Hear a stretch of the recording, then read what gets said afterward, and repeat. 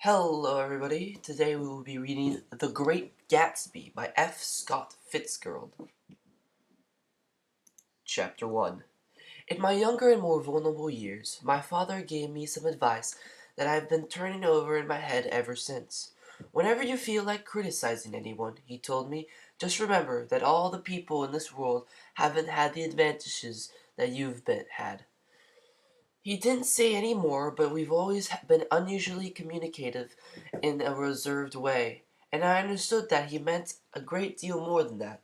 In consequence, I'm inclined to reserve all judgments, a habit that has opened up many curious natures to me and also made me the victim of not a few veteran bores.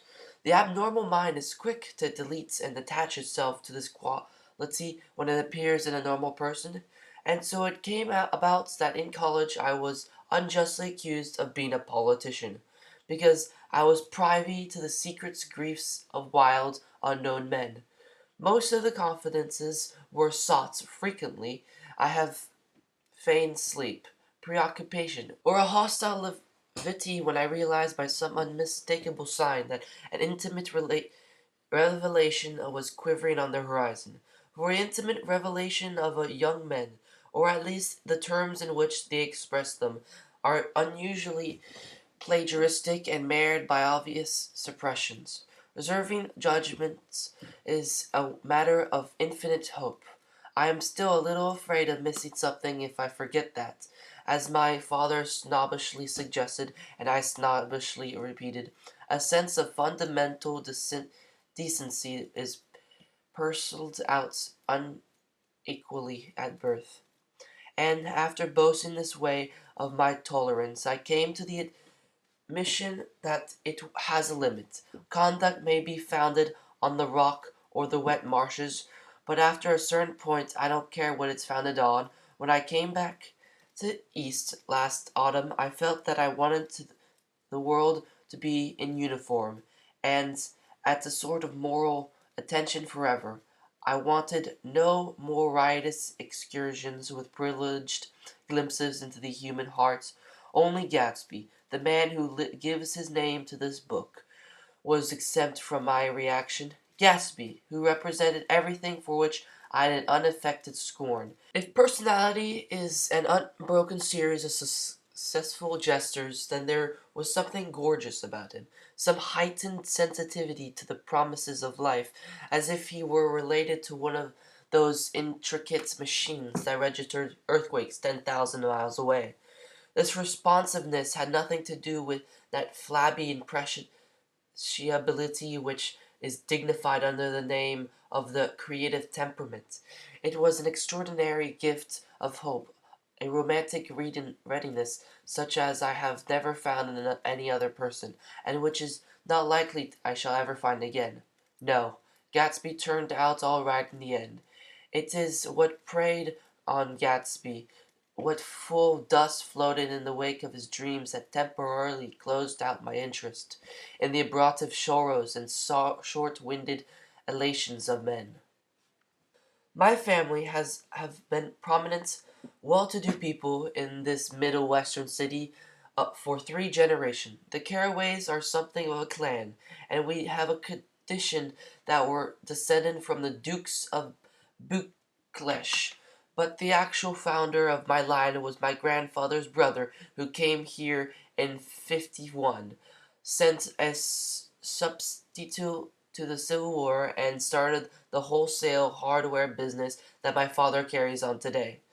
I never saw this great uncle, but I'm supposed to look like him, with special reference to the rather hard-bodied painting that hangs in my father's office.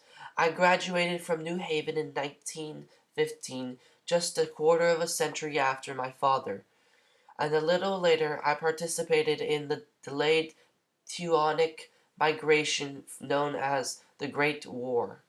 I enjoyed this counter raid so thoroughly that I came back restless. Instead of being the warm center of the world, the Middle West now seemed like a ragged edge of the universe. So I decided to go east and learn the bond business.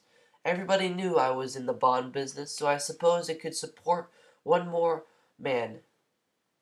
All my aunts and uncles talked it over as if they were choosing a prep school for me, and finally said, "Why, yes," with very grave, hesitant faces. Father agreed to finance me for a year, and after various delays, I came east permanently.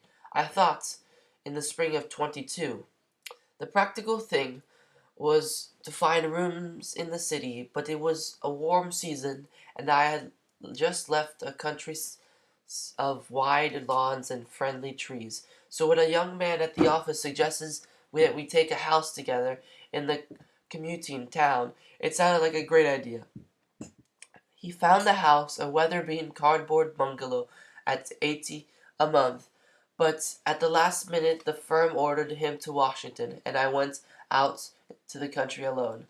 I had a dog, at least I had him for a few days until he ran away, and an old Dodge, and a Finnish woman who made my bed, and cooked breakfast and muttered Finnish wisdom to herself over the electric stove.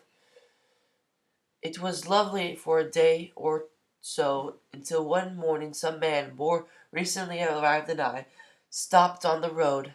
"How do you get to West Egg Village?" he asked hopelessly. I told him, and as I walked on I was lonely no longer. I was a guide, a pathfinder, an original settler. He had casually conferred on me the freedom of the neighborhood. And so, with the sunshine and the great burst of leaves growing on the trees, just as things grow in fast movies, I had a familiar conviction that life was beginning over again with the summer. There was so much to read, for one thing, and so much fine wealth to be pulled down out of the young, breathing, giving air. I brought a dozen volumes on banking and credit and investment securities, and they stood on my shelf in red and gold like new money from the mints, promising to unfold the shining secrets that only Mides and Morgan and Micasenus knew. And I had the high intention of reading many other books besides.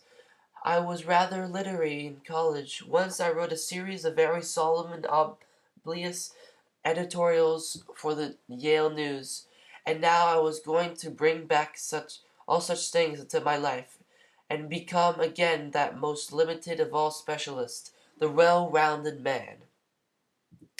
This isn't just an epigram.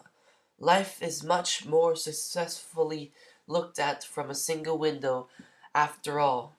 It was a matter of chance that I should have rented a house in one of the strangest communities in North America. It was on that slender-itis island which extends itself due east of New York, and where there are, among others natural curiosities, two unusual formations of land. 20 miles from the city, a pair of enormous eggs, identical in counter, and separated only by a courtesy bay, just jut out into the most domesticated body of salt water in the Western Hemisphere, the great wet barnyard of Long Island Sound.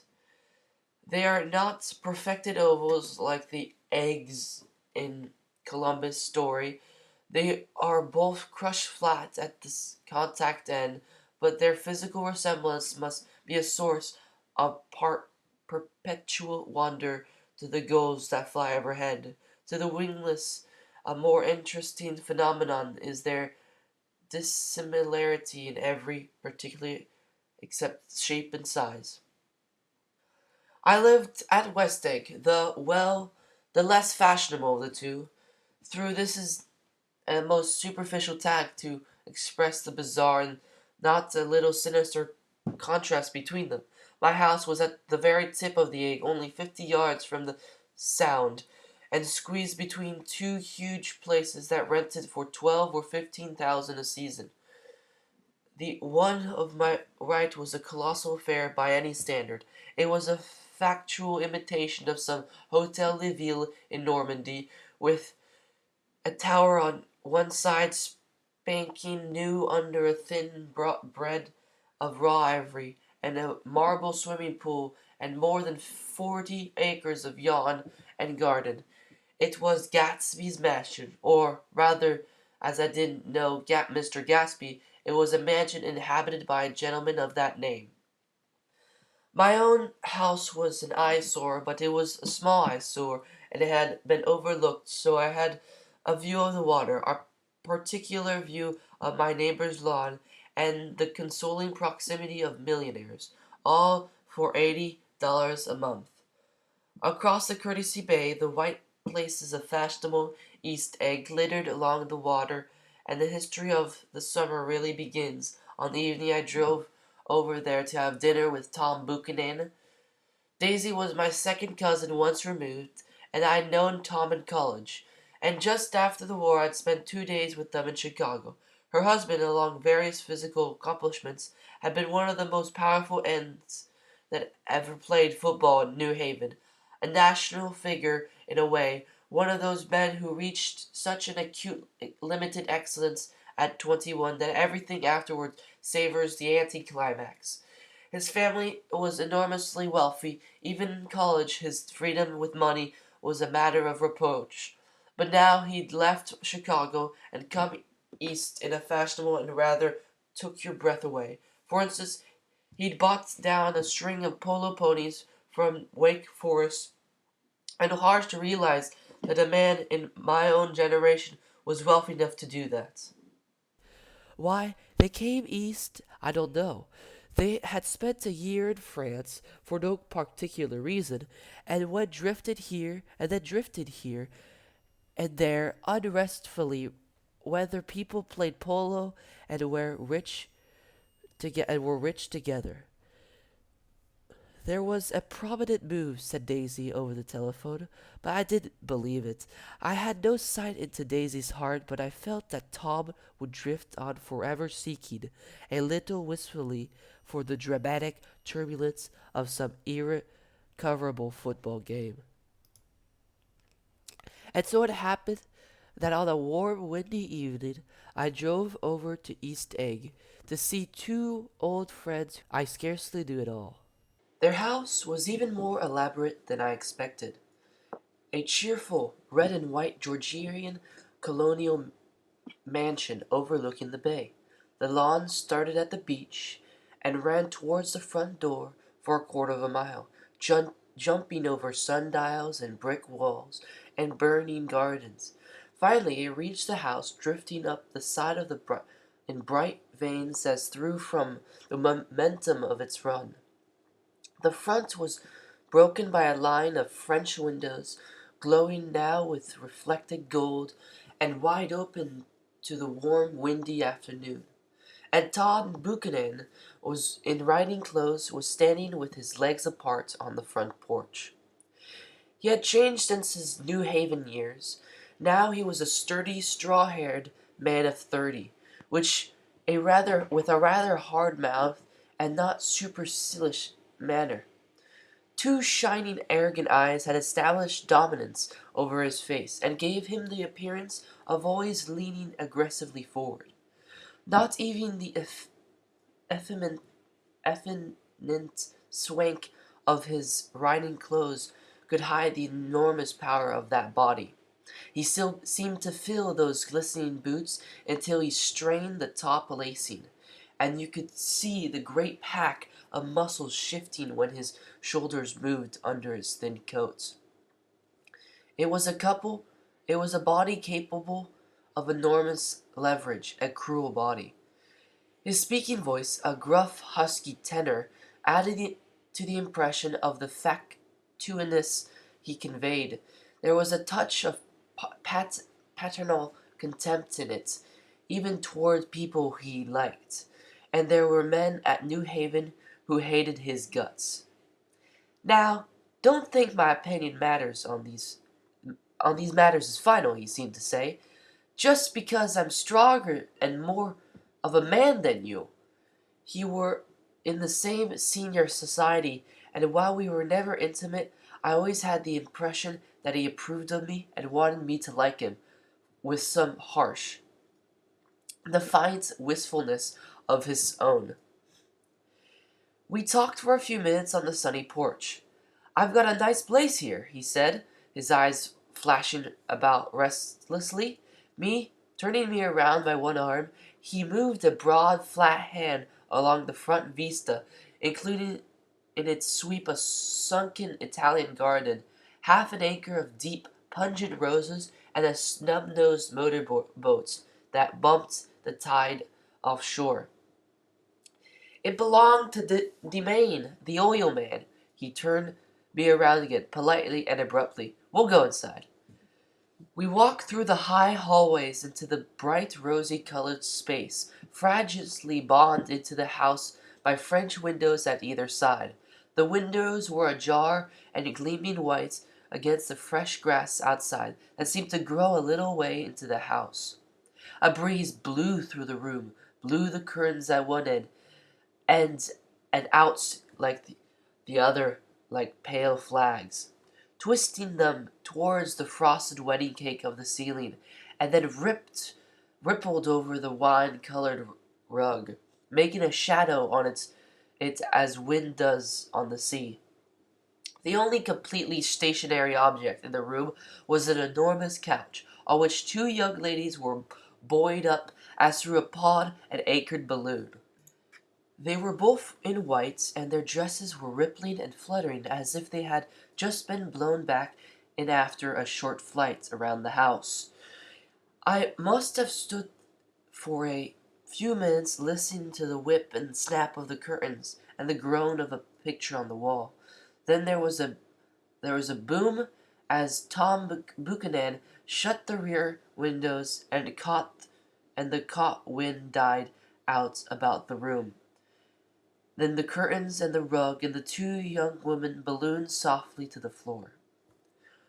The younger of the two was a stranger to me. She was extended full length at her end of the divan, com- completely motionless, and with her chin raised a little, as if she were balancing something on it which was quite likely to fall.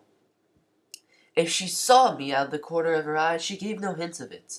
Indeed, I was almost surprised into murmuring an apology for having disturbed her by coming in. The other girl, Daisy, which made an attempt to rise. She leaned slightly forward with a conscientious expression. Then she laughed, an absurd, charming little laugh. And I laughed too, and it came forward into the room. I'm paralyzed with happiness. She laughed again, as if she said something very witty, and held my hand for a moment, looking up into my face, promising that there was no one in the world she wanted to see. That was the way she hinted in a murmur that the surname of the balancing girl was Baker. I've heard it said that Daisy's murmur was only to make people lean towards her, an irrelevant criticism that made it no less charming. At any rate, Miss Barker's lips fluttered. She nodded at me almost imperceptibly, and then quickly tipped her head back again. The object she was bouncing had obviously tottered a little and given her something of a fright. Again, a sort of apology rose to my lips. Almost any exhibition of complete self-sufficiency draws a stunned tribute from me. I looked back at my cousin, who began to ask me questions in her low, thrilling voice. It was the kind of voice that the ear follows up and listens, as if each speech is arrogant of notes that will never be played again. Her face was sad and lovely, with bright things in it, bright eyes and a bright, passionate mouth. But there was an excitement in her voice that men who had cared for her found difficult to forget. A singing compulsion, a whisper, listen, a promise that she had done gay, exciting things, and just a while since, and there were gay, exciting things hovering in the next hour. I told her how I had stopped off in Chicago for a day on my way east, and how a dozen people had sent their love through me. Do they miss me? She cried out ecstatically. The whole town is desolate. All the cars have left rear wheels painted black as a mourning wealth, and there's a persistent wailing all night long the north along the North Shore. How gorgeous! Let's go back, Tom, tomorrow. Then she added irrelevantly, you ought to see the baby. I'd like to. She's asleep. She's 3 years old. Haven't you ever seen her? Never. Well, you ought to see her. She's Tom Buchanan, who had been hovering restlessly around about the room, stopped and his restless hand and rested his hand on my shoulder. What you doing, Nick? I'm a bondman. With who?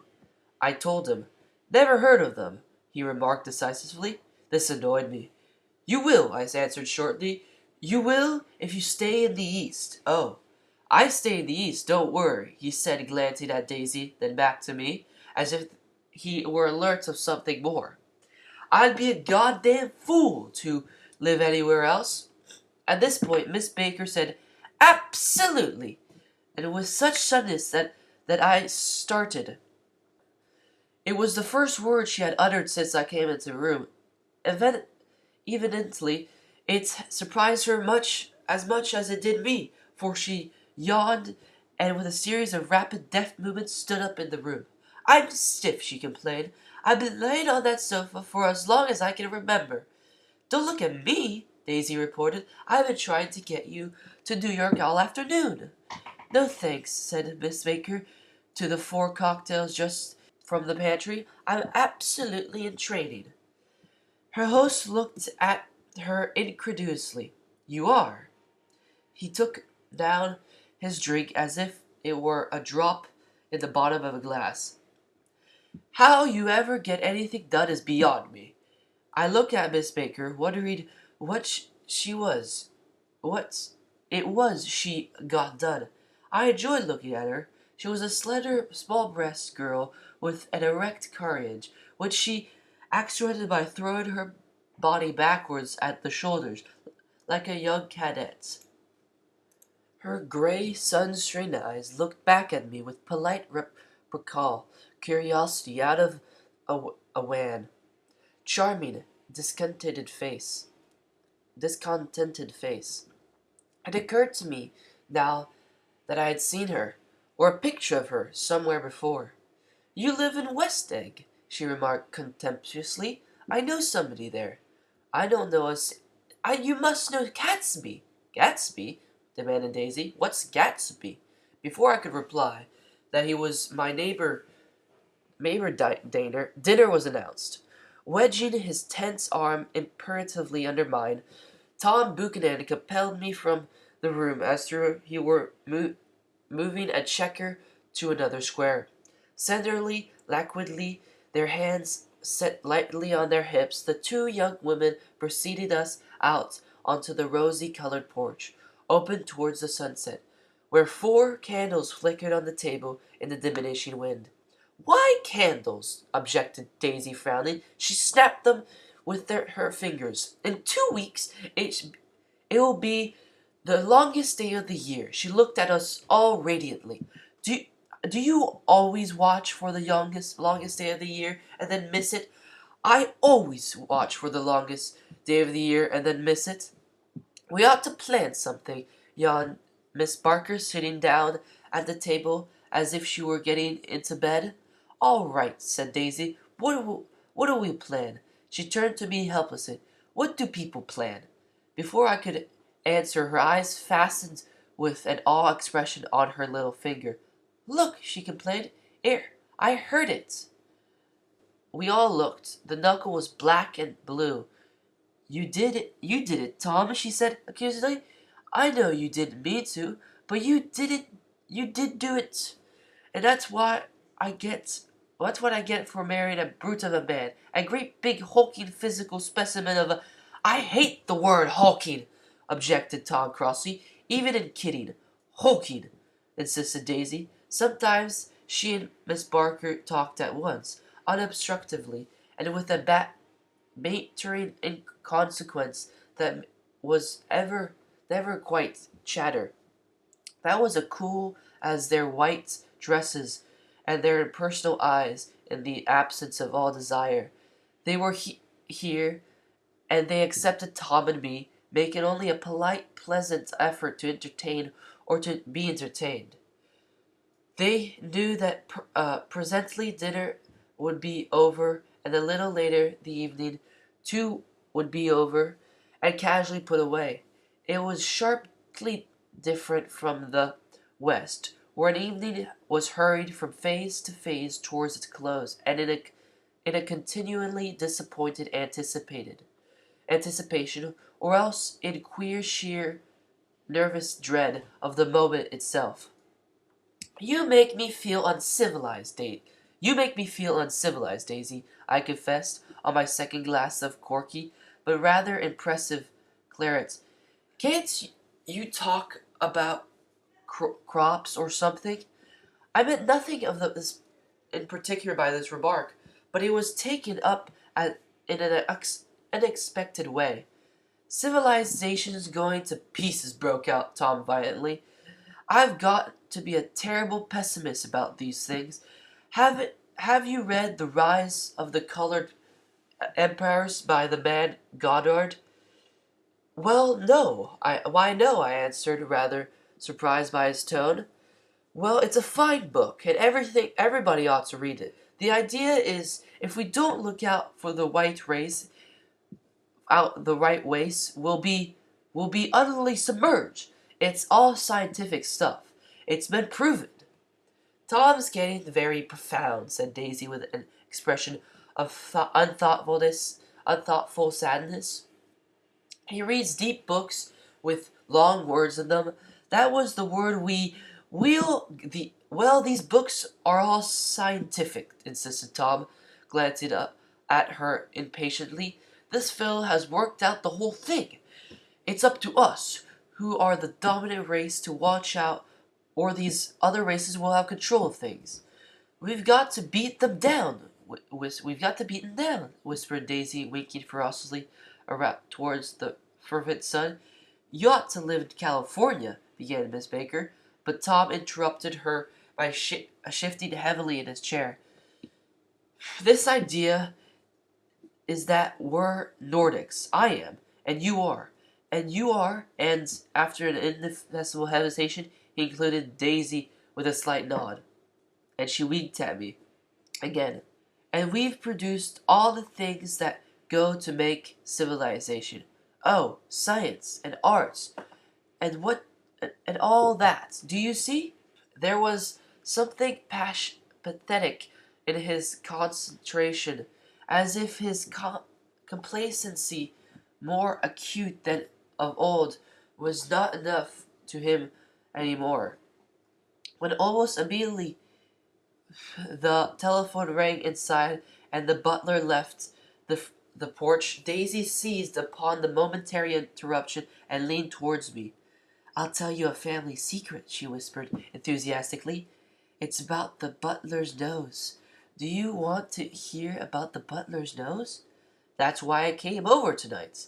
Well, he wasn't always a butler. He used to be the silver polisher for some people in New York that had a silver service for 200 people. He had to polish it every morning till night until finally it began to affect his nose. Things went from bad to worse, suggested Miss Baker. Yes, things went from bad to worse until finally he had to give up his position for a moment. The last sunshine fell with romantic affection upon her glowing face. Her voice compelled me forward breathlessly as I listened. Then the glow faded, each light deserting her with lingering regrets, like children leaving a pleasant street at dusk. The butler came back and murmured something close to Tom's ear, whereupon Tom frowned, pushed back his chair, and without a word went inside. As if his absence quickened something within her, Daisy leaned forward again, her voice glowing and singing. I love to see you at my table, Nick. You remind me of a rose, an absolute rose, doesn't he? He turned to Miss Baker's for confirmation. Absolute rose? This was untrue. I am not even faintly like a rose. She was only extemporizing, but a stirring warmth flowed from her, as if her heart was trying to come out to you, concealed in one of those breathless, thrilling words. Then suddenly She threw her napkin on the table and accused herself and went into the house. Miss Baker and I exchanged a short glances consciously void of meaning. I was about to speak when she sat up abruptly and said, "Shh!" in a warning voice. A subdued, impassioned murmur was audible in the room beyond, and Miss Baker leaned forward unashamed, trying to hear. This murmur trembled on the verge of subdued coherence, sank down, mounted excitedly, and then ceased altogether. "This Mr. Catesby you spoke of is my neighbor," I began. "Don't talk. I want to hear what happens." "Is something happening?" I cried honestly. "You mean to say you don't know?" said Miss Baker, honestly surprised. "I thought everybody knew." "I don't." "Why," she said hesitantly, "Tom's got some woman in New York." "Got some woman?" I repeated blankly. Miss Baker nodded. "She might have the decency not to telephone him at dinner time, don't you think?" Almost before I had grasped her meaning there was a flutter of a dress and the crunch of leather boots, and Tom and Daisy were back at the table. "It couldn't be helped!" cried Daisy with tense gaiety. She sat down, glanced searchingly at Miss Baker and then at me, and continued. "I looked outdoors for a moment, and it's very romantic outdoors. There's a bird on the lawn that I think must be a nightingale. Come over to the Cunard or the White Star Line. He's singing away," her voice sang. "It's romantic, isn't it, Tom?" "Very romantic," he said. And then, miserably to me, "If it's light enough for dinner, I want to take you down to the stables." The telephone rang inside startlingly, and as Daisy shook her head decisively at Tom at the subject of the stables, in fact, all subject vanished into air. Among the broken fragments of the last 5 minutes at table, I remembered the candle being lit again, pointlessly, and I was conscious of wanting to look squarely at everyone and yet to avoid all eyes. I couldn't guess what Daisy and Tom were thinking, but I doubt it if even Miss Baker, who seemed to have mastered a certain hardy skepticism, was able utterly to put this fifth guest's shrill metallic urgency out of mind. To a certain temperament, the situation might have seemed intriguing. My own instinct was to telephone immediately to the police. The horse, needless to say, the horses, needless to say, were not mentioned again. Thomas and Miss Baker, with several feet of twilight between them, strolled back into the library, as if to a vigil beside a perfectly tangible body, while trying to look pleasantly interested and a little deaf. I followed Daisy around the chain of connecting verandas to the porch in front. In its deep gloom we sat down side by side on a wicker settee. Daisy took her face in her hands as if feeling its lovely shape, and her eyes moved gradually out into the velvet dusk. I saw that turbulent emotion possessed her, so I asked what I thought would be some sedative on a wicker settee. Daisy took seductive questions about her little girl. "We don't know each other very well, Nick," she said suddenly. "Even if we are cousins, you didn't come to my wedding." I wasn't back from the war, that's true," she hesitated. "Well, I've been I've had a very bad time, Nick, and I'm pretty cynical about everything." Evidently, she had reason to be. I waited, but she didn't say any more, and after a moment I returned rather feebly to the subject of her daughter. "I suppose she talks, and eats, and everything." "Oh, yes." She looked at me absently. "Listen, Nick, let me tell you what I said when she was born. Would you like to hear?" "Very much." I'll show you how I've forgotten to feel about things. Well, she was less than an hour old, and Tom was God knows where. I woke out of the ether with an utterly abandoned feeling, and asked the nurse right away if it was a boy, or a girl. She told me it was a girl, and so I turned my head away and wept. All right, I said. I'm glad it's a girl, and I hope she'll be a fool. That's the best thing a girl can be in the world, a beautiful little fool.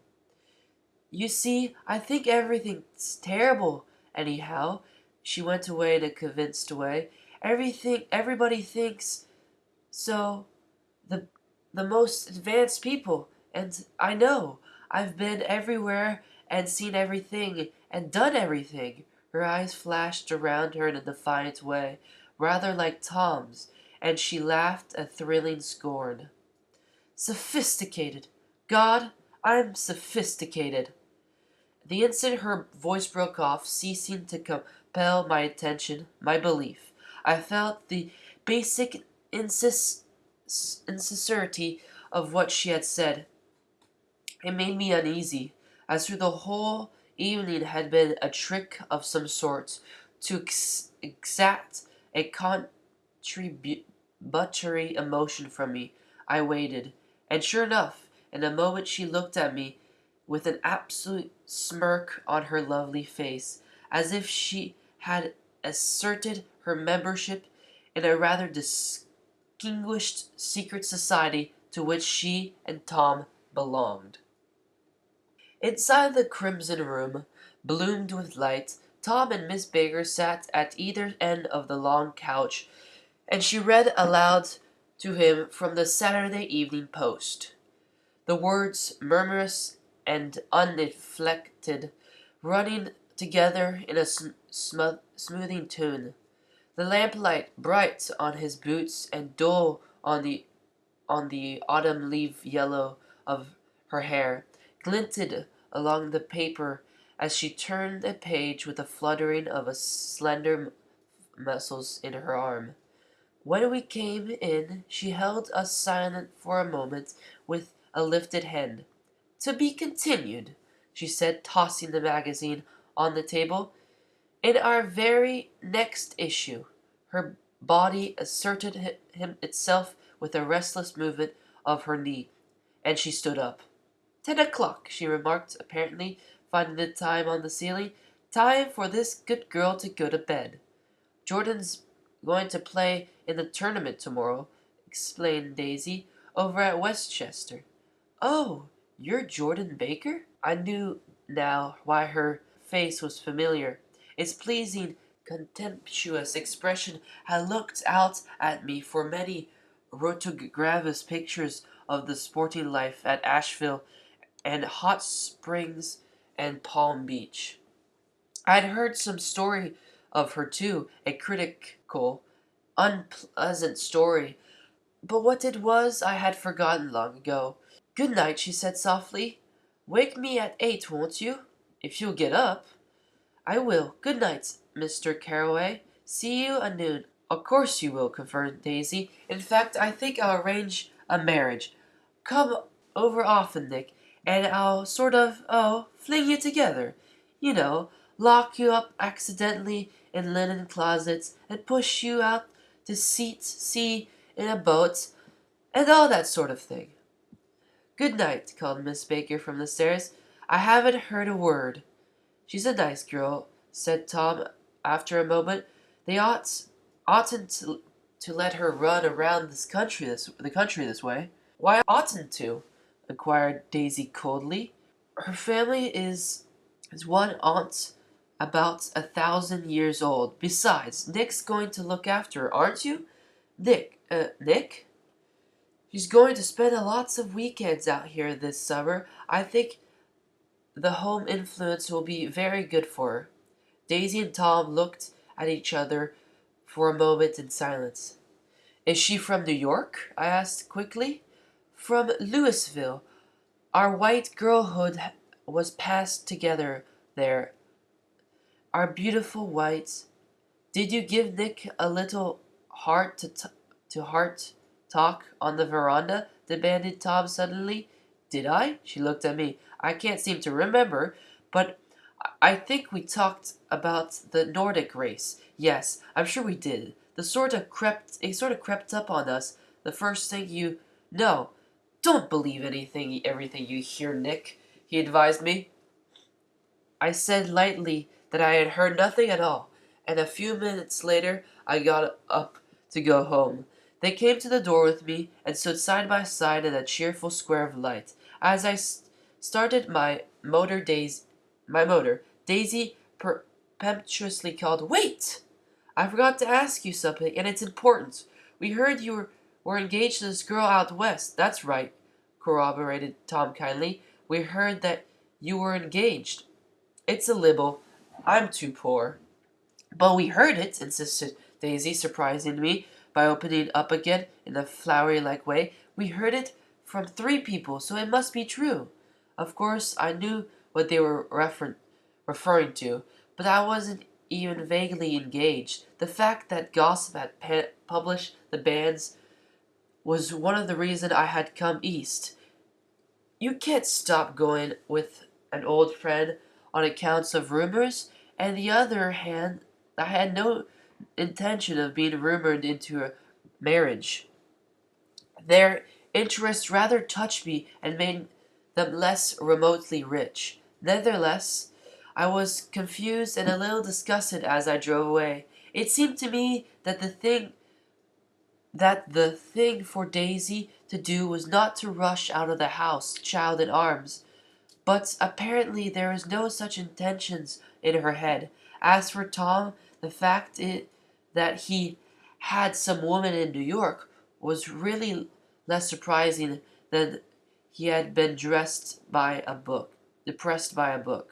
Something was making him nibble at the edge of stale ideas, as if his sturdy physical egotism no longer nourished his peremptory heart.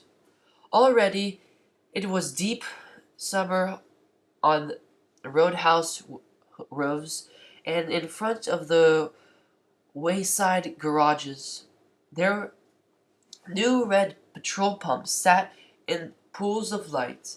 And when I reached my estates at West Egg, I ran the car under its shed and sat for a while on the abandoned glass roller in the yard.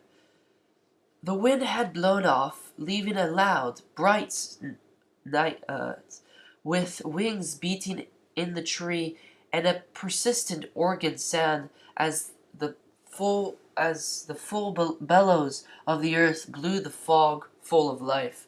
The silhouette of a moving cat wavered across the moonlight, and turning my head to watch it, I saw that I was not alone. 50 feet away, a figure had emerged from the shadow of my neighbor's mansion, and was standing with his head in his pockets, regarding the silver pepper of the stars.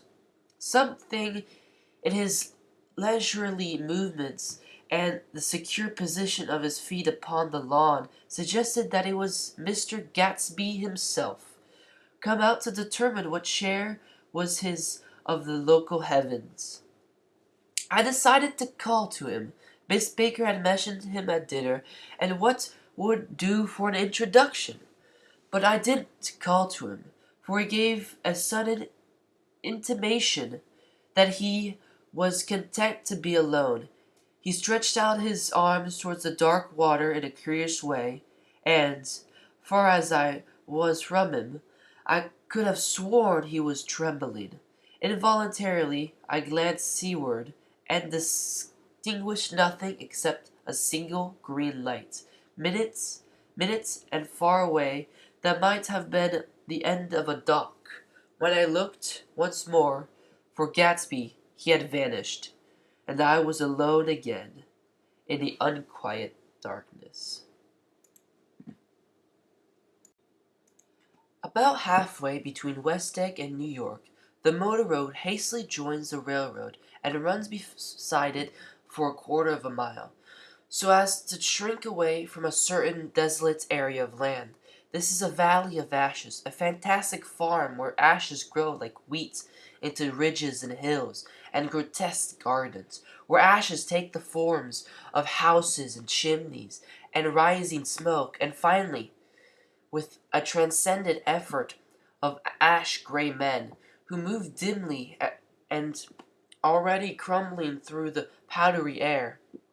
Occasionally, a line of gray cars crawls along an invisible track, gives out a ghastly creak, and comes to rest, and immediately the ash-gray men swarm up into leaden spades, and stir up an impenetrable cloud which screens their obscure operations from your sight. But above the grey land and the spams of bleak dust which drift endlessly over it, you perceive, after a moment, the eyes of Dr. T.J. Eckelberg, the eyes of Dr. T.J. Eckelberg are blue and gigantic. Their retinas are on 1 yard high.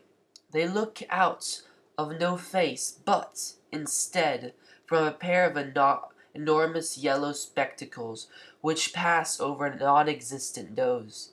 Evidently, some wild wag of an oculist set them there to flatten his practice in the Borough of Queens, and then sank down himself into the eternal blindness, or forgot them and moved away. But his eyes, dimmed a little by many paintless days under sun and rain, brood on over the solemn dumping ground. The Valley of Ashes is bounded on one side by a small foul river, and when the drawbridge is up to let barges through, the passengers on waiting trains can stare at the dismal scene for as long as half an hour. There is always a halt there of at least a minute, and it was because of this that first met Tom Buchanan's mistress. The fact that he had once one was insisted upon wherever he was known. His acquaintances resented the fact that he turned up in popular cafes with her, and leaving her at the table, sauntered about, chatting with whomsoever he knew. Though I was curious to see her, I had no desire to meet her, but I did. I went up to New York with Tom on the train one afternoon, and when we stopped by the ash heaps, he jumped to his feet and, taking hold of my elbow, literally forced me from the car. "We're getting off," he insisted. "I want you to meet my girl." I think he tanked up a deal of nonchalance on his determination to make my company broader and on violence. This supercilious assumption was that on Sunday afternoon I had nothing better to do. I followed him over a low whitewashed railroad fence, and we walked back 100 yards along the road under Dr. Uckelberg's persistent stare. The only building in sight was a small block of yellow brick, sitting on the edge of a wasteland, a sort of compact main street ministering to it, and contiguous and absolutely nothing. One of the three shops it contained was for rent, and another was an all-night restaurant, approached by a trail of ashes. The third was a garage. Repairs. George B. Wilson. Cars bought and sold.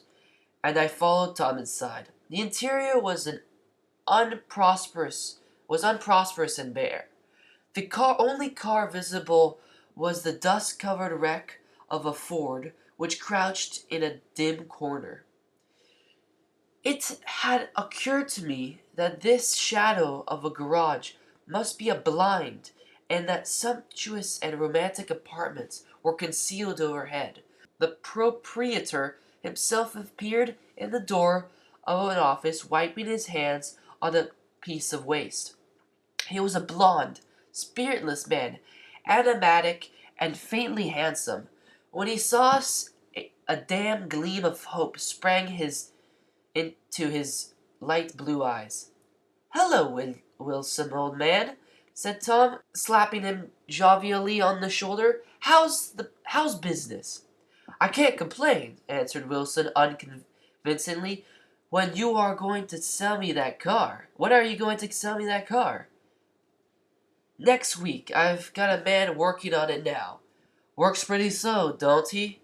"No, he doesn't," said Tom coldly. "And if you feel that way about it, maybe I'd better sell it somewhere else after all."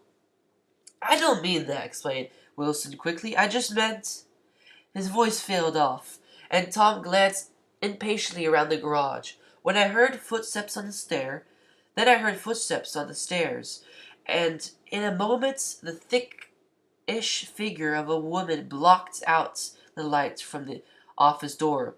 She was in the middle thirties and faintly stout, but she carried her flesh sensuously as some woman can. Her face, above a spotted dress of dark blue crepe de chine, contained no facet or gleam of beauty, but there is an immediate perceptible vitality about her, as if the nerves of her body were continually smoldering. She smiled slowly, and, walking though her husband as if he were a ghost, shook hands with Tom, looking him flush in the eyes. Then she wet her lips, and without turning around to her husband in a soft, coarse voice, "Get some chairs, why don't you, so somebody can sit down?" "Oh, sure," agreed Wilson hurriedly, and went towards the little office, mingling immediately with the cement color of the wall. White ashen dust veiled his dark suit, and his pale hair as it veiled everything in the vicinity, except his wife, who moved closer to Tom. "I want to see you," said Tom. I want to see you," said Tom intensely. "Get on the next train." "All right." "All right. I'll meet you by the newsstand on the lower ledge." She nodded and moved away from him just as George Wilson emerged with two chairs from his office door. She waited for down the road and we waited for it down the road and out of sight. It was a few days before the 4th of July, and the gray, scrawny Italian child was setting torpedoes in a row along the railroad track. "A terrible place, isn't it?" said Tom, exchanging a frown with Dr. Eckelberg. "Awful. It doesn't do her any good to get. It does her good to get away." "Doesn't her husband eject? Wilson? He thinks she goes to see her sister in New York. He's so dumb. He doesn't know he's alive." So Tom Buchanan and his girl and I went together to New York, or not quite together, for Miss Wilson sat discreetly in another car. Tom deferred that much to the sensibilities of those East Eggers who might be on the train. She had trained her dress to a brown-figured muslin, which stretched tight over her rather wide hips as Tom helped her to the platform in New York. At the newsstand, she bought a copy of the Town Tattle and a moving picture magazine, and in the station drugstore some old cream and a small flask of perfume. Upstairs, in the solemn, echoing drive, she let 4 taxicabs drive away before she selected a new one, lavender-colored with gray upholstery. And his we slid out from the mass of the station into the glowing sunshine, but immediately she turned sharply from the window and, leaning forward, tapped on the front glass. "I want to get one of those dogs," she said earnestly. I want to get one for the apartment. They're nice to have a dog. We backed up to a gray old man who bore an absurd resemblance to John D. Rockefeller. In a basket swung from his neck cowered a dozen very recent puppies of an intermediate breed. "What kind are they?" asked Miss Wilson eagerly as he came to the taxi window. "All kinds. What do you want, milady?" "I'd like to get one of those police dogs. I don't suppose you got the kind." The man peered doubtfully into the basket, plunged in his hand, and drew one up, wriggling by the back of his neck. "That's no police dog," said Tom. "No, it's not exactly a police dog," said the man with disappointment in his voice. "It's more of an Airedale." He passed his hand over the brown wash rag of a back. "Look at it, the coats. Some coat. That's a dog that'll never bother you with catching a cold." "I think it's cute," said Miss Wilson enthusiastically. "How much is it?" "That dog?" He looked at it admiringly. "That dog will cost you $10." The Airedale, undoubtedly, there was an Airedale concerned in it somewhere. Through its feet were startlingly white, changed hands and settled into Miss Wilson's lap, where she fondled the waterproof coat with rapture. "Is it a boy or a girl?" she asked delicately. "That dog? That's a boy." "It's a bitch," said Tom decisively. "Here's your money. Go and buy 10 more dogs with it." We drove over to Fifth Avenue, warm and soft, almost pastoral. On the summer Sunday afternoon, I wouldn't have been surprised to see a great flock of white sheep turn the corner. "Hold on," I said. "I have to leave you here." "No, you don't," interposed Tom quickly. "Myrtle will be hurt if you don't come to the apartment, won't you, Myrtle?" "Come on," she urged. "I'll telephone my sister Catherine. She's said to be very beautiful by people who ought to know." "Well, I'd like to, but—" We went on, cutting back again over the park towards West Hundreds. At 158th Street, the cab stopped at one slice in a long white cake of apartment houses.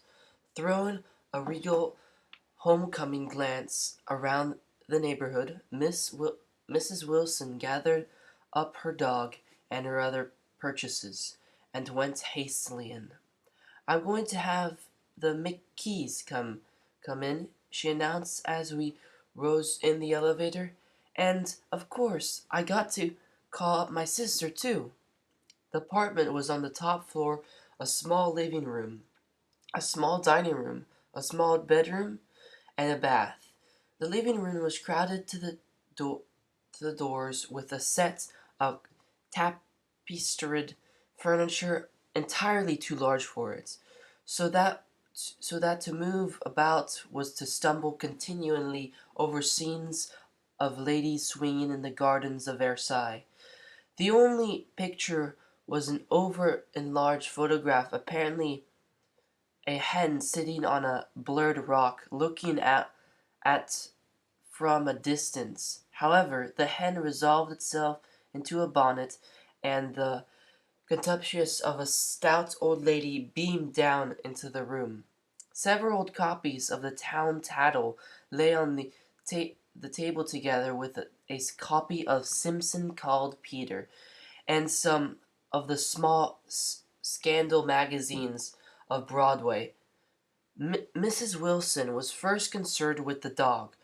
A reluctant elevator boy went for a box of full straw and some milk, to which he added on his own initiative a tin of large, hard dog biscuits, one of them which decomposed apathetically in a saucer of milk all afternoon. Meanwhile, Tom brought out a bottle of whiskey from a locked bureau door. I have been drunk just twice in my life, and the second time was that afternoon. So everything that happened was a dim, hazy has a dim, hazy cast over. All through until after 8 o'clock, the apartment was full of cheer, sitting of cheerful sun. Sitting on Tom's lap, Mrs. Wilson called up several people on the telephone. Then there were no cigarettes, and I went out to buy some at the drugstore on the corner. When I came back, they had both disappeared, so I sat down discreetly in the living room and read a chapter of Simpson Called Peter. Either it was terrible stuff, or the whiskey distorted things because it didn't make any sense to me. Just as Tom and Myrtle, after the first drink Miss Wilson and I called each other by our first names, reappeared, company commenced to arrive at the apartment door. The sister, Katrin, was a slender, worldly girl of about 30, with a solid, sticky bob of red hair, and a complexion powdered milky white. Her eyebrows had been plucked and then drawn on again at a more rakish angle, but the efforts of nature towards the restoration of the old alignments had a blurred air to her face. When she moved about, there was an incessant clicking as innumerable pottery bracelets jingled up and down upon her arms. She came in with such a property haste and looking round so possessively at the furniture that I wonder if she lived here. But when I asked her, she laughed immoderately, repeating my question out loud, and told me she lived with a girl friend at the hotel. Mr. McKee was a pale, feminine man from the flats below. He had just shaved, for there was a white spot of lather on his cheekbone, and he was most respectful in his greetings to everyone in the room. He informed me that he was in the artistic game, and I gathered later that he was a photographer and had made the dim her husband and photographed her 127 times since they had been married. Mrs. Wilson had changed her costume some time before and was now attired in an elaborate afternoon dress of cream-colored chiffon, which gave out a continual rustle as she wept about the room. With the influence of the dress, her personality had also undergone a change. The intense vitality that had been so remarkable in the room grew smaller around her, until she seemed to be revolving on a noisy, creaking pivot through the smoky air. My dear, she told her sister in a high, mincing shout, most of these fellows will cheat you every time.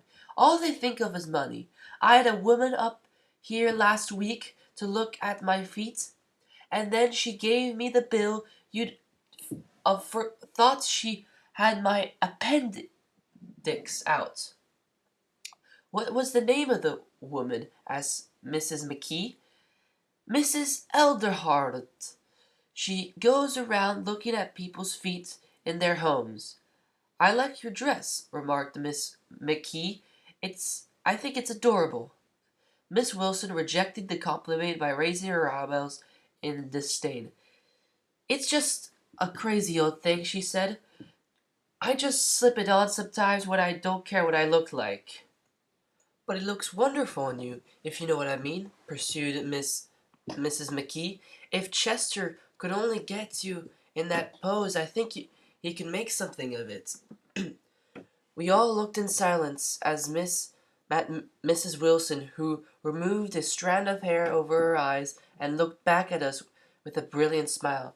Mr. McKee regarded her intently with his head on one side and then moved his hand back and forth slowly in front of his face. I should change the light, he said after a moment. I like to bring out the modeling of those features. And I tried to get hold of all that black hair. I wouldn't think of changing the light, cried Mrs. McKee. I think it's you McKees have something to drink, he said. Get some more ice and mineral water, Myrtle, before everybody goes to sleep. I told the boy about the ice. Myrtle raised her eyebrows in despair at the stiffness of the lowered orders. These people, you have to keep after them all the time. She looked at me and laughed pointlessly. Then she flounced over the dog, kissed it with ecstasy, and swept into the kitchen, implying that a dozen chefs awaited her orders there. I've done some nice things out on Long Island, asserted Mr. McKee. Tom looked at him blankly. Two of them we have framed downstairs. Two of what? Demanded Tom. Two studies of them I call Montauk points, the goals, and the other I call Montauk points, the sea. The sister Catherine sat down beside me on the couch. Do you live down on Long Island too? She inquired. I live at West Egg. Really? I was down there at a party about a month ago at a man named Gatsby. Do you know him? I live next door to him. Well, they say he's a nephew or a cousin of Kaiser Wilhelm's. That's where all his money comes from. Really? She nodded. I'm scared of him. I don't hate to have him get anything on me. This absorbing information about my neighbor was interrupted by Mrs. McKee's pointing suddenly at Catherine. Chester, I think you could do something with her. She broke out, but Mr. McKee only nodded in a bored way and turned his attention to Tom. I'd like to do more work on Long Island, if I could get the entry. All I ask is that they should give me a start. Ask Myrtle, said Tom, breaking into a short shout of laughter as Mrs. Wilson entered with a tray. She'll give you a letter of introduction, won't you, Myrtle? Do what? She asked, startled. You'll give Mr. Mc you'll give McKee a letter of introduction to your husband so he can do some studies on him. His lip moved silently for a moment as he invented George B. Wilson at the gasoline pump, or something like that. Catherine leaned close to me and whispered in my ear, Neither of them can stand that person they're married to. Can't they? Can't stand them. She looked at Myrtle and then at Tom. What I say? Why go living with them if they can't stand them? If I was them, I'd get a divorce and get married to each other right away. Doesn't she like Wilson either? The answer was unexpected. It came from Myrtle, who had overheard the question, and it was violent and obscene. You see, cried Kathleen triumphantly. She lowered her voice again. It's really his wife that's keeping them apart. She's a Catholic, and they don't believe in divorce. Daisy was not a Catholic, and I was a little shocked at the elaborateness of the lie. When they when do they get married? Continued Catherine. They're going west to live for a while until it blows over. I'd be more discreet to go to Europe. Oh, do you like Europe? She explained surprisingly. I just got back from Monte Carlo. Really? Just last year I went over there with another girl. Stay long? No, we just went to Monte Carlo and back. We went by the way of Marseille. We had over $1,200 when we started, but we got gypped out of all of it 2 days in the private rooms. We had an awful time getting back. I can tell you. God, how I hated that town. The late afternoon sky bloomed in the window for a moment like the blue honey of the Mediterranean. Then the shrill voice of Mrs. McKee called me back to the room.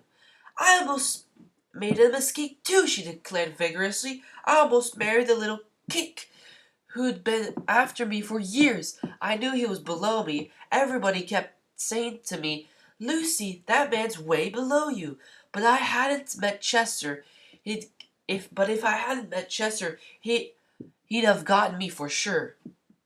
Yes, but listen, said Myrtle Wilson, nodding her head up and down. At least you didn't marry him.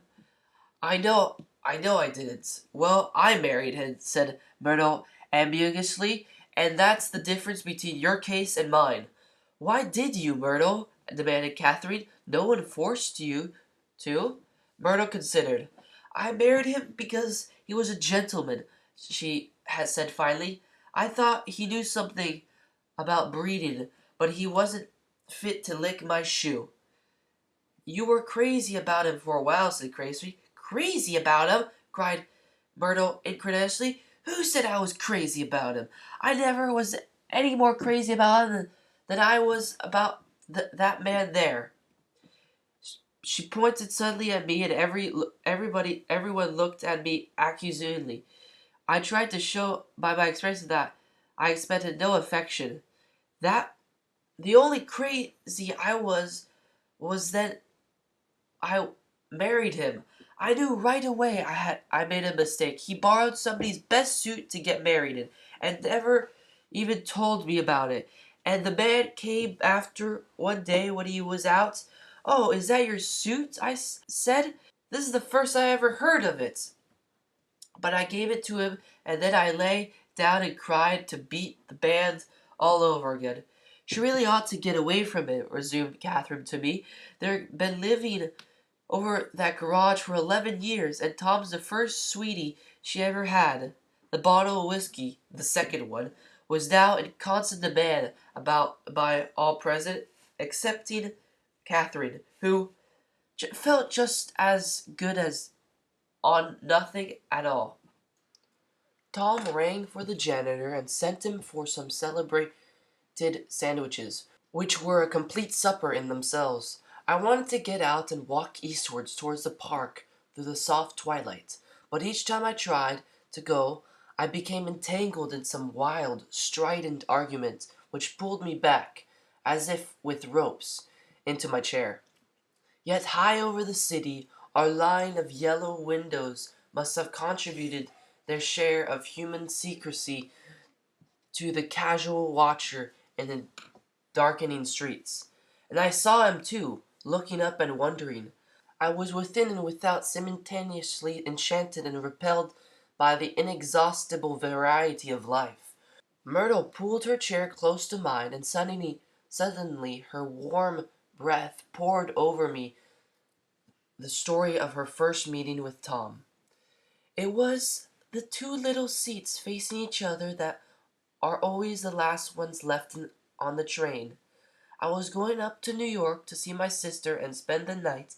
He had on a dress suit and patent leather shoes, and I couldn't keep my eyes off of him. But every time he looked at me, I had to pretend to be looking at the advertisement over his head.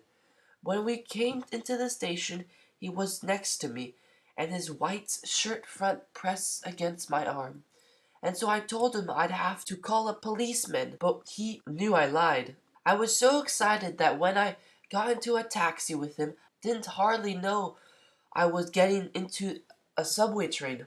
All I kept thinking about over and over was, you can't live forever. You can't live forever. She turned to Mrs. McKee, and the room ran full of her artificial laughter. My dear, she cried, I'm going to give you this dress as soon as I'm through with it. I've got to get another one tomorrow.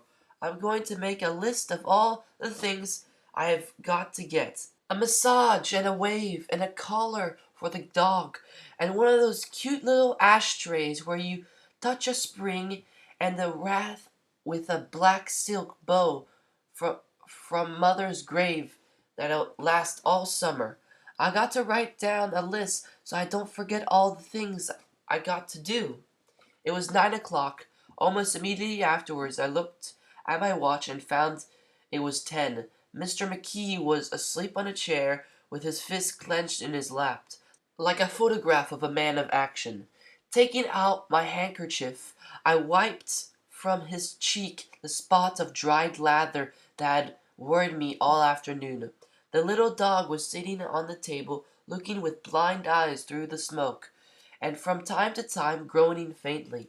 People disappeared, reappeared, and made plans to go somewhere, and then lost each other, searched for each other, found each other a few feet away. Sometime towards midnight, Tom Buchanan and Mrs.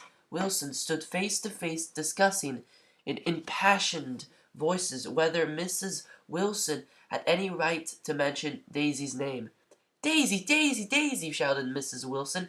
I'll say it whenever I want. Daisy, Daisy. Making a short, deft movement, Tom Buchanan broke her nose with his open hands. Then there was bloody towels upon the bathroom floor, and women's voices scolding, and high over confusion a long broken wail of pain.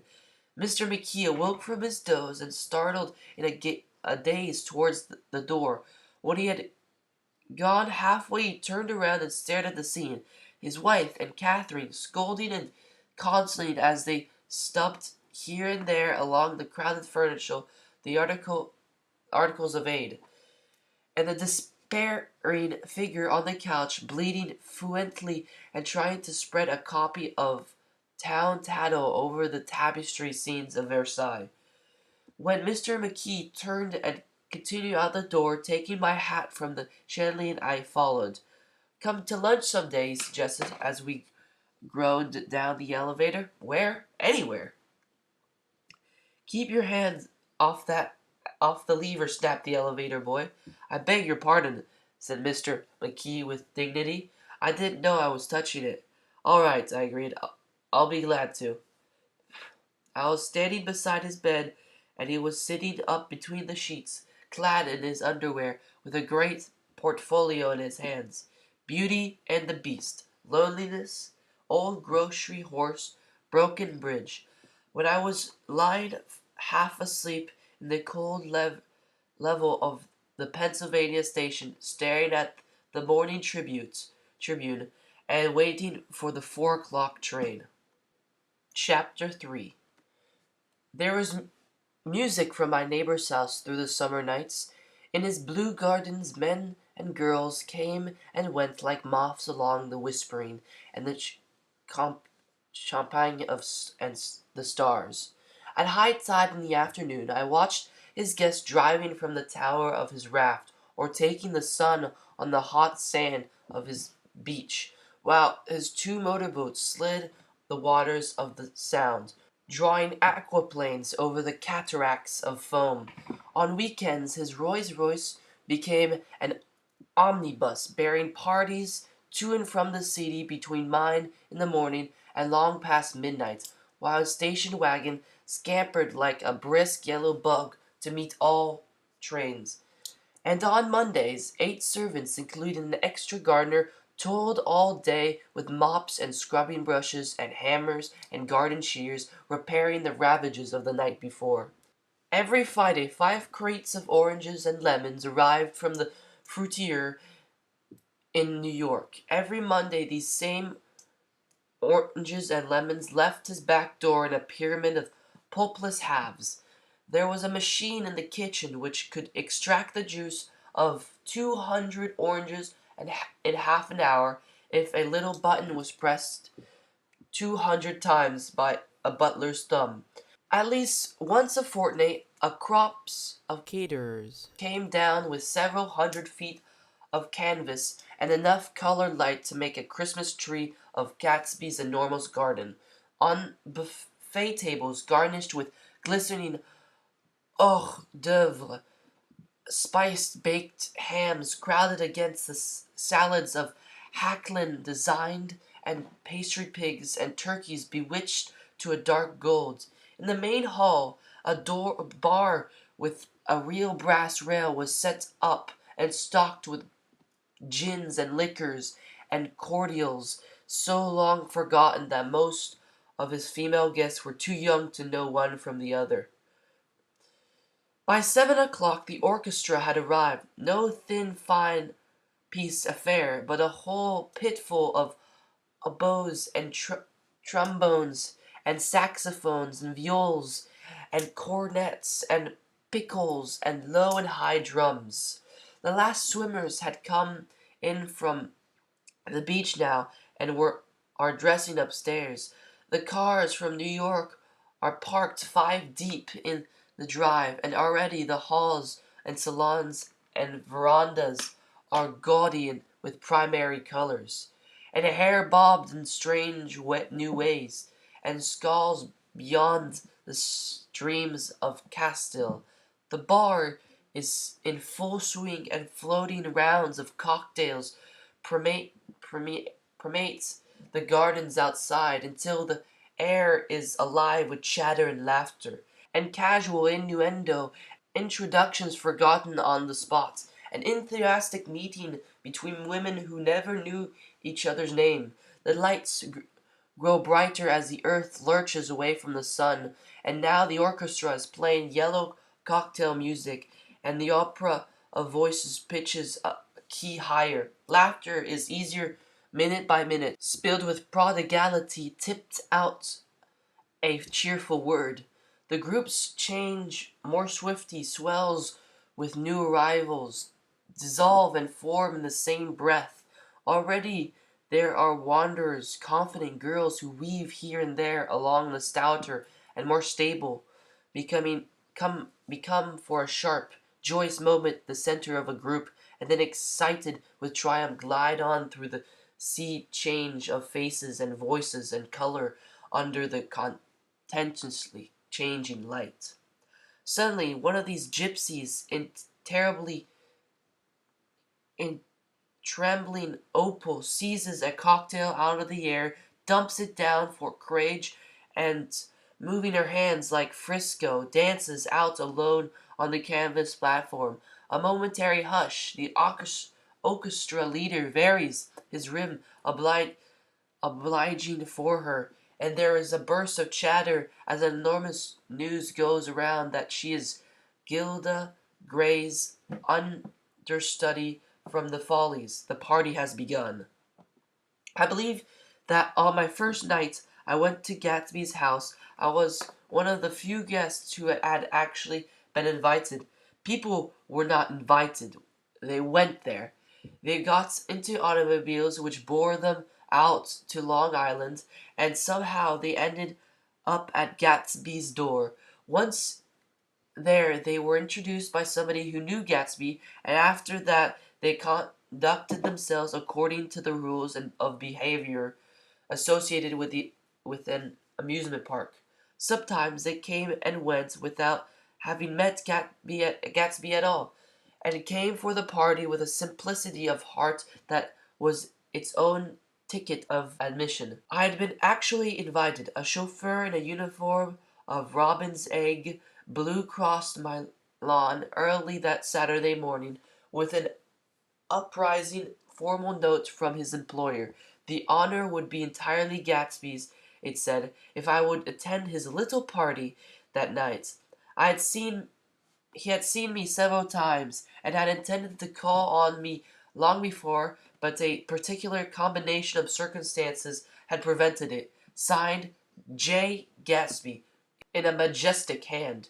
Dressed up in white flannels, I went over to his lawn a little after 7 and wandered around rather ill at ease among swerves and eddies of people I didn't know. Through here and there was a face I had noticed on the commuting train.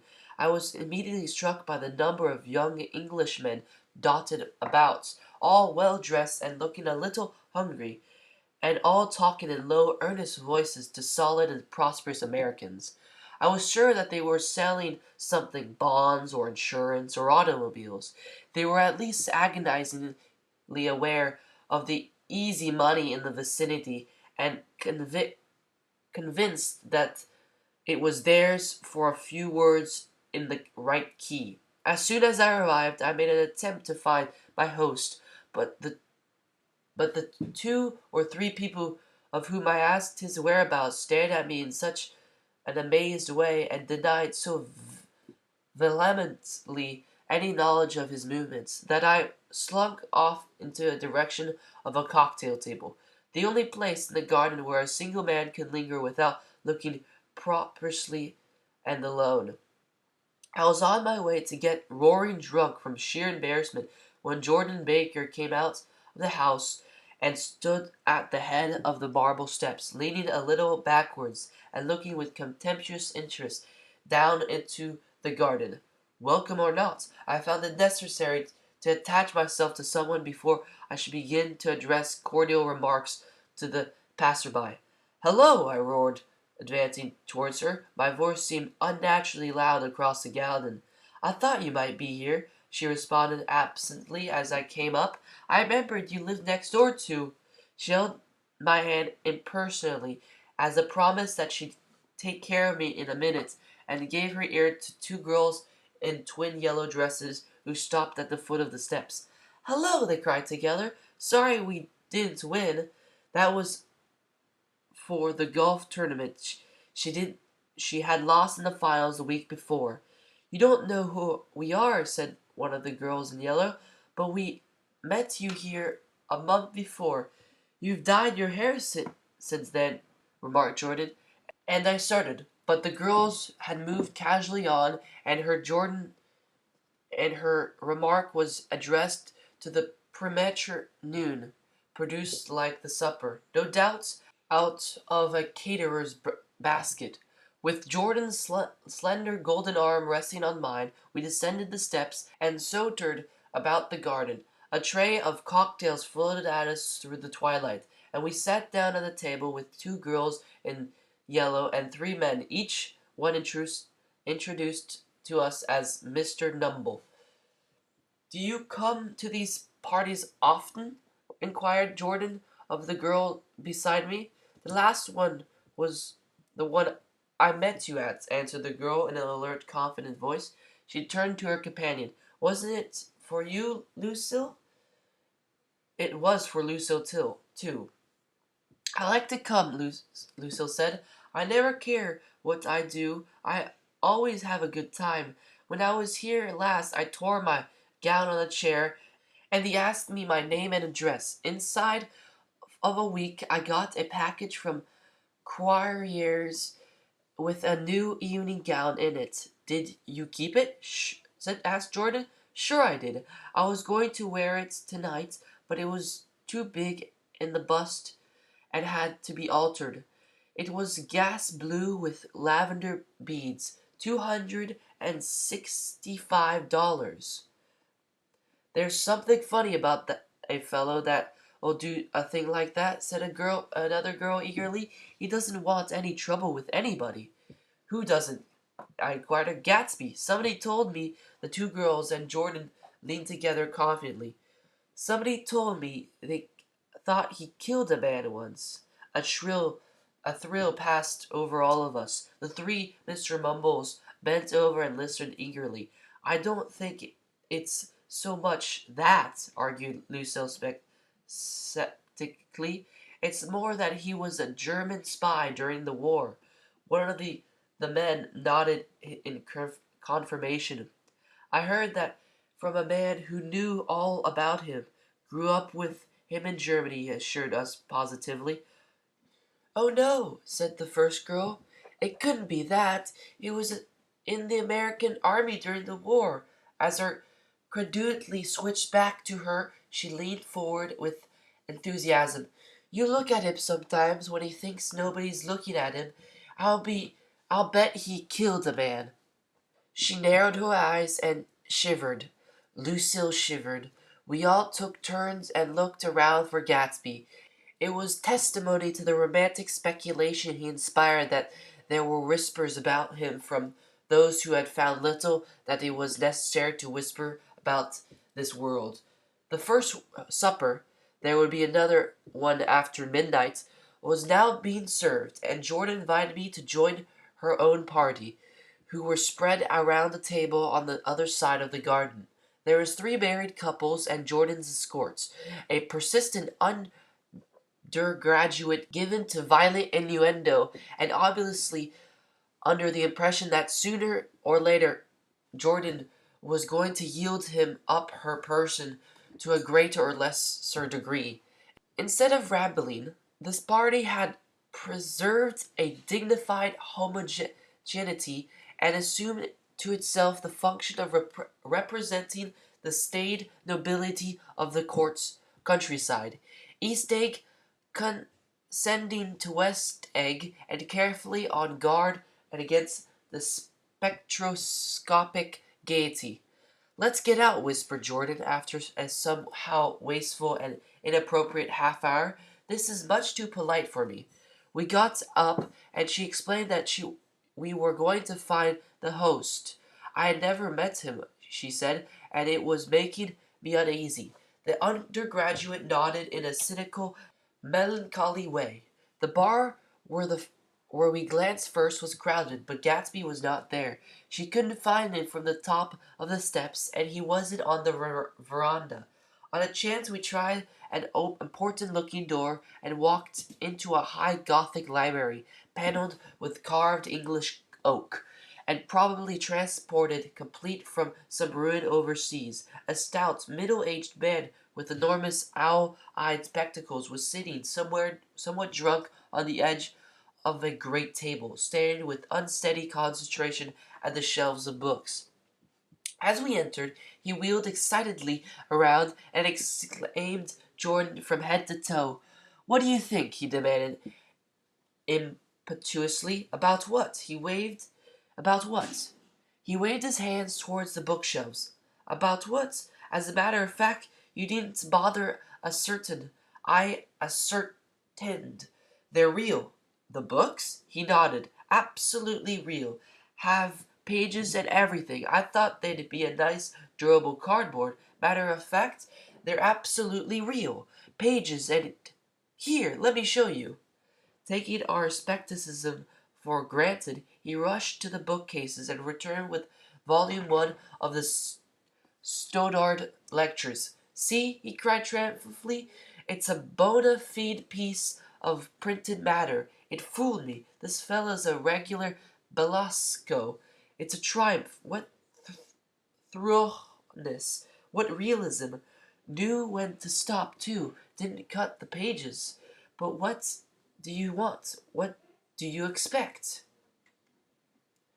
He snatched the book from me and replaced it hastily on the shelf, muttering that if one brick was removed, the whole library was liable to collapse. "Who brought you?" he demanded. "Or did you just come?" "I was brought. Most people were brought." Jordan looked at him alertly, cheerful, without answering. "I was brought by a woman named Roosevelt," he continued. "Miss Claude Roosevelt. Do you know her? I met her somewhere last night. I've been drunk for about a week now, and I thought it might sober me up to sit in a library." "Has it?" "A little bit, I think. I can't tell you. I've only been here an hour. Did I tell you about the books? They're real. You told us." We shook hands with him gravely and went back outdoors. There was dancing now on the canvas in the garden, old men pushing young girls backwards in eternal graceless circles, superior couples holding each other tortuously, fashionably, and keeping in the corners, and a great number of single girls dancing individually or relieving the orchestra for a moment of the burden of the banjo or the traps. By the midnight the hilarity was increased.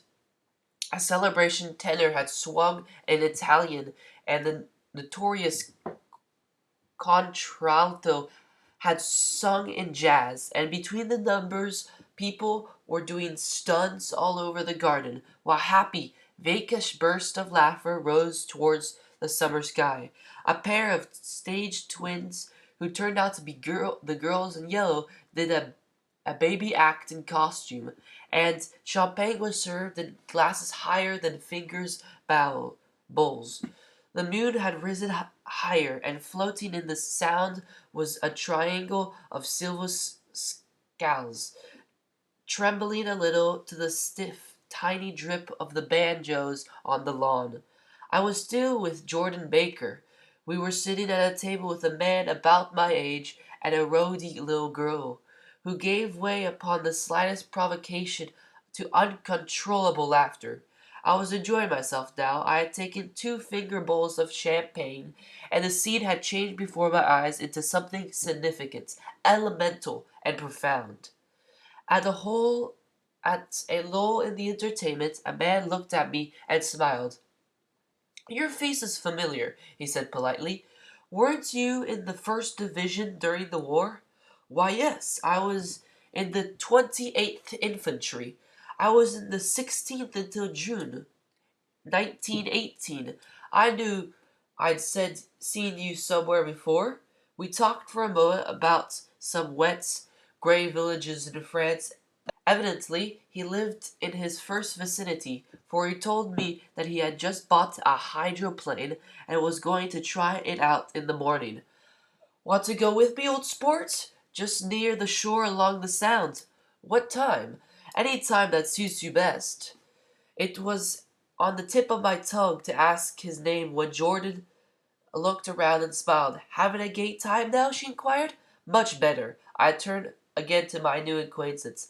This is an unusual party for me. I haven't seen the host. I live over there. I waved my hand at the invisible hedge in the distance, and this man Gatsby sent over his chauffeur with an invitation. For a moment he looked at me as he failed to understand. I'm Gatsby, he said suddenly. What? I explained. Oh, I beg your pardon. I thought you knew, old sport. I'm afraid I'm not a very good host. He smiled understandingly, much more than understandingly. It was one of those rare smiles with a quality of eternal reassurance in it that you may come across 4 or 5 times in life. It faced, or seemed to face, the whole eternal world for an instant, and then it concentrated on you with an irresistible prejudice in your favor. It's understood you just so far as you wanted to be understood, believed in you just at believed in you as you would like to believe in yourself, and assured you that it had precisely the impression of you that, at your best, you hoped to convey. Precisely at the point it vanished, and I was looking at an elegant young roughneck, a year or two over 30, whose elaborate formality of speech just missed being absurd. Some time before he introduced himself, I got a strong impression that he was picking his words with care. Almost at that moment, when Mr. Gatsby identified himself, a butler hurried towards him with the information that Chicago was calling him on the wire. He excused himself with a small bow that included each of us in turn. If you want anything, just ask for it, old sport, he urged me. Excuse me, I will rejoin you later.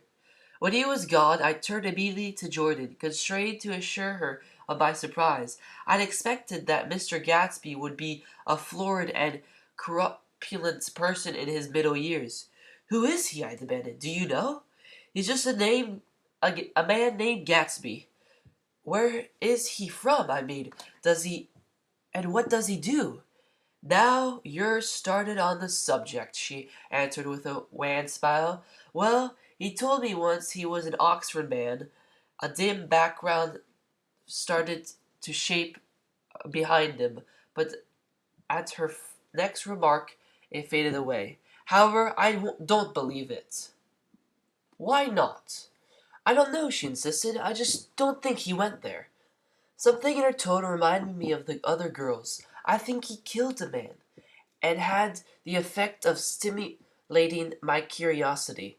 I would have accepted without question information that Gatsby sprang from the swamps of Louisiana or from the lower east side of New York.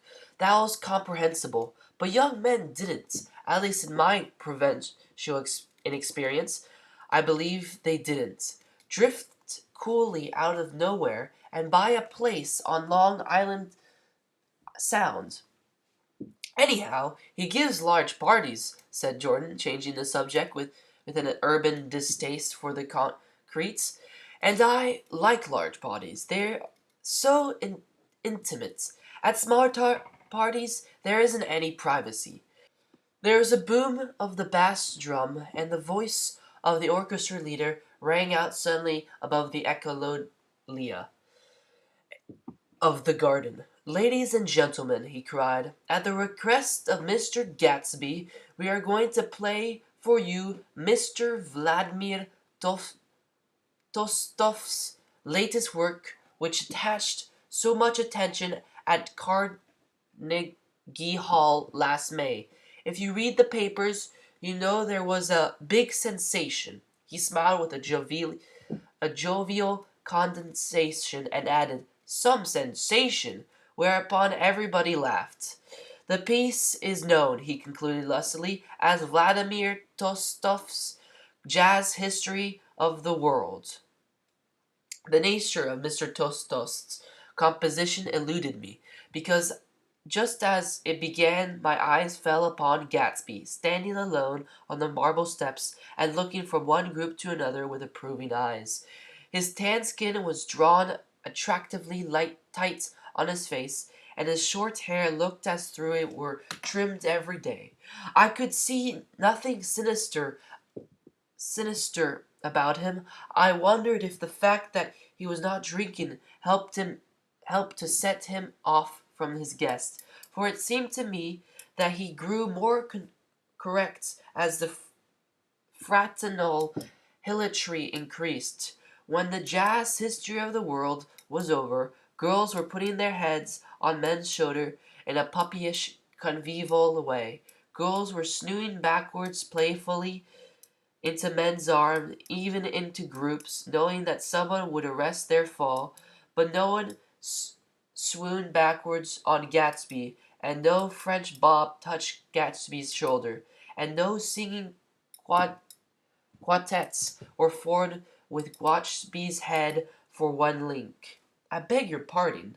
Gatsby's butler was suddenly standing beside us. "Miss Baker?" he inquired. "I beg your pardon, but Mr. Gatsby would like to speak to you alone." "With me?" she exclaimed in surprise. "Yes, madam." She got up slowly, raising her eyebrows at me in astonishment, and followed the butler towards the house. I noticed that she wore her evening dress, all her dresses, like sports clothes. There was jauntiness in her movements, as if she had first learned to walk upon the golf courses on clean, crisp mornings. I was alone, and it was almost 2. For some time confused and intriguing sounds had issued from a long, many-windowed room which overhung the terrace, eluding Jordan's undergraduate, who was now engaged in an obstetrical conversation with 2 chorus girls, and who implored me to join him. I went inside. A large room was full of people. One of the girls in yellow was playing the piano, and beside her stood a tall, red-haired young lady from a famous chorus, engaged in a song. She had she had drunk a quantity of champagne, and during the course of her song she had decided ineptly that everything was very, very sad. She was not only singing, she was weeping too. Whenever there was a pause in the song, she filled it with gasping, broken sobs, and then looked up the lyric again in a quavering soprano. The tears coursed down her cheeks, not freely, however, for when they came into contact with her heavy, beaded eyelashes, they assumed an inky color and pursued the rest of their way in slow black rivulets. A humorous suggestion was made that she was singing the notes on her face, whereupon she threw up her hands, sank into a chair, and went off into a deep, vinous sleep. "I had a fight with a man who says he's her husband," explained a girl at my elbow. I looked around. Most of the remaining women were now having fights with men said to be their husbands. Even Jordan's party, the Corlettes from East Egg, were rent asunder by dissonance. One of the men was taken with curious intensity to a young actress, and his wife, after attempting to laugh at the situation in a dignified, indifferent way, broke down entirely and resorted to flank attacks. At intervals she appeared suddenly at his side like an angry diamond and hissed, "You promised!" into his ear. The reluctance to go home was not confined to wayward men. The hall was at present occupied by 2 deplorably sober men and their highly indignant wives. The wives were sympathizing with each other in slightly raised voices. Whenever he sees I'm having a good time, he wants to go home. Never heard anything so selfish in my life. We're always the first to have ones to leave. So are we. Well, we're almost the last tonight, said one of the men sheepishly. The orchestra left half an hour ago. In spite the wives' agreement that such malevolence was beyond credibility, the dispute ended in a short struggle, and both wives were lifted kicking into the night. As I waited for my hat in the hall, the door of the library opened, and Jordan Baker and Gatsby came out together. He was saying some last words to her, but the eagerness in his manner tightened abruptly into formality as several people approached him to say goodbye. Jordan's party were calling impatiently to her for from the porch, but she lingered for a moment to shake hands. I've just heard the most amazing thing, she whispered. How long were we in there? Why, about an hour. It was simply amazing, she repeated abstractedly, but I swore I wouldn't tell it, and I am here tantalizing you. She yawned gracefully in my face. Please come and see me. Phone book under the name of Mrs. Gurney, Howard, my aunt. She was hurrying off as she talked. Her brown hand waved a ghostly salute as she melted into her party at the door. Rather ashamed that, on my first appearance, I had stayed so late, I had joined the last of Gatsby's guests who were clustered around him. I wanted to explain that I'd haunted for him earlier in the evening and to apologize for not having known him in the garden. Don't mention it, he enjoined me eagerly. Don't give it another thought, old sport. The familiar expression had no more familiarity than the hand which reassuringly brushed my shoulder. And don't forget, we're going up in the hydroplane tomorrow morning at 9 o'clock.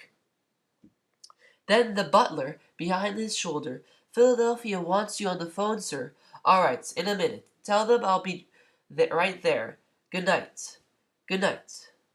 Good night, he smiled, and suddenly there seemed to be pleasant significance in having been amongst the last to go, as if he had desired it all the time. Good night, old sport, good night. But as I walked down the steps, I saw that the evening was not quite over. 50 feet from the door, a dozen headlights illuminated a bizarre, tumultuous scene.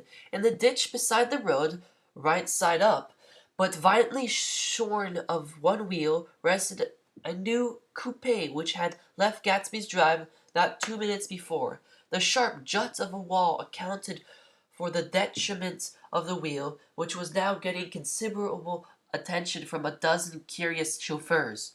However, as they had left their cars blocking the road, a harsh, discordant din from those in the rear had been audible for some time, and added to the already violent confusion of the scene.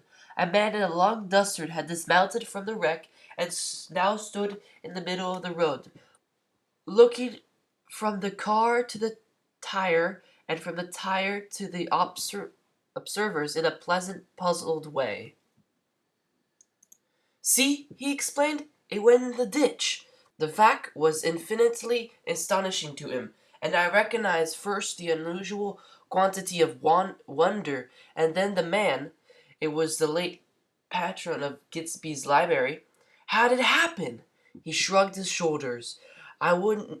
I knew nothing whatever about mechanics, he said decisively. But how did it happen? Did you run into the wall?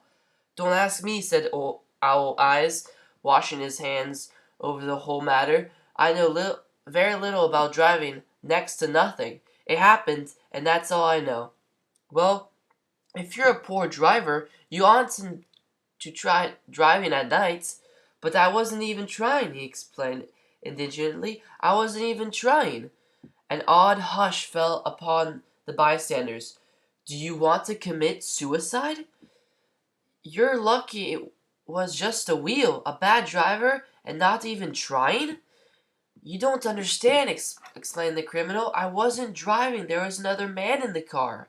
The shock that followed this declaration found voice in a sustained "Ah!" As the door of the coupe swung slowly open, the crowd, it was now a crowd, stepped back involuntarily, and when the door had opened wide there was a ghostly pause. Then, very gradually, part by part, a pale, dangling figure stepped out of the wreck, pawing tentatively at the ground with a large, uncertain, dancing shoe. Blinded by the glare of the headlights and confused by the incessant groaning of the horns, the apparition stood swaying for a moment before he perceived the man in the gutter. "What's the matter?" he inquired quietly. "Did you run out of gas? Look!" Half a dozen fingers pointed out the amputated wheel. He stared at it for a moment and then looked upwards as though he suspected that it dropped from the sky. "It came off," someone explained. He nodded. "At first I didn't notice he'd stopped." A pause. Then, taking a long breath and straightening his shoulders, he remarked in a determined voice, "Wondered, tell me where's a gas line station?" At least a dozen men, some of them a little better off than he was, explained to him that the wheel car were no longer joined by any physical bond. "Back out," he suggested after a moment. "Put her in reverse." "But the wheel's off." He hesitated. "No harm in trying," he said. The caterwauling horn had reached a crescendo, and I turned away and cut across the lawn towards home. I glanced back once. A wafer of a moon was shining over Gatsby's house, making the night fine as before, and surviving the laughter and the sound of his still growing garden. A sudden emptiness seemed to flow now from the windows and the great doors, endowing with complete isolation the figure of the host, who stood on the porch, his hand in a formal gesture of farewell. Reading over what I have written so far, I see I have given the impression that the events of the 3 nights several weeks apart were all that absorbed me. On the contrary, they were merely casual events in a crowded summer, and until much later they absorbed me infinitesimally less than my personal affairs. Most of the time I worked. In the early morning the sun threw my shadow westward as I hurried down the white chasms of lower New York to the Probity Trust. I knew the other clerks and the young bond salesmen by their first names, and lunched with them in dark, crowded restaurants on little pig sausages and mashed potatoes and coffee. I even had a short affair with a girl who lived in Jersey City and worked in the accounting department, but her brother began throwing mean looks in my direction, so when she went off her vacation in July, I let it blow quietly away. I took dinner usually at Yale Club. For some reasons, it was the gloomiest event of my day. And then I went upstairs to the library and studied investments and securities for a conscientious hour. There was generally a few writers around, but they never came into the library, so it was a good place to work. After that, if the night was mellow, I strolled down Madison Avenue past the old Murray Hill Hotel and over 33rd Street to the Pennsylvania Station. I began to like New York, the racy, adventurous feel of it at night, and the satisfaction that the constant flicker of men and women and machines gave to the restless eye. I walked to I like to walk up Fifth Avenue and pick out romantic women from the crowd and imagine that in a few minutes I was going to enter their lives, and no one would ever know or disapprove. Sometimes, in my mind, I followed them to their apartments on the corners of hidden streets, and they turned and smiled back at me before they phased through a door into warm darkness. At the enchanted metropolitan twilight, I felt a haunting loneliness sometimes, and felt it in others. poor young clerks who loitered in front of the windows, waiting until it was time for a solitary restaurant dinner. Young clerks in the dusk, wasting the most poignant moments of night and life. Again at 8 o'clock, when the dark lanes of the 40s were lined 5 deep with throbbing taxicabs, bound for the theater district, I felt a sinking in my heart. Forms leaned together in the taxis as they waited. The voices sang, and there was laughter from unheard jokes, and lighted cigarettes made unintelligible circles inside. Imagining that I, too, was hurried towards the gaiety and sharing their intimate excitement, I wished them well. For a moment I lost sight of Jordan Baker, and then in midsummer I found her again. At first I was flattered to go places with her because she was a golf champion and everyone knew her name. Then it was something more. I concealed something. Most affections conceal something eventually, even though they don't in the beginning. And one day I found that what it was. When we were on a house party together up in Warwick, she left a borrowed car out in the rain with the top down, and then lied about it, and suddenly I remember the story about her that eluded me, the night at Daisy's. At first At her first big golf tournament, there was a row that nearly reached the newspapers, a suggestion that she had moved her ball from a bad lie in the semi-final round. The thing approached the proportions of a scandal, then died away. A caddy retracted his statements, and the other witness admitted that he might have been mistaken. The incident and the name had remained together in my mind. Jordan Baker instinctively avoided clever, shrewd men, and now I saw that this was because she felt safer on the plane where any divergence from a code would be a thought impossible. She was incredibly dishonest. She wasn't able to endure being at a disadvantage, and given this unwillingness, I suppose she had begun dealing in subterfuges when she was very young in order to keep that cool. Insolent smile turned to the world, and yet satisfied the demands of her hard, gaudy body. It made no difference to me. Dishonesty in a woman is a thing you never blame deeply. I was casually sorry, and then I forgot. It was on that same house party that we had a curious conversation about driving a car. It started because she passed so close to some workmen that our offender flicked a button on one man's coat. "You're a rotten driver," I protested. "Either you ought to be more careful, or you oughtn't to drive at all." "I am careful." "No, you aren't." "Well, people are." "Well, other people are," she said lightly. "What's that got to do with it?" "They'll keep out of my way," she insisted. "It takes two to make an accident. Suppose you met somebody just as careless as yourself." "I hope I never will," she answered. "I hate careless people. That's why I like you." Her gray, sun-strained eyes stared straight ahead, but she had deliberately shifted our relations, and for a moment I thought I loved her. But I am slow-thinking and full of interior rules that act as brakes on my desire, and I knew that first I had to get myself definitely out of that tangle back home. I'd been writing letters once a week and signing them "Love, Nick," and all I could think of was how, when that certain girl played tennis, a faint mustache of perspiration appeared on her upper lip. Nevertheless, there was a vague understanding that had to be tactfully broken off before I was free. Everyone suspects himself of the least one of the cardinal virtues, and this is mine. I am one of the few honest people that I have ever known. Chapter 4. On Sunday morning, while church bells rang in the village along shore, the world and its mistress returned to Gatsby's house and twinkled hilariously on his lawn. "He's a bootlegger," said one of the ladies, moving somewhere between his cocktails and his flowers. One time he killed a man who had found out that he was nephew to von Hindenburg and cousin to the devil.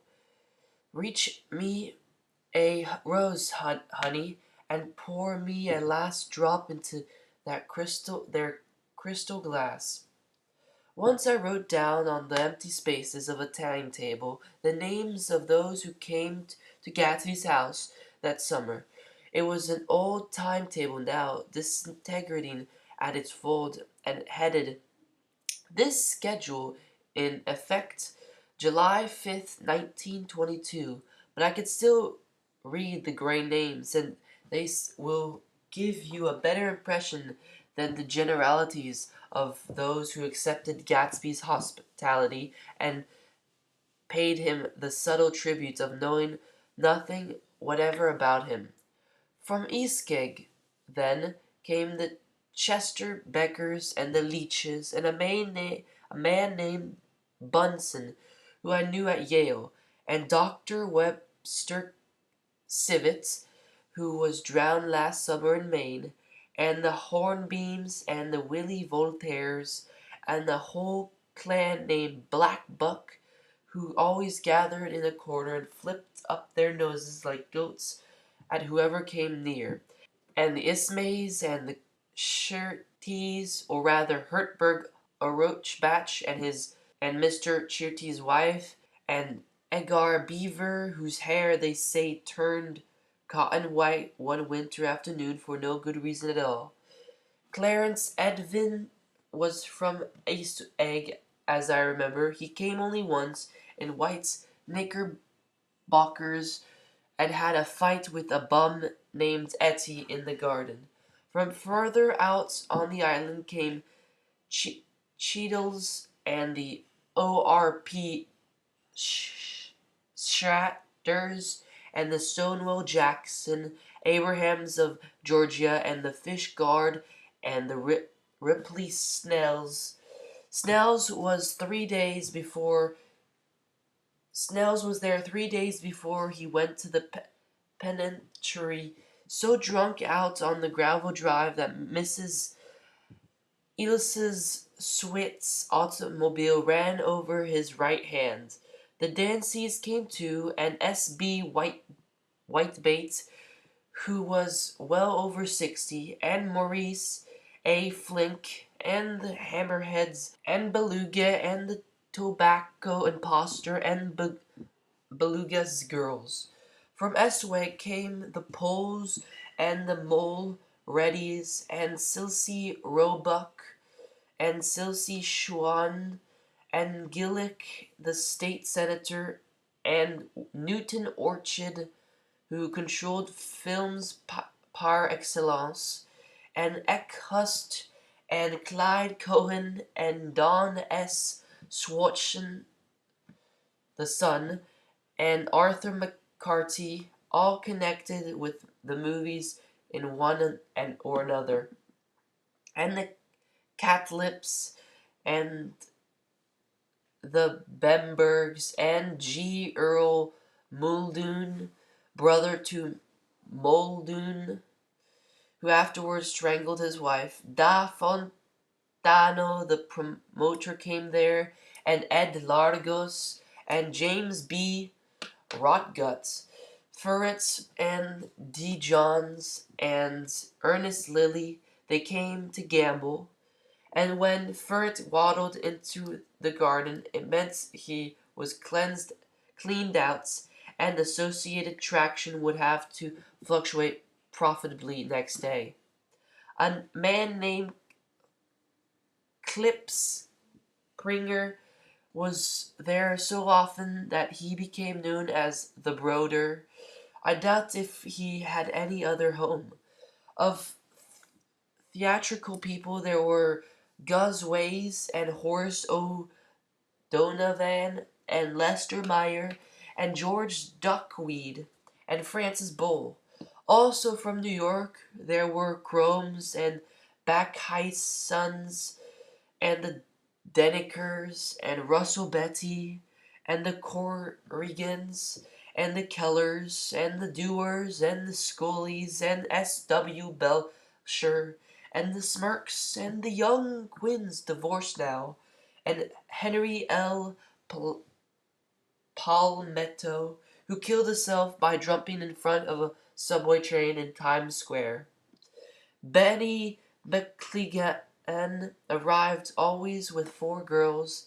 They were never quite the same ones in physical person, but they were so identical one with the other that it was inevitably seemed they had been there before. I have forgotten their names. Jacqueline, I remember, or else Consuela, or Gloria, or Jude, or June, and their last names were either the melodious names of flowers and mums, or the stern ones of the American capitalists whose cousins, if pressed, they would confess themselves to be. In addition to all these, I can remember Faustine O'Brien, who came there at least once, and the Baedeker's girls, and young Brewer, who had his nose shot off in the war, and Mr. Albertsberg, and Miss Hagg, his fiancée, and Aldrita Filtz Peters, and Mr. P. Jewett, once head of the American Legion, and Miss Claudia Hip, with a man reputed to be her chauffeur, and a prince of something who we call Duke, and whose name, if I ever knew it, I have forgotten. All these people came to Gatsby's house in the summer. At 9 o'clock one morning late in July, Gatsby's gorgeous car lurched up the rocky drive to my door and gave out a burst of melody from its three-noted horn. It was the first time he'd called on me through I had gone to two of his parties mounted on his hydroplane, and at his urgent invitation made request to use of his beach. Good morning, old sport. You're having lunch with me today, and I thought we'd ride up together. He was balancing himself on the dashboard of his car with what that resourcefulness of movement that was so particularly American. That comes, I suppose, with the obsessence of lifting work in the youth, and even more with the formless grace of our nerves' sporadic games. This quality was continually breaking through his punctuous manner in the shape of restlessness. He was never quite still. There was always a tapping foot somewhere, or the impatient opening and closing of a hand. He saw me looking with admiration at his car. "It's pretty, isn't it, old sport?" He jumped off to give me a better view. "Haven't you ever seen it before?" I'd seen it. Everybody had seen it. It was a rich cream color, bright with nickel, swollen here and there in its monstrous lake with triumphant hax boxes and super boxes and tool boxes, and terraced with a labyrinth of windshields that mirrored a dozen suns. Sitting down behind many layers of glass in a sort of green leather conservatory, we started to town. I talked with him perhaps a dozen times in the past month, and found to my disappointment that he had little to say. So my first impression that he was a person of some undefined consequence had gradually faded, and he had become simply the proprietor of an elaborate roadhouse next door. And then came the disconcerting ride. We hadn't reached West Egg Village before Gatsby began leaving his elegant senses unfinished and slapping himself indecisively on the knee of his caramel-colored suits. "Look here, old sport," he broke out unsurprisingly. "What's your opinion of me, anyhow?" A little overwhelmed, I began the generalized evasions which that question deserves. "Well, I'm going to tell you something about my life," he interrupted. "I don't want you to get a wrong idea of me from all these stories you hear." So he was aware of the bizarre accusation that flavored conversion in his alls. "I'll tell you God's truth." His right hand suddenly ordered divine retribution to stand by. I am the son of some wealthy people in the Middle West, all dead now. I was brought up in America but educated at Oxford because all my ancestors had been educated there for many years. It's a family tradition. He looked at me sideways, and I knew why Jordan Baker had believed he was lying. He hurried the phrases educated at Oxford, or swallowed it, or choked on it, as Surya had bothered him before, and with this doubt his wholesome stale fell to pieces, and I wondered if there wasn't something a little sinister about him after all. What part of the Middle West? I inquired casually. San Francisco. I see. My family all died, and I came into a good deal of money. His voice was solemn, as if the memory of that sudden extinction of a clan still haunted him.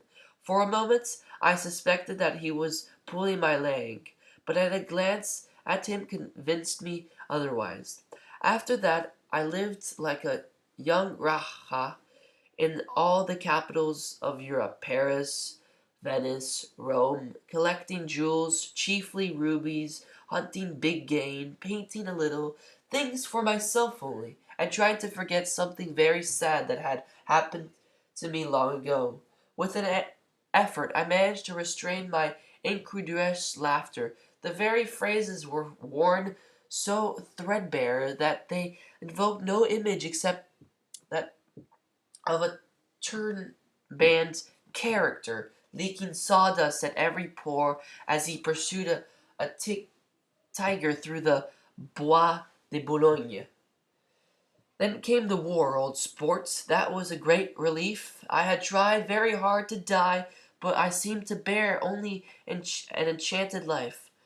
I accepted a commission as lieutenant when it became.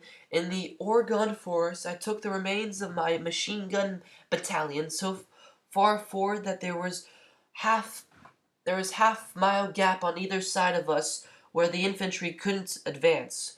We stayed there 2 days and 2 nights, 130 men and 16 Lewis guns.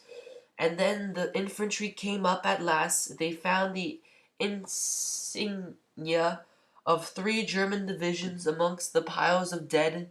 I was promoted to be a major, and every allied government gave me a decoration. Even Montenegro, little Montenegro, down on the Adriatic Sea. Little Montenegro. He lifted up the words and nodded at them with a smile. The smile comprehended Montenegro's troubled history and sympathized with the brave struggles of Montenegrin people, and it appreciated fully the chain of nations circumstances which had elicited this tribute from Montenegro's warm little heart. My incredulity was submerged in fascination now. It was like skimming hastily through a dozen magazines. He reached in his pocket, and a piece of metal slung on a ribbon fell into my palm. That's the one from Montenegro. To my astonishment, the thing had an authentic look. Orderi di Danilo, ran the circular legend. Montenegro Nicholas Rex. Turn it. Major J. Gatsby, I read, for valor extraordinary. Here's another thing I always carry, a souvenir of Oxford days. It was taken in the Trinity squad. The man on the left, my left, is now the Earl of Doncaster. It was a photograph of a dozen young men in blazers, offing in an archway through which were visible a host of spires. There was Gatsby, looking a little, not much, younger, with a cricket's bat in his hand. Then it was all true. I saw the skins of tigers flaming in his palace on the Grand Canal. I saw him opening a chest of rubies to ease, with their crimson lighted depths, the gnawing of his broken heart. I'm going to make a big request of you today, he said, pocketing his souvenirs with satisfaction. So I thought you ought to know something about me. I didn't want you to think I was just some nobody, you see. You see, I usually find myself among strangers because I drift here and there trying to forget the sad things that happened to me. He hesitated. "You hear about it this afternoon." "At lunch?" "No, this afternoon. I happened to find out you're taking Miss Baker to tea." "Do you mean you're in love with Miss Baker?" "No, old sport, I'm not, but Miss Baker has kindly consented to speak to you about this matter." I hadn't the faintest idea what "this matter" was, but I was more annoyed than interested. I hadn't asked Jordan to tea in order to discuss Mr. J. Gatsby. I was sure the request would be something utterly fantastic, and for a moment I was sorry I had ever set foot upon his overpopulated lawn. He wouldn't say another word. His correctness grew on me as we neared the city. We passed Port Roosevelt, where there was a glimpse of red-belted ocean-going ships, and sped along the cobble slum lined with the dark, undeserted saloons of the faded gilt 1900s. Then the Valley of Ashes opened out on both sides of us, and I had a glimpse of Mrs. Wilson straining at the garage pump with panting vitality as we went by. With vendors spread like wings, we scattered lights through half Astoria, only half, for as we twisted along the pillars of the elevated, I heard the familiar jug jug spats of a motorcycle, and the frantic policeman rode alongside. "All right, good sport," called Gatsby. We slowed down. Taking a white card from his wallet, he waved it before the man's eyes. "Right you are," agreed the policeman, tipping his cap. "No, you next time, Mr. Gatsby. Excuse me." "What was that?" I inquired. "Picture of Oxford?" "I was able to do the commissioner a favor once, and he spends me a Christmas car every year." Over the great bridge, with the sunlight through the gritters making a constant flicker upon the moving cars, with the city rising up across the river in white heaps and sugar lumps, all built with a wish out of non-olfactory money. The city seen from the Queensboro Bridge is always the city seen for the first time, in its first wild promise of all the mystery and the beauty in the world. A dead man passed us in a hearse heaped with blooms, followed by two carriages with drawn blinds, and by more cheerful carriages for friends. The friends looked out at us with the tragic eyes and short upper lips of Eastern Europe, and I was glad that the sight of Gatsby's splendid car was included in their somber holiday. As we crossed Blackwell's Island, a limousine passed us, driven by a white chauffeur in which sat three modish Negroes, two bucks and a girl. I laughed aloud as the yolks of their eyeballs rolled towards us in naughty rivalry. Anything can happen now that we've slid over this bridge, I thought. Anything at all. Even Gatsby could happen without any particular wonder. Roaring noon. In a well-fanned 42nd Street cellar, I met Gatsby for lunch, blinking away at the brightness of the streets outside. In my eyes picked him out obscurely in the anteroom, talking to another man. "Mr. Carroway, this is my friend Mr. Wolfsheim." A small, flat-nosed Jew raised his large head and regarded me with two fine groves of hair which luxuriated in either nostril. After a moment I discovered his tiny eyes in this half-darkness. "So I took one look at him," said Mr. Wolfsheim, shaking my hand earnestly. "And what do you think I did?" "What?" I inquired politely. But evidently he was not addressing me, for he dropped my hand and covered Gatsby with his expressive nose. I handed the money to Cat's Paw, and I said, "All right, Cat's Paw, I don't pay him a penny till he shuts his mouth." He shut it then and there. Gatsby took an arm of each of us and moved forward into the restaurant, whereupon Mr. Wolfsheim swallowed a new sentence. He was staring and lapsed into a somnambulatory abstraction. "Highballs?" asked the head waiter. "This is the nicest restaurant here," said Mr. Wolfsheim, looking at the Presbyterian nymphs on the ceiling, "but I like across the street better." "Yes, highballs," agreed Gatsby, and then to Mr. Wolfsheim, "It's hot over there."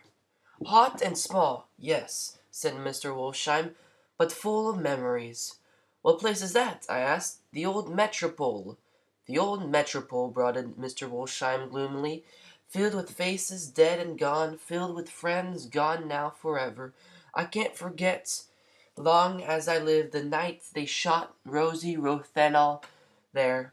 It was 6 of us at the table, and Rosie had eats and drunk a lot all evening. Then it was almost morning. The waiter came up to him with a funny look and says somebody wants to speak to him outside. "All right," said Rosie, and begins to get up, and I pulled him down in his chair. "Let the bastard come in here if they want you, Rosie, but don't you, so help me, move outside this room." It was 4 o'clock in the morning then, and if we'd have raised the blinds we'd have seen daylight. "Did he go?" I asked innocently. "Sure he went." Mr. Wolfsheim's nose flashed at me indignantly. "He turned around the door and says, 'Don't let the waiter take away my coffee.' Then he went out on the sidewalk and they shot him 3 times in his full belly and drove away." "4 of them they electrocuted," I said, remembering. "5, with Becker." His nostril turned to me in an interested way. "I understand you're looking for a business connection." The juxtaposition of these two remarks were startling. Gatsby answered for me. "Oh, no," he explained. "This isn't the man." "No?" Mr. Wolfsheim seemed disappointed. "This is just a friend. I told you we'd talk about that some other time." "I beg your pardon, said Mr. Wolfsheim. I had a wrong man." A succulent harsh arrived, and Mr. Wolfsheim, forgetting the more sentimental atmosphere of the old metropole, began to eat with ferocious delicacy. His eyes, meanwhile, roved very slowly all around the room. He completed the arc by turning to inspect the people directly behind. I think that, except for my presence, he would have taken one short glance beneath our own table. "Look here, old sport," said Gatsby, leaning towards me. "I'm afraid I made you a little angry this morning in the car." There was a smile again, but this time I held out against it. "I don't like mysteries," I answered, "and I don't understand why you won't come out frankly and tell me what you want. Why has it all got to come through Miss Baker?" "Oh, it's nothing underhand," he assured me. "Miss Baker's a great sportswoman, you know, and she'd never do anything that wasn't all right." Suddenly he looked at his watch, jumped up, and hurried from the room, leaving me with Mr. Wolfsheim at the table. "He has to telephone," said Mr. Wolfsheim, following him with his eyes. "Fine fellow, isn't he? Handsome to look at, and a perfect gentleman." "Yes." "He's an Oxford man." "Oh, he went to Oxford College in England. You know Oxford College?" "I've heard of it. It's one of the most famous colleges in the world." "Have you known Gatsby for a long time?" I inquired. "Several years," he answered in a gratified way. "I made the pleasure of his acquaintance just after the war, but I knew I had discovered a man of fine breeding after I talked with him an hour. I said to myself, 'There's the kind of man you'd like to take home and introduce to your mother and sister.'" He paused. I see you're looking at my cuff buttons. Hadn't been looking at them, but I did now. They are composed of oddly familiar pieces of ivory, finest specimens of human molars, he informed me. Well, I expected them. That's a very interesting idea. Yeah, he flipped his sleeves under his coat. Yeah, Gatsby's very careful about women. He would never so much as look at my friend's wife. When the subject of this instinctive trust turned to the table and sat down, Mr. Wolfsheim drank his coffee with a jerk and got to his feet. "I've enjoyed my lunch," he said. "I'm going to run off from you two young men before I outstay my welcome." "Don't hurry, Mayor," said Gatsby without enthusiasm. Mr. Wolfsheim raised his hand in a sort of benediction. "You're very polite, but I belong to another generation," he announced solemnly. "You sit here and discuss your sports and your young ladies and your—" He supplied an imaginary noun with another wave of his hand. "As for me, I am 50 years old, and I won't impose myself on you any longer." As he shook my hand and turned away, his tragic nose was trembling. I wondered if I had said anything to offend him. "He becomes very sentimental sometimes," explained Gatsby. "This is one of his sentimental days. He's quite a character around New York, a denizen of Broadway." "Who is he, anyhow? An actor?" "No." "A dentist?" "Mayor Wolfsheim?" "No, he's a gambler." The gambler hesitated, then added coolly, "He's a man who fixed the World Series back in 1919. "Fix the World Series?" I repeated. The idea staggered me. I remembered, of course, that the World Series had been fixed in 1919, but if I had thought of it at all, I would have thought of it as a thing that merely happened, the end of some inevitable chain. It never occurred to me that one man could start to play with a faith of 50 million people with a single menace of a burglar blowing a safe. "How did he happen to do that?" I asked after a minute. "He saw the opportunity." "Why isn't he in jail?" "They can't get him, old sport. He's a smart man." I insisted on paying the check.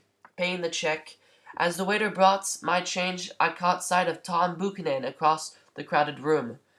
"Go along with me for a moment," I said. "I've got to say hello to somebody." Then, when he saw us, Tom jumped up and took half a dozen steps in our direction. "Where have you been?" he demanded eagerly. "Daisy's furious because you haven't called up. This is Mr. Gatsby, Mr. Buchanan." They shook hands briefly, and a strained, unfamiliar look of embarrassment came over Gatsby's face. "How've you been, anyhow?" demanded Tom of me. How'd you been to come up this far to eat?" "I've been having lunch with Mr. Gatsby." I turned towards Mr. Gatsby, but he was no longer there. "One October day in 1917, said Joder Baker that afternoon, sitting up very straight on the straight chair in the tea gardens at the Plaza Hotel. "I was walking along from one place to another, half on the sidewalks and half on the lawn. I was happier on the lawns because I had on shoes from England with rubber knots on the soles that bit into the soft ground. I had a new plaid skirt also that blew a little in the wind, and whenever this happened the red, white, and blue banners in front of all the houses stretched out stiff and said toot toot toot toot in a disapproving way. The largest of the banners and the largest of the yawns belonged to Daisy Fay's house. She was just 18, 2 years older than me, and by far the most popular of all the young girls in Louisville.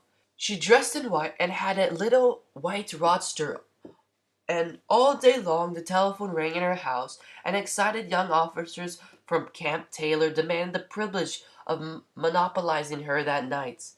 Anyways, for an hour.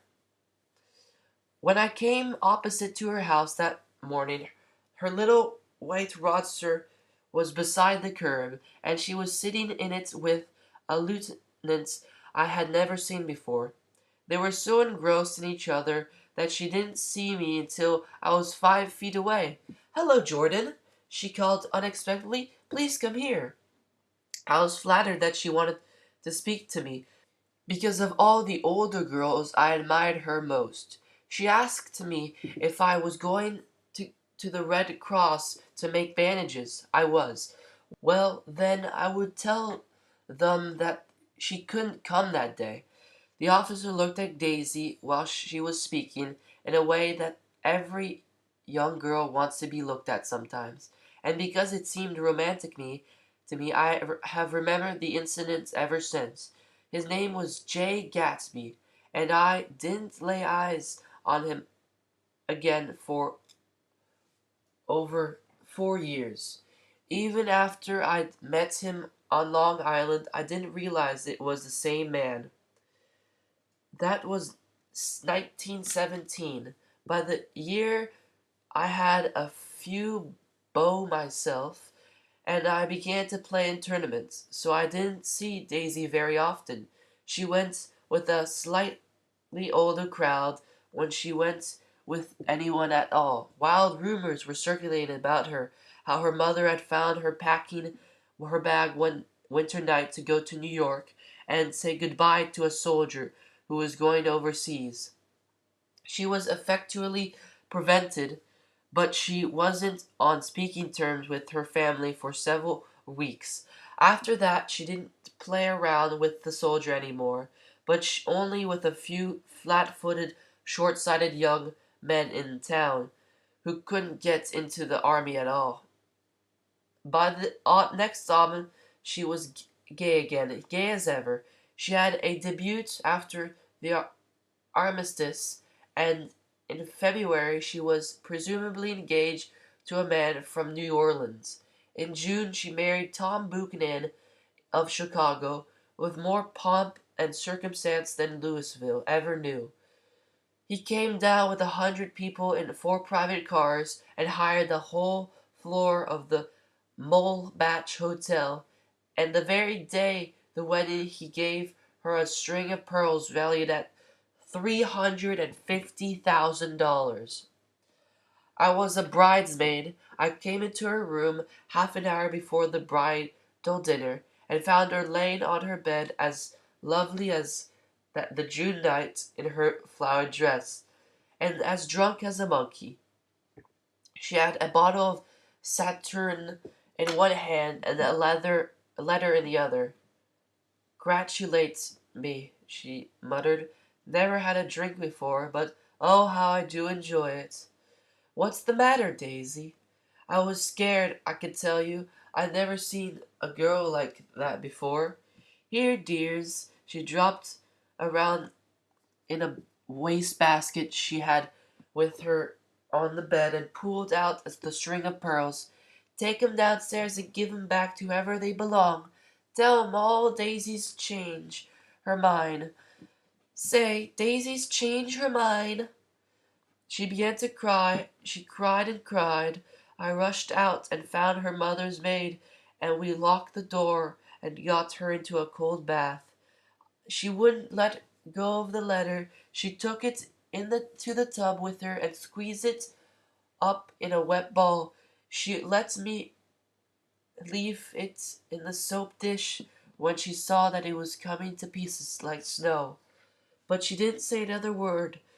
We gave her spirits of ammonia and put ice on her forehead and hooked her back to her dress. And half an hour later, when we walked out of the room, the pearls were around her neck, and the incident was over. Next 5 day at 5 o'clock she married Tom Buchanan without so much as a shiver, and started off on the 3 months trip to the South Seas. I saw them in Santa Barbara when they came back, and I thought I'd never seen a girl so mad about her husband. If he left the room for a minute, she'd look around uneasily and say, "Where's Tom gone?" and wear the most abstracted expression until she saw him coming in the door. She used to sit on the sand with her legs in her lap by the hour, rubbing her fingers over her eyes and looking at him with unfathomable delight. It was touching to see them together. It made you laugh in a hushed, fascinated way. That was in August. A week after I left Santa Barbara, Tom ran into a wagon on the Ventura Road one night and ripped a front wheel off his car. The girl who was with him got into the papers, too, because her arm was broken. She was one of the chambermaids in the Santa Barbara Hotel. The next April, Daisy had her little girl, and they went to France for a year. I saw them one spring in Cannes, and later in Deauville, and then they came back to Chicago to settle down. Daisy was popular in Chicago, as you know. They moved with a fast crowd, all of them young and rich and wild, but she came out with an absolutely perfect reputation, perhaps because she doesn't drink. It's a great advantage not to drink among hard drinking people. You can hold your tongue, and moreover, you can time any little irregularity of your own so that everybody else is so blind that they don't care to see.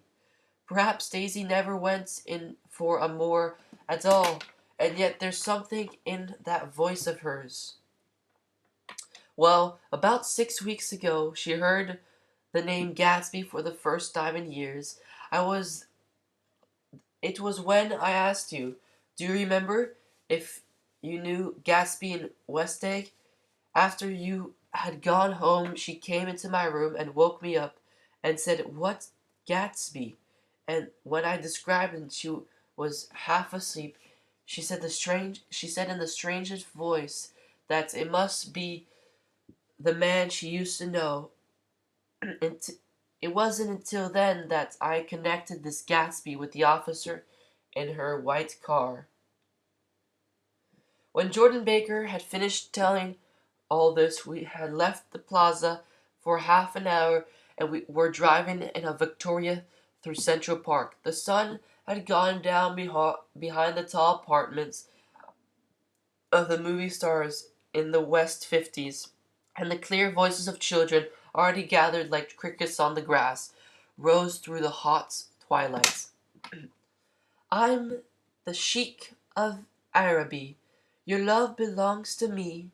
At night when you're asleep, into my tent I'll creep." It was all a strange coincidence, I said, but it wasn't a coincidence at all. Why not? Gatsby bought the house so that Daisy would be just across the bay. Then it had not been merely the stars to which he had admired on that June night. He came alive to me, delivered suddenly from the womb of his purposeless splendor. "He wants to know," continued Jordan, "if you'll invite Daisy to your house some afternoon and let him come over." The modesty of the demand shook me. He had waited 5 years and bought a mansion where he dispensed starlight to casual moths so that he could come over some afternoon to a stranger's garden. Did I have to know all this before he could ask such a little thing? He's afraid he's waited too long. He thought you might be offended. You see, he's regular tough underneath it all. Something worried me. Why didn't he ask you to arrange the meeting? He wants her to see his house, she explained, and your house is right next door. Oh! I think he half expected her to wander into one of his parties some night, went on Jordan, but she never did. When he began asking people casually if they knew her, and I was the first one he found. It was the night he sent for me at his dance, and you should have heard the elaborate way he worked up to it. Of course, I immediately suggested a luncheon in New York, and I thought he'd gone mad. I don't want to do anything out of the way, he kept saying. I want to see her right next door. When I said you were a particular friend of Tom's, he started to abandon the whole idea.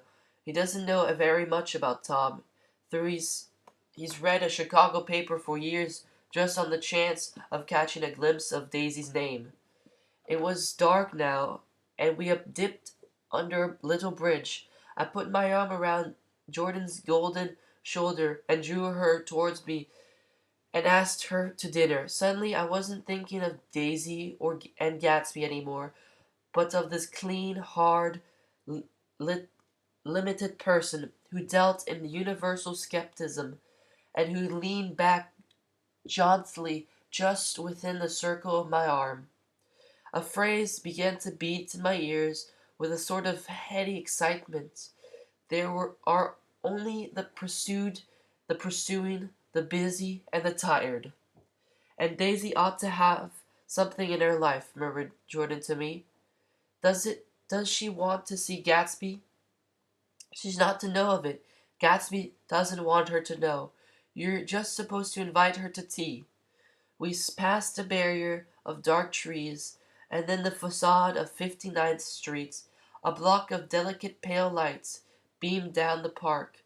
Unlike Gatsby and Tom Buchanan, I had no girl whose assembled bodied face floated along the dark cornices and blinding signs. And so I drew up the girl beside me, tightening my arms. Her wan, scornful mouth smiled, and so I drew her up again, closer this time to my face. Chapter 5. When I came home to West Egg that night, I was afraid for a moment that my house was on fire. 2 o'clock, and the whole corner of the peninsula was blazing with light, which fell unreal on the shrubbery and made thin, elongating glints upon the roadside wires. Turning a corner, I saw that it was Gatsby's house, lit from tower to cellar. At first I thought it was another party, a wild rout that had resolved itself into a hide-and-go-seek or sardines in the box, with all the house thrown open to the game.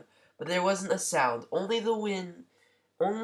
winds in the trees which blew the wires and made the lights go off and on as if the house had winked into the darkness. As my taxi groaned away, I saw Gatsby walking towards me across his lawn. Your place looks like the World's Fair, I said. Does it? He turned his eyes towards it absently. I have been glancing into some of the rooms. Let's go to Coney Island's, old sports, in my car. It's too late. Well, I suppose we take a plunge in the swimming pool. I haven't made use of it all summer. I've got to go to bed. All right. He waited, looking at me with suppressed eagerness. I talked with Miss Baker, I said for a moment. I'm going to call Daisy tomorrow and invite her over here to tea. Oh, that's all right, he said carelessly. I don't want to put you in any trouble. What day would suit you? What day would suit you? He corrected me quickly. I don't want to put you in any trouble, you see. How about the day after tomorrow? He considered for a moment, then, with reluctance, I want to cut the grass, he said. We both looked down at the grass. There was a sharp line where my ragged lawn ended and the darker, well-kept expanse of his began. I suspected that he meant my grass. There's another little thing, he said uncertainly, and hesitated. Would you rather put it off for a few days? I asked. Oh, isn't that about that, at least. He fumbled a series of beginnings. Why, look here, old sport. You don't make much money, do you? Not very much. This seems to reassure him, and he continued more confidently. I thought you didn't, if you pardon me, you see, I carry on a little business on the side, a sort of sideline, you understand? And I thought that if you don't make very much, you're selling bonds, aren't you, old sport? Trying to. Well, this would interest you. It wouldn't take up much of your time, and you might pick up a nice bit of money. It happens to be a rather confidential sort of thing. I realize now that under different circumstances, the conversation might have been one of the crises of my life. But before the offer was obvious and tactlessly for a service to be rendered, I had no choice except to cut him there. I got my hands full, I said. I'm too much obliged, but I couldn't take on any more work. You wouldn't have to do any business with Wolfsheim. Evidently, he thought I was shying away from the connection mentioned at lunch, but I assured him he was wrong. He waited a moment longer, hoping I'd begin a conversation, but I was too absorbed to be responsive, so he went unwillingly home. The evening had made me light-headed and happy. I think I walked into a deep sleep as I entered my front door, so I don't know whether or not Gatsby went to Coney Island, or for how many hours he glanced into rooms, while his house blazed gallantly on. I called up Daisy from the office next morning and invited her to come to tea. Don't bring Tom, I warned her. What? Don't bring Tom. Who is Tom? She asked innocently. The day agreed upon was pouring rain. At 11 o'clock, a man in a raincoat dragged a lawnmower, tapped at my front door, and said that Mr. Gatsby had sent him over to cut my grass. This reminded me that I had forgotten to tell my Finn to come back, so I drove into West Egg Village to search for among soggy, whitewashed alleys and to buy some cups and lemons and flowers. The flowers were unnecessary, for at 2 o'clock a greenhouse arrived from Gatsby's with innumerable receptacles to contain it. An hour later the front door opened nervously, and Gatsby, in a white flannel suit, silver shirt, and gold-colored tie, hurried in. He was pale, and there were dark signs of sleepiness beneath his eyes. "Is everything all right?" he asked immediately. "The grass looks fine, if that's what you mean." "What grass?" he inquired blankly. "Oh, the grass in the yard." He looked out the window at it, but, judging from his expression, I don't believe he saw a thing. "Looks very good," he remarked vaguely. "One of the papers said they thought the rain would stop at 4. I think it was the Journal.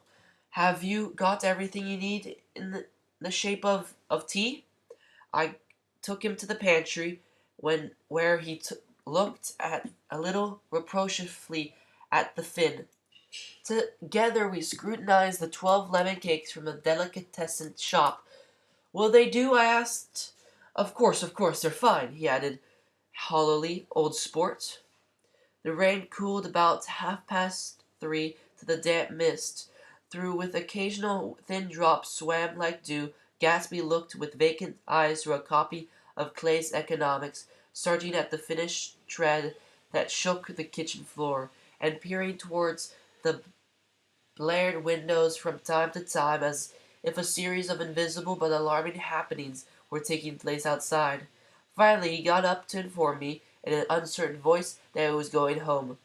"Why's that?" "Nobody's coming to tea. It's too late." He looked at his watch as if there were some pressing demand on its time elsewhere. "I can't wait all day." "Don't be silly. It's just two minutes to 4." He sat down miserably, as if I'd pushed him, and simultaneously there was a sound of a motor turning into my lane. We both jumped up, and, a little harrowed myself, I went out into the yard. Under the dripping bare lilacs, a large open car was coming up the drive. It stopped. Daisy's face, tipped sideways beneath a three-cornered lavender hat, looked out at me with bright, elastic smile. "Is this absolutely where you live, my dearest one?" The exhilarating ripple of her voice was a wild tonic in the rain. I had to follow the sound of it for a moment, up and down, with my ear alone. Before any words came through, a damp streak of hair lay like a dash of blue paint across her cheek, and her hand was wet with glistening drops as I took it to help her from the car. "Are you in love with me?" she said low in my ear. "Or why did I have to come alone?" "That's the secret of Castle Rackant," Tell your chauffeur to go far away and spend an hour.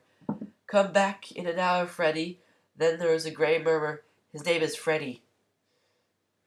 Does the gasoline affect his nose? I don't think so, she said innocently. Why? We went in. To my overwhelming surprise, the living room was deserted. Well, that's funny, I exclaimed. What's funny? She turned her head as there was a light, dignified knocking at the front door. I went to open it.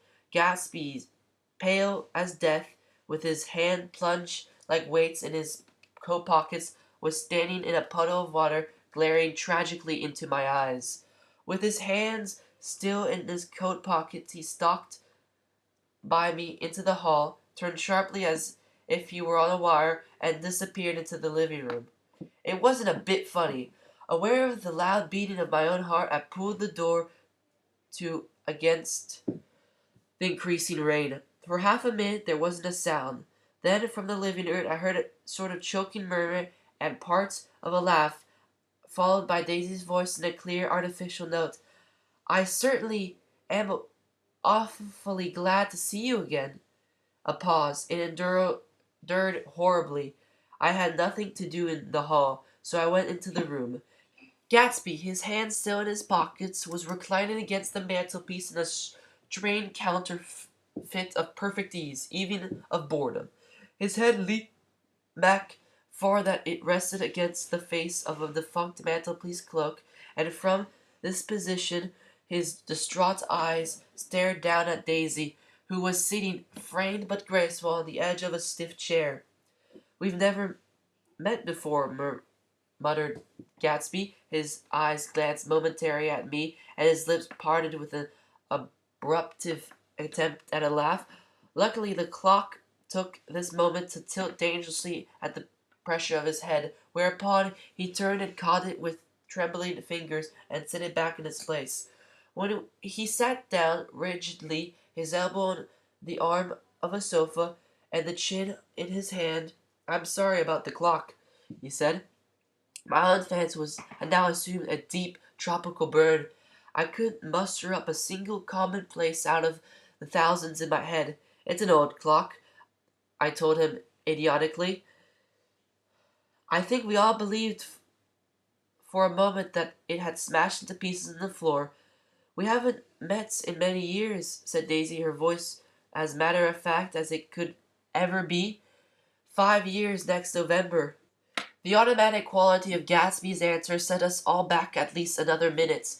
I had them both on their feet with the desperate suggestion that they help me make tea in the kitchen when the demonic Finn brought it on a tray. Amid the welcome confusion of cups and cakes, a certain physical decency established itself. Gatsby got himself into a shadow, and while Daisy and I talked, looked conscientiously from one to the other of us with tense, unhappy eyes. However, as calmness wasn't an end in itself, I made an excuse at the first possible moment and got to my feet. Where are you going? Demanded Gatsby in immediate alarm. I'll be back. I got to speak to you about something before you go. He followed me wildly into the kitchen, closed the door, and whispered, Oh God, in a miserable way. What's the matter? This is a terrible mistake, he said, shaking his head from side to side. A terrible, terrible mistake. You're just embarrassed, that's all.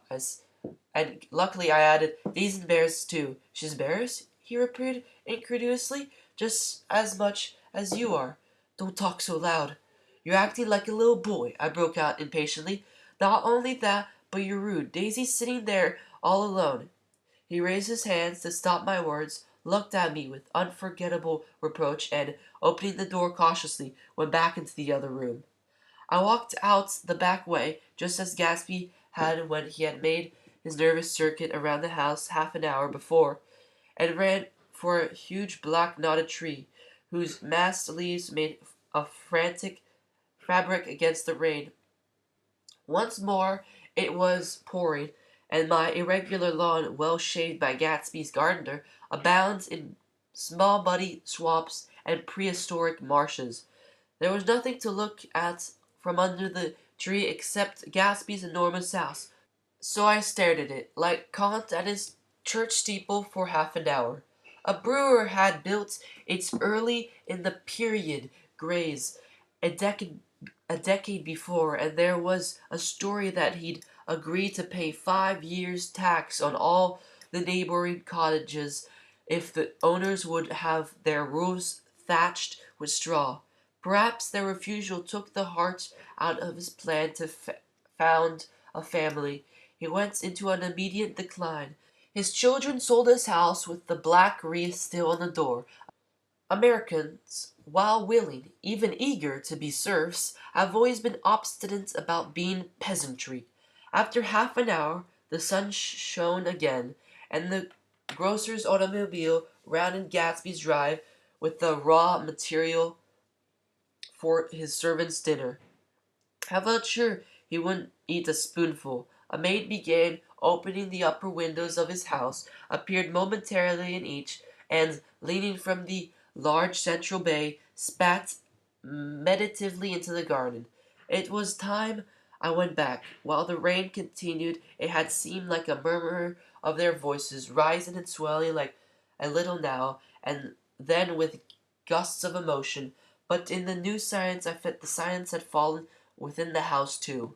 I went, after making every possible noise in the kitchen, sort of pushing over the stove, but I don't believe they heard a sound. They were sitting at each end of the couch, looking at each other as if some question had been asked or was in the air, and even every vestige of embarrassment was gone. Daisy's face was smeared with tears, and when I came in, she jumped up and began wiping at it with her handkerchief before a mirror.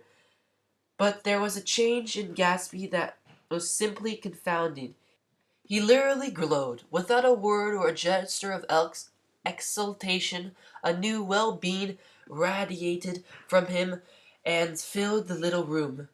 "Oh, hello, old sport," he said, as if he hadn't seen me for years. I thought for a moment he was going to shake hands. "It stopped raining, has it?" When he realized what I was talking about, that there were tinkle bells of sunshine in the room, he smiled like a weatherman, as an ecstatic patron of recurrent lights, and repeated the news to Daisy. "What do you like? What do you think of that? It stopped raining." "I'm glad, Jay." Her throat, full of aching, grieving beauty, told only of her unexpected joy. "I want you and Daisy to come over to my house," he said. "I'd like to show her around." "You're sure you want me to come?"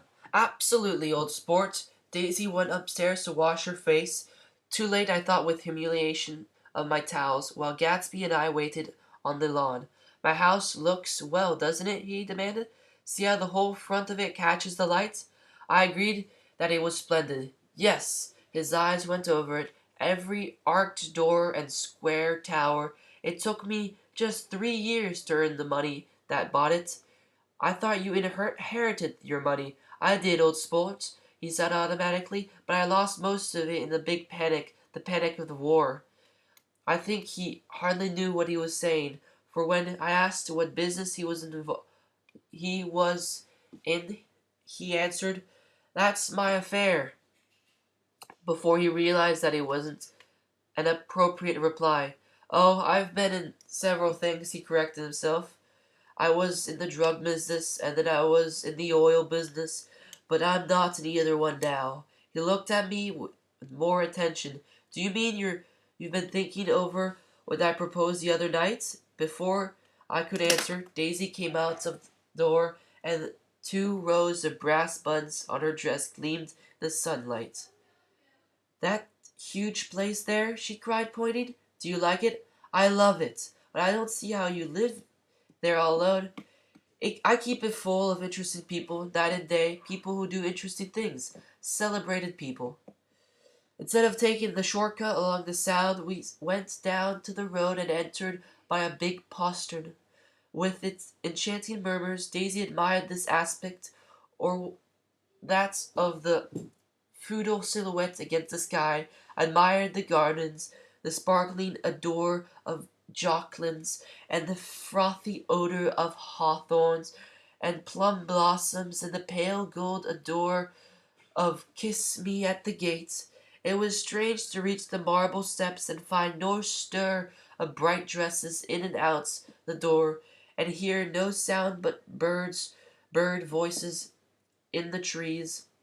And inside, as we wandered through Marie Antoinette's music rooms and restoration salons, I felt that there were guests concealed behind every couch and table, under orders to be breathlessly silent until we had passed through. As Gatsby closed the door of the Merton College library, I could have sworn I heard the owl-eyed man peak into ghostly laughter. We went upstairs through period bedrooms swathed in rose and lavender silk and vivid with new colors, through dressing rooms and pool rooms and bathrooms and sunken baths, intruding into one chamber where a dish-veiled man in pajamas was doing liver exercises on the floor. It was Mr. Clip Springer, the broader. I had seen him wandering hungrily about the beach that morning. Finally, he came to Gatsby's own apartment, a bedroom and a bath, and an Adam's study, where we sat down and drank a glass of some chartreuse he took from a cardboard in the wall. He hadn't once ceased looking at Daisy, and I think he valued anything in his house according to the measure of response it drew from her well-loved eyes. Sometimes, too, he stared around at his possessions in a dazed way, as through in her actual and astounding presence none of it was any longer real. Once he nearly toppled down a flight of stairs. His bedroom was the simplest room of all, except where the dresser was garnished with a toilet set of pure dull gold. Daisy took the brush with the light and smoothed her hair, whereupon Gatsby sat down and shaded his eyes and began to laugh. "It's the funniest thing, you old sport," he said hilariously. "I can't. When I try to—" He had passed visibly through 2 states and was entering upon a third. After his embarrassment and his unreasoning joy, he had consumed with wonder at her presence. He had been full of the idea so long, dreamed it right through to the end, waited with his teeth set, so to speak, at an unconceivable pitch of intensity. Now, in the reaction, it was running down like an overwound clock. Recovering himself in a minute, he opened for us 2 hulking patent cabinets which held his masked suits and dressing gowns and ties, and his shirts piled like bricks in stacks a dozen high. "I've got a man in England who buys me clothes. He sends over a selection of things at the beginning of each season, spring and fall." He took out a pile of shirts and began throwing them one by one before us, shirts of sheer linen and thick silk and fine flannel, which lost their folds as they fell and covered the table in many-colored disarray. While we admired, he brought more of the soft, rich heap, mounted higher, shirts and stripes and scrolls and plaids in coral and apple green and lavender and faint orange, with monograms of Indian blue. Suddenly, with a strained sound, Daisy bent her head to the skirts and began to cry stormily. "They're such beautiful shirts," she sobbed, her voice muffled in the thick folds. "It makes me sad because I've never seen such beautiful shirts before." After the house we were to see the grounds and the swimming pool and the hydroplane and the midsummer flowers, but outside Gatsby's window it began to rain again, so we stood in a row looking at the corrugated surface of the Sound. "If it wasn't for the mist, we could see your home across the bay," said Gatsby. "You always have a green light that burns all night at the end of your dock." Daisy put her arms through his abruptly, but he seemed absorbed in what he just had said. Possibly it had occurred to him that the console significance of the light had now vanished forever, compared to the great distance that had separated him from Daisy, it had seemed very near to her, almost touching her. It had seemed as close as a star to the moon. Now it was again a green light on the dock. His count of enchanted objects had diminished by one. I began to walk about the room, examining various indefinite objects in the half darkness. A large photograph of an elderly man in yachting costume attracted me, hung on the wall over his desk. Who's this? That's Mr. Dan Cody, old sport. The name sounded faintly familiar. He's dead now. He used to be my best friend years ago. There was a small picture of Gatsby, also in yachting costume, on the bureau. Gatsby with his hand thrown back defiantly, taken apparently when he was about 18. I adore it, exclaimed Daisy. The pompadour. You never told me you had a pompadour or a yacht. Look at it, said Gatsby quickly. Here's a lot of clippings about you. They stood side by side examining it. I was going to ask to see the rubies when the phone rang, and Gatsby took up the receiver. Yes? Well, I can't talk now. I can't talk now, old sport. I said a small town. He must know what a small town is. Well, he's no use to us if Detroit is any idea of a small town. He rang off. Come here, quick! Cried Daisy at the window. The rain was still falling, but the darkness had parted in the west, and there was a pink and golden billow of foamy clouds above the sea. Look at that, she whispered, and then for a moment I'd like to just get one of those pink clouds and put you in it and push you around. I tried to go then, but they wouldn't hear of it. Perhaps my presence made them feel more satisfactorily alone. I know what we'll do, said Gatsby. We'll have Clip Springer play the piano. He went out of the room calling, Ewing! And returned in a few minutes accompanied by an apparent slightly worn young man with shell-rimmed glasses and scanty blond hair. He was now decently clothed in a sport shirt open at the neck, sneakers, and duck trousers of a nebulous hue. Did we interrupt your exercise? Inquired Daisy politely. I was asleep, cried Mr. Klipspringer in a spasm of embarrassment. That is, I'd been sleeping when I got up. Klipspringer plays the piano, said Gatsby, cutting him off. Don't you, Ewing, old sport? I don't play well. I don't hardly play at all. I'm all out of practice. We'll go downstairs, interrupted Gatsby. He flipped a switch. The gray windows disappeared as the house glowed full of lights. In the music room, Gatsby turned on a solitary lamp beside the piano.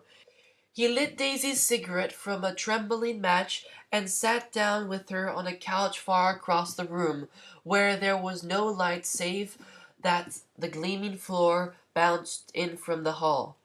When Clip Singer had played The Love Nest, he turned around on the bench and searched unhappily for Gatsby in the gloom. I'm all out of practice, you see. I told you I couldn't play. I'm all out of Don't talk so much, old sport. Play. In the morning, in the evening, ain't we got fun? Outside the wind was loud, and there was a faint flow of thunder along the sound. All the lights were going on in West Egg now. The electric trains, men carrying, were plunging home through the rain from New York. It was the hour of a profound human change, and excitement was generated on the air. One thing's sure and nothing's sure, the rich get richer and the poor get children. In the meantime and between the time, as I went over to say good-bye, I saw the expression of bewilderment had come back into Gatsby's face, as a faint doubt had occurred to him as to the quantity of his present happiness. Almost 5 years. There must have been moments even that afternoon when Daisy tumbled short of his dreams, not through her own fault, but because of the colossal vitality of his illusion. It had gone beyond her, beyond everything. He had thrown himself into it with a creative passion, adding to it all the time, decking it out with every bright feather that drifted his way. No amount of fire or freshness can challenge that a man can store up in his ghostly heart. As I watched him, he adjusted himself a little, visibly. His hand took hold of hers as she said something low in his ear. He turned towards her in a rush of emotion. I think that voice held him most, with its fluctuating, feverish warmth, because it couldn't be overdreamed. That voice was a deathless song. They had forgotten me, but Daisy glanced up and held out her hand. Gatsby didn't know me now at all. I looked once at them, and then he looked back at me remotely, possessed by intense life. Then I went out of the room and down the marble steps into the rain, leaving them there together. Chapter 6. About this time, an ambitious young reporter from New York arrived one morning at Gatsby's door and asked him if he had anything to say. Anything to say about what? Inquired Gatsby politely. Why, any statement to give out. It transpired after a confused 5 minutes that the man had heard Gatsby's name around his office in a connection which either wouldn't reveal or didn't fully understand. This was his day off, and with laudable initiative he had hurried out to see. It was a random shot, and yet the reporter's instinct was right. Gatsby's notoriety spread about by hundreds who had accepted his hospitality and so become authorities upon his past, had increased all summer until he felt just short of being news. Contemporary legends such as the underground pipeline to Canada attached themselves to him, and there was one persistent story that he didn't live in the house at all, but in a boat that looked like a house and was moved secretly up and down the Longshore Island. Just why these innovations were a source of satisfaction to James Gates of North Dakota isn't easy to say. James Gates, that was really, or at least legally, his name. He had changed it at the age of 17 and at the specific moment that witnessed the beginning of his career, when he was Dan Cody's yacht drop anchor over the most insidious flat on Lake Superior. It was James Gates who had been loafing along the beach that afternoon in a torn green jersey and a pair of canvas pants, but it was already Jay Gatsby who borrowed a rowboat, pulled out to the Tuolumne, and informed Cody that a wind might catch him and break him up in half an hour. I suppose he'd had the name ready for a long time, even then. His parents were shiftless and unsuccessful farm people. His imagination had never really accepted them as his parents at all. In truth, it was Jay Gatsby of West Egg, Long Island, sprang from his Platonic conception of himself. He was the son of God, a phrase which, if it means anything, means just that. And he must be about his father's business, the service of, alas, a vast and meretricious beauty. So he invented just the sort of Jay Gatsby that a 17-year-old boy would be likely to invent, and to this conception he was faithful to the end. Over a year he had been beating his way along the south shore of Lake Superior as a clam digger and a salt salmon fisher, or in any other capacity that brought him food and bed. His brown, hardening body lived naturally through the half fierce, half lazy work of the bracing days. He knew women early, and since they spoiled him, he became contemptuous of them, the young virgins, because they were ignorant of others, because they were hysterical about things which in his overwhelming self absorption he took for granted.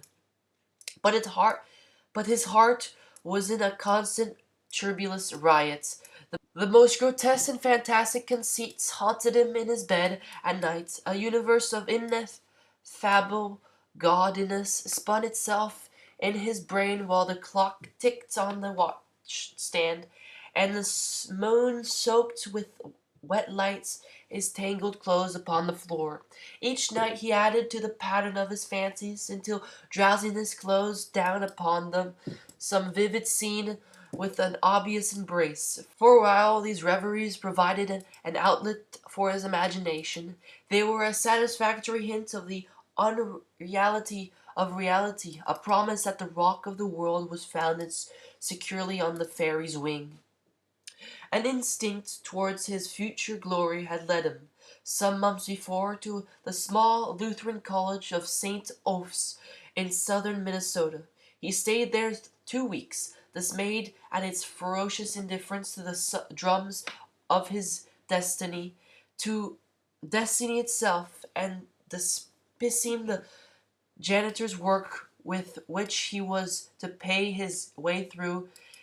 When he drifted back to Lake Superior, and he was still searching for something to do on the day that Dan Cody's yacht dropped anchor in the shadows along shore. Cody was 50 years old then, a product of the Nevada silver fields, of the Yukon, of every rush of metal since '75. The transactions in Minnesota soda copper that made him many times a millionaire found him physically robust, but on the verge of soft-mindedness, and suspecting this, an infinite number of women tried to separate him from his money. The none too savory ramifications by which Ella Caille, the newspaper woman, played Madame de Maintenon to his weakness and sent him to sea in his yacht, were common property of the turgid journalism in 1902. He had been coasting along all too hospitable shores for 5 years when he turned up as James Gat's destiny in Little Girl Bay. To young Gat's, resting on his oars and looking up at the rail deck, the yacht represented all the beauty and glamour in the world. I suppose he smiled at Cody. He had probably discovered that people he liked when he smiled. At any rate, Cody asked him a few questions, none of which of them elicits the brand new name, and found that he was quick and extravagant ambition. A few days later he took him to Duluth and bought him a blue coat, 6 pairs of white duck trousers, and a yachting cap. And then the Tuolomne left for the West Indies, and the Barbary Coast. Gatsby left too. He was employed in a vague personal capacity. While he remained with Cody, he was in turn steward, mate, skipper, secretary, and even jailer. For Dan Cody, sober, knew what lavish doings Dan Cody, drunk, might soon be about, and he provided for such contingencies by reposing more and more trust in Gatsby.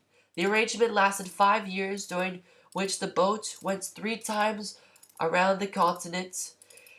It might have lasted indefinitely except for the fact that Ella Caille came on board one night in Boston, and a week later Dan Cody inhospitably died. I remember the portrait of him up in Gatsby's bedroom, a gray, florid man with a hard, empty face, the pioneer debauchee, who during one phase of American life brought back to the eastern seaboard the savage violence of the frontier brothel and saloon. It was indirectly due to Cody that Gatsby drank so little. Sometimes in the course of gay parties women used to rub champagne into his hair. For himself he formed the habit of letting liquor alone. And it was from Cody that he inherited money, a legacy of $25,000. He didn't get it. He never understood the legal device that was used against him. But what remained of the millions went in act to Ella Cayenne. He was left with his singularly appropriate education. The vague contour of J. Gatsby had filled the substantiality of a man. He told me all this very much later.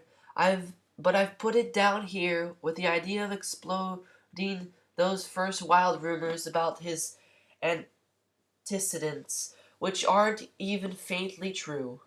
Moreover, he told it to me at a time of confusion, when I had reached the point of believing everything and nothing about him. So I take advantage of this short halt while Gatsby, so to speak, caught his breath, to clear this set of misconceptions away. It was a halt, too, in my association with his affairs. For several weeks I didn't see him or hear his voice on the phone. Mostly I was in New York, trotting around with Jordan and trying to integrate myself with her senile aunts. But finally I went over to his house one Sunday afternoon. I hadn't been there 2 minutes when somebody brought Tom Buchanan in for a drink. I was startled, naturally, but the real surprising thing was that it hadn't happened before. They were a party of three on horseback, Tom and a man named Sloan, and a pretty woman in a brown riding habit who had been there previously. "I'm delighted to see you," said Gatsby, standing on his porch. "I'm delighted that you dropped in, as they cared. Sit right down. Have a cigarette or a cigar?" He walked around the room quietly, ringing bells. "I'll have something to drink for you in just a minute." He was profoundly affected by the fact that Tom was there, but he would be uneasy anyhow until he had given them something, realizing in a vague way that was all they came for. Mr. Sloan wanted nothing. A lemonade? No thanks. A little champagne? Nothing at all. Thanks. I'm sorry. Did you have a nice ride? Very good roads around here. I suppose the automobiles. Yeah. I moved an irresistible impulse. Gatsby turned to Tom, who had accepted the introducing as a stranger. "I believe we've met somewhere before, Mr. Buchanan." "Oh, yes," said Tom, gruffly polite, but obviously not remembering. "So we did. I remember very well. About 2 weeks ago. That's right. You were with Nick here. I know your wife," continued Gatsby more aggressively. "That's so?" Tom turned to me. You live near here, Nick?" "Next door." "That's so?" Mr. Sloan didn't enter into the conversation, but lounged back haughtily in his chair. The woman said nothing either, until unexpectedly, after two highballs, she became cordial. "We'll all come over to your next party, Mr. Gatsby," she suggested. "What do you say?" "Certainly, I'd be delighted to have you." "Be very nice," said Mr. Sloan, without gratitude. "Well, I think I ought to be starting home." "Please don't hurry," Gatsby urged them. We had control of, he had control of himself by now, and he wanted to see more of Tom. Why don't you stay with for supper? I wouldn't be surprised if some other people dropped in from New York." "You come to supper with me?" said the lady enthusiastically. "Both of you?" This included me. Mr. Sloan got to his feet. "Come along," he said, "but to her only." "I meant it," she insisted. "I'd love to have you. Lots of room." Gatsby looked at me questioningly. He wanted to go, and he didn't see what Mr. Sloan had determined he shouldn't. "I'm afraid I won't be able to," I said. "Well, you come," she urged, concentrating on Gatsby. Mr. Sloan murmured something close to her ear. "We won't be late if we start now," she insisted aloud. "I haven't got a horse," said Gatsby. "I used to ride in the army, but I've never brought a horse. I'll have to follow you in my car. Excuse me for a minute." The rest of us walked out on the porch, where Sloan and the lady began an impassioned conversation aside. "My God, I can't believe the man's coming. Doesn't he know she doesn't want him?" She says she does want him. She has a big dinner party and he won't know a soul there. He frowned. I wonder where in the devil he met Daisy. By God, I may be old-fashioned in my ideas, but women run around too much these days to suit me. They meet all kinds of crazy fish. Suddenly, Mr. Sloan and the lady walked down the steps and mounted their horses. Come on, said Mr. Sloan to Tom. We're late. We've got to go. And then to me, tell him we couldn't wait, will you? Tom and I shook hands, and the rest of us exchanged a cool nod, and they trotted quickly down the drive, disappearing under the August foliage, just as Gatsby, with hat and light overcoat in hand, came out the front door. Tom was evidently perturbed by Daisy's running around alone, for on the following Saturday he came with her to Gatsby's party. Perhaps his presence gave the evening its particular quality of oppressiveness. It stands out in my memory from Gatsby's other parties that summer. They were the same people, or at least the same sort of people, the same profusion of champagne, the same many-colored, many-keyed commotion, but I felt an unpleasantness in the air, a pervading harshness that hadn't been there before, or perhaps I had merely grown used to it, grown to accept Westegg as a world complete in itself, with its own standards and its own great figures, second to nothing because it had no consciousness of being so. And now I was looking at it again through Daisy's eyes. It is invariably saddening to look through new eyes at things upon which you have expended your own powers of adjustment. They arrived in twilight, and as we strolled out along the sparkling hundreds, Daisy's voice was playing murmurous tricks in her voice. These things excite me so, she whispered. If you want to kiss me at any time during the evening, Nick, just let me know, and I'll be glad to arrange it for you. Just mention my name, or present a green card. I'm giving out green. Look around, suggested Gatsby. I'm looking around. I'm having a marvelous. You must see the faces of many people you've heard about. Tom's arrogant eyes roamed the crowds. We don't go around very much, he said. In fact, I was just thinking I don't know a soul here. Perhaps you know that lady, Gatsby indicated a gorgeous, scarcely human orchid of a woman who sat in state under a white plum tree. Tom and Daisy stared, with that peculiar feeling that accompanies the recognition of a hitherto ghostly celebrity of the movies. She's lovely, said Daisy. The man bending over her is her director. She took them ceremoniously from group to group, Mr. Buchanan and Mrs. Buchanan and Mr. Buchanan. After an instant hesitation, he added, the polo player. Oh no, Tom ejected quickly, not me. But evidently the sound of it pleased Gatsby, for Tom remained the polo player for the rest of the evening. I've met so many celebrities, Daisy explained. I like that man. What is his name? With the sort of blue nose. Gatsby identified him, adding that he was a small producer. Well, I like him anyhow.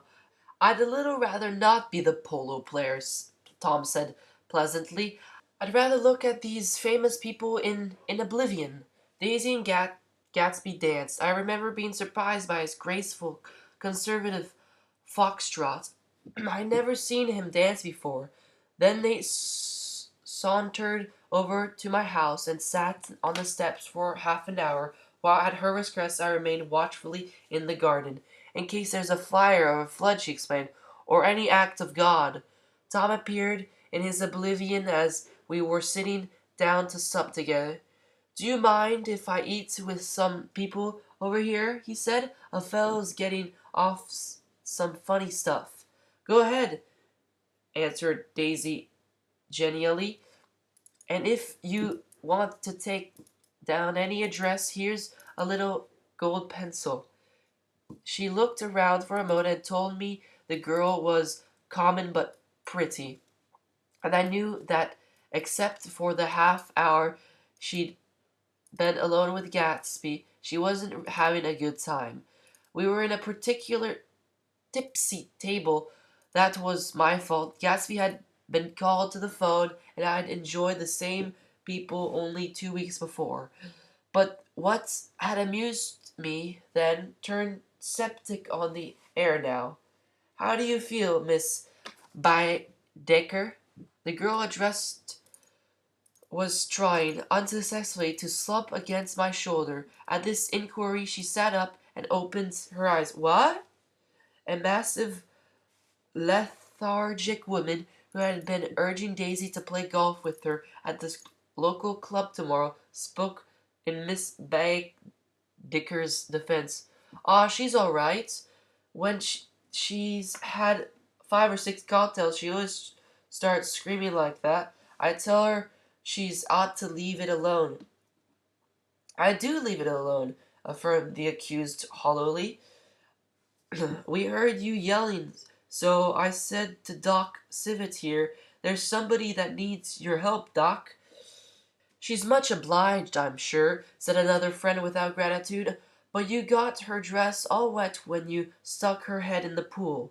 Anything I hate to get my head stuck in a pool, mumbled Miss Dicker. They almost drowned me once over in New Jersey. Then you ought to leave it alone, countered Dr. Civet. Speak for yourself, cried Miss Dicker violently. Your hand shakes. I wouldn't let you operate on me. It was like that. Almost the last thing I remember was standing with Daisy and watching the movie picture director and his star. They were still under the white plum tree, and their faces were chalking except for a pale, thin ray of moonlight between. It occurred to me that he had been very slowly bending towards her all evening to attain his proximity, and even while I watched, I saw him stoop one ultimate degree and kiss at her cheek. I like her, said Daisy. I think she's lovely. But the rest offended her, and inarguably because it wasn't a gesture but an emotion. She was appalled by West Egg, this unprecedented place that Broadway had begotten upon a Long Island fishing village, appalled by its raw vigor, that shaft under the old emphasis, and by the too obstructed fate that herded in its inhabitants along a short cuts from nothing to nothing. She saw something awful in the very simplicity she failed to understand. I sat on the front steps with them while they waited for their car. It was dark here in front, only the bright door sent 10 square feet of light wallowing out into the soft black morning. Sometimes a shadow moved against a dressing room blind above, gave away another shadow, an infinite procession of shadows who rouged and powdered in an invisible glass. Who is this Gatsby, anyhow? Demanded Todd suddenly. Some big bootlegger? Where'd you hear that? I inquired. I didn't hear, I imagined it. A lot of these newly rich people are just big bootleggers, you know. Not Gatsby, I said shortly. Well, he was silent for a moment. The pedals of the drive crunched under his feet. Well, he certainly must have strained himself to get this menagerie together. A breeze stirred the gray haze of Daisy's fur collar. At least they were more interesting than the people we know, she said with an effort. You didn't look so interested. Well, I was. Tom laughed and turned to me. Did you notice Daisy's face when that girl asked her to put her under a cold shower? Daisy began to sing with the music in a husky, rhythmic whisper, bringing out the meaning of each word that it had never had before and would never have again. When the melody rose, her voice broke up sweetly, following it, in a way contralto voices have, and each change tipped in a little of her warm, humid magic upon the air. Lots of people come who haven't been invited, she said suddenly. That girl hadn't been invited. They simply forced their way, and he's too polite to object. I'd like to know who he is and what he does, insisted Tom. I and I think I'll make a point of finding out. I can tell you right now, she answered. He owns some drugstores, a lot of drugstores. He built them up himself. The dilatory limousine came rolling up the drive.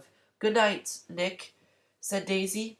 Her glance left me and sought the lighted top of the steps where the 3 o'clock in the morning, a neat, sad little waltz of the year, was drifting out the open door. After all, in the casual, in the very casualness of Gatsby's party, there were romantic possibilities totally absent from her world.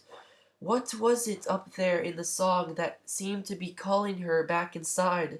What would happen now in the dim, incalculable hours? Perhaps some unbelievable guest would arrive, a person infinitely rare and to be marveled at, some authentically radiant young girl who, with one French glance at Gatsby, one moment, a magical encounter, would blow out those 5 years of unwavering devotion.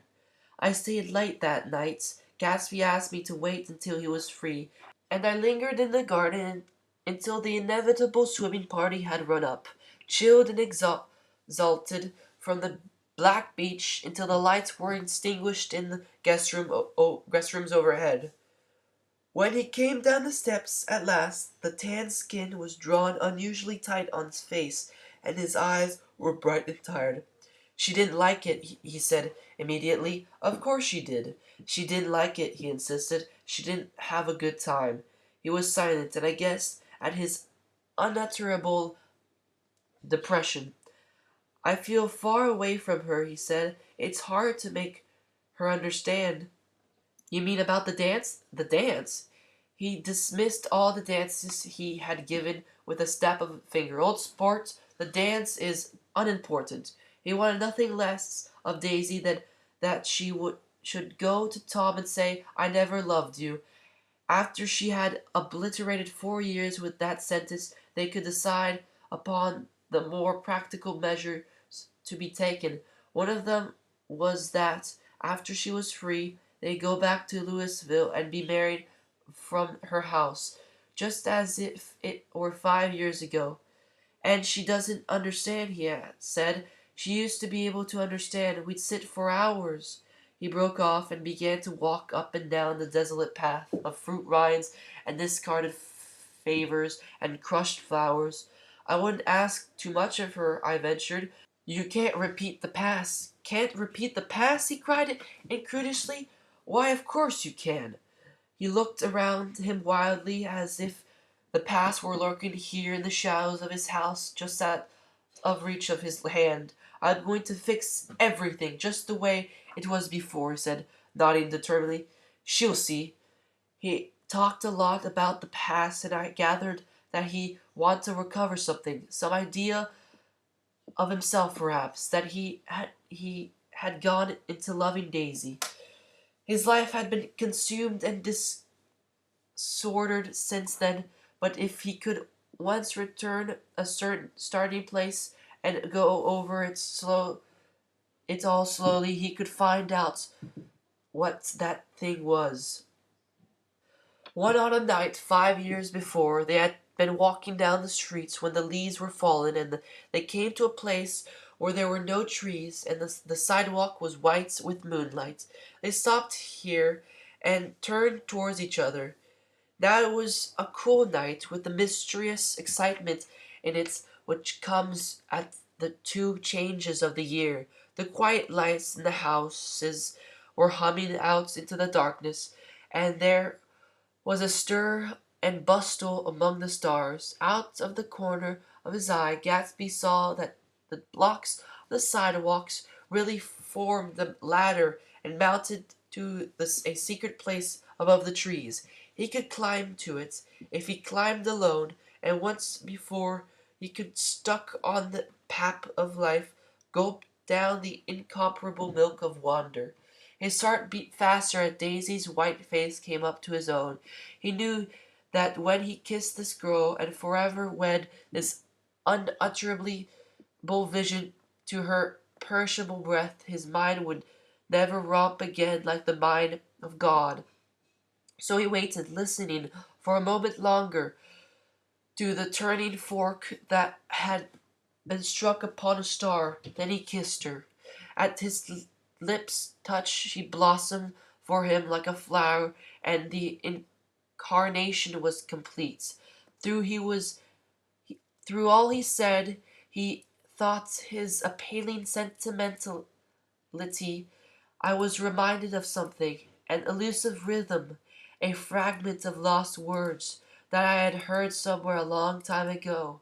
For a moment a phrase tried to take shape in my mouth, and my lips parted like a dumb man's, as though there were more struggling upon them than a wisp of startled air. But they made no sound, and what I had almost remembered was uncommunicable forever. Chapter 7. It was when curiosity about Gatsby was at its highest that the lights in his house failed to go on one Saturday night, and, as obscurely as it had begun, his career at Trimalchio was over. Only gradually did I become aware that the automobiles which turned expectantly into his drive stayed for just a minute and then drove sulkily away. Wondering if he were sick, I went out to find out. An unfamiliar butler with a villainous face squinted at me suspiciously from the door. "Is Mr. Gatsby sick?" "Nope." After a pause, he added, "Sir," in a dilatory, grudging way. I hadn't seen him around, and I was rather worried. "Tell him Mr. Carroway came over." "Who?" he demanded rudely. "Carroway. Carroway. All right, I'll tell him." Abruptly he slammed the door. My Finn informed me that Gatsby had dismissed every servant in his house a week ago and replaced them with a dozen others, who never went into West Egg village to be bribed by the tradesmen, but ordered moderate supplies over the telephone. The grocery boy reported that the kitchen looked like a pigsty, and the general opinion in the village was that the new people weren't at all servants. Next day, Gatsby called me on the phone. "Going away?" I inquired. "No, old sport. I hear you fired all your servants. I wanted somebody who wouldn't gossip. Daisy comes over quite often in the afternoons." So the whole caravansary had fallen in like a cart house at the disapproving vote of in her eyes. "There's some people Wolfsheim wanted to do something for. They're all brothers and sisters. They used to run a small hotel." "I see." He was calling up Daisy's request. I would come to lunch at her house tomorrow. Miss Baker would be there.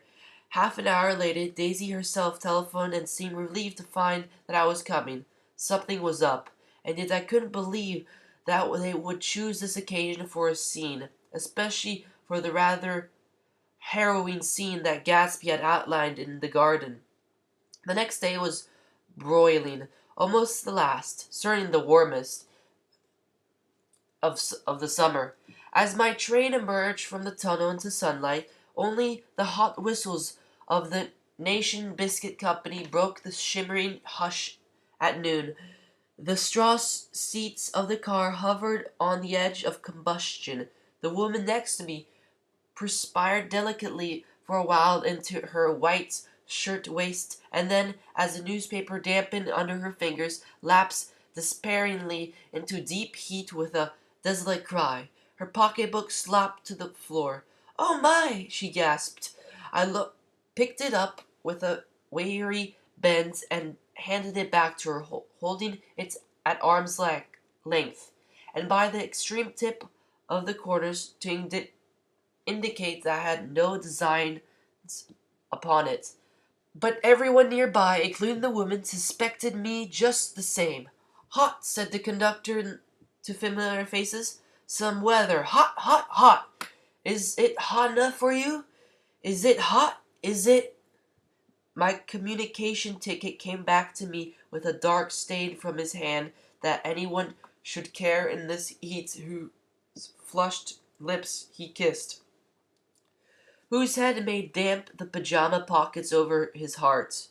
Through the hall of the Buchanan's house blew a faint wind, carrying the sound of the telephone bell out to Gatsby and me as we waited at the door. "The master's body?" roared the butler into the mouthpiece. I'm sorry, madame, but we can't furnish it. It's far too hot to touch this noon."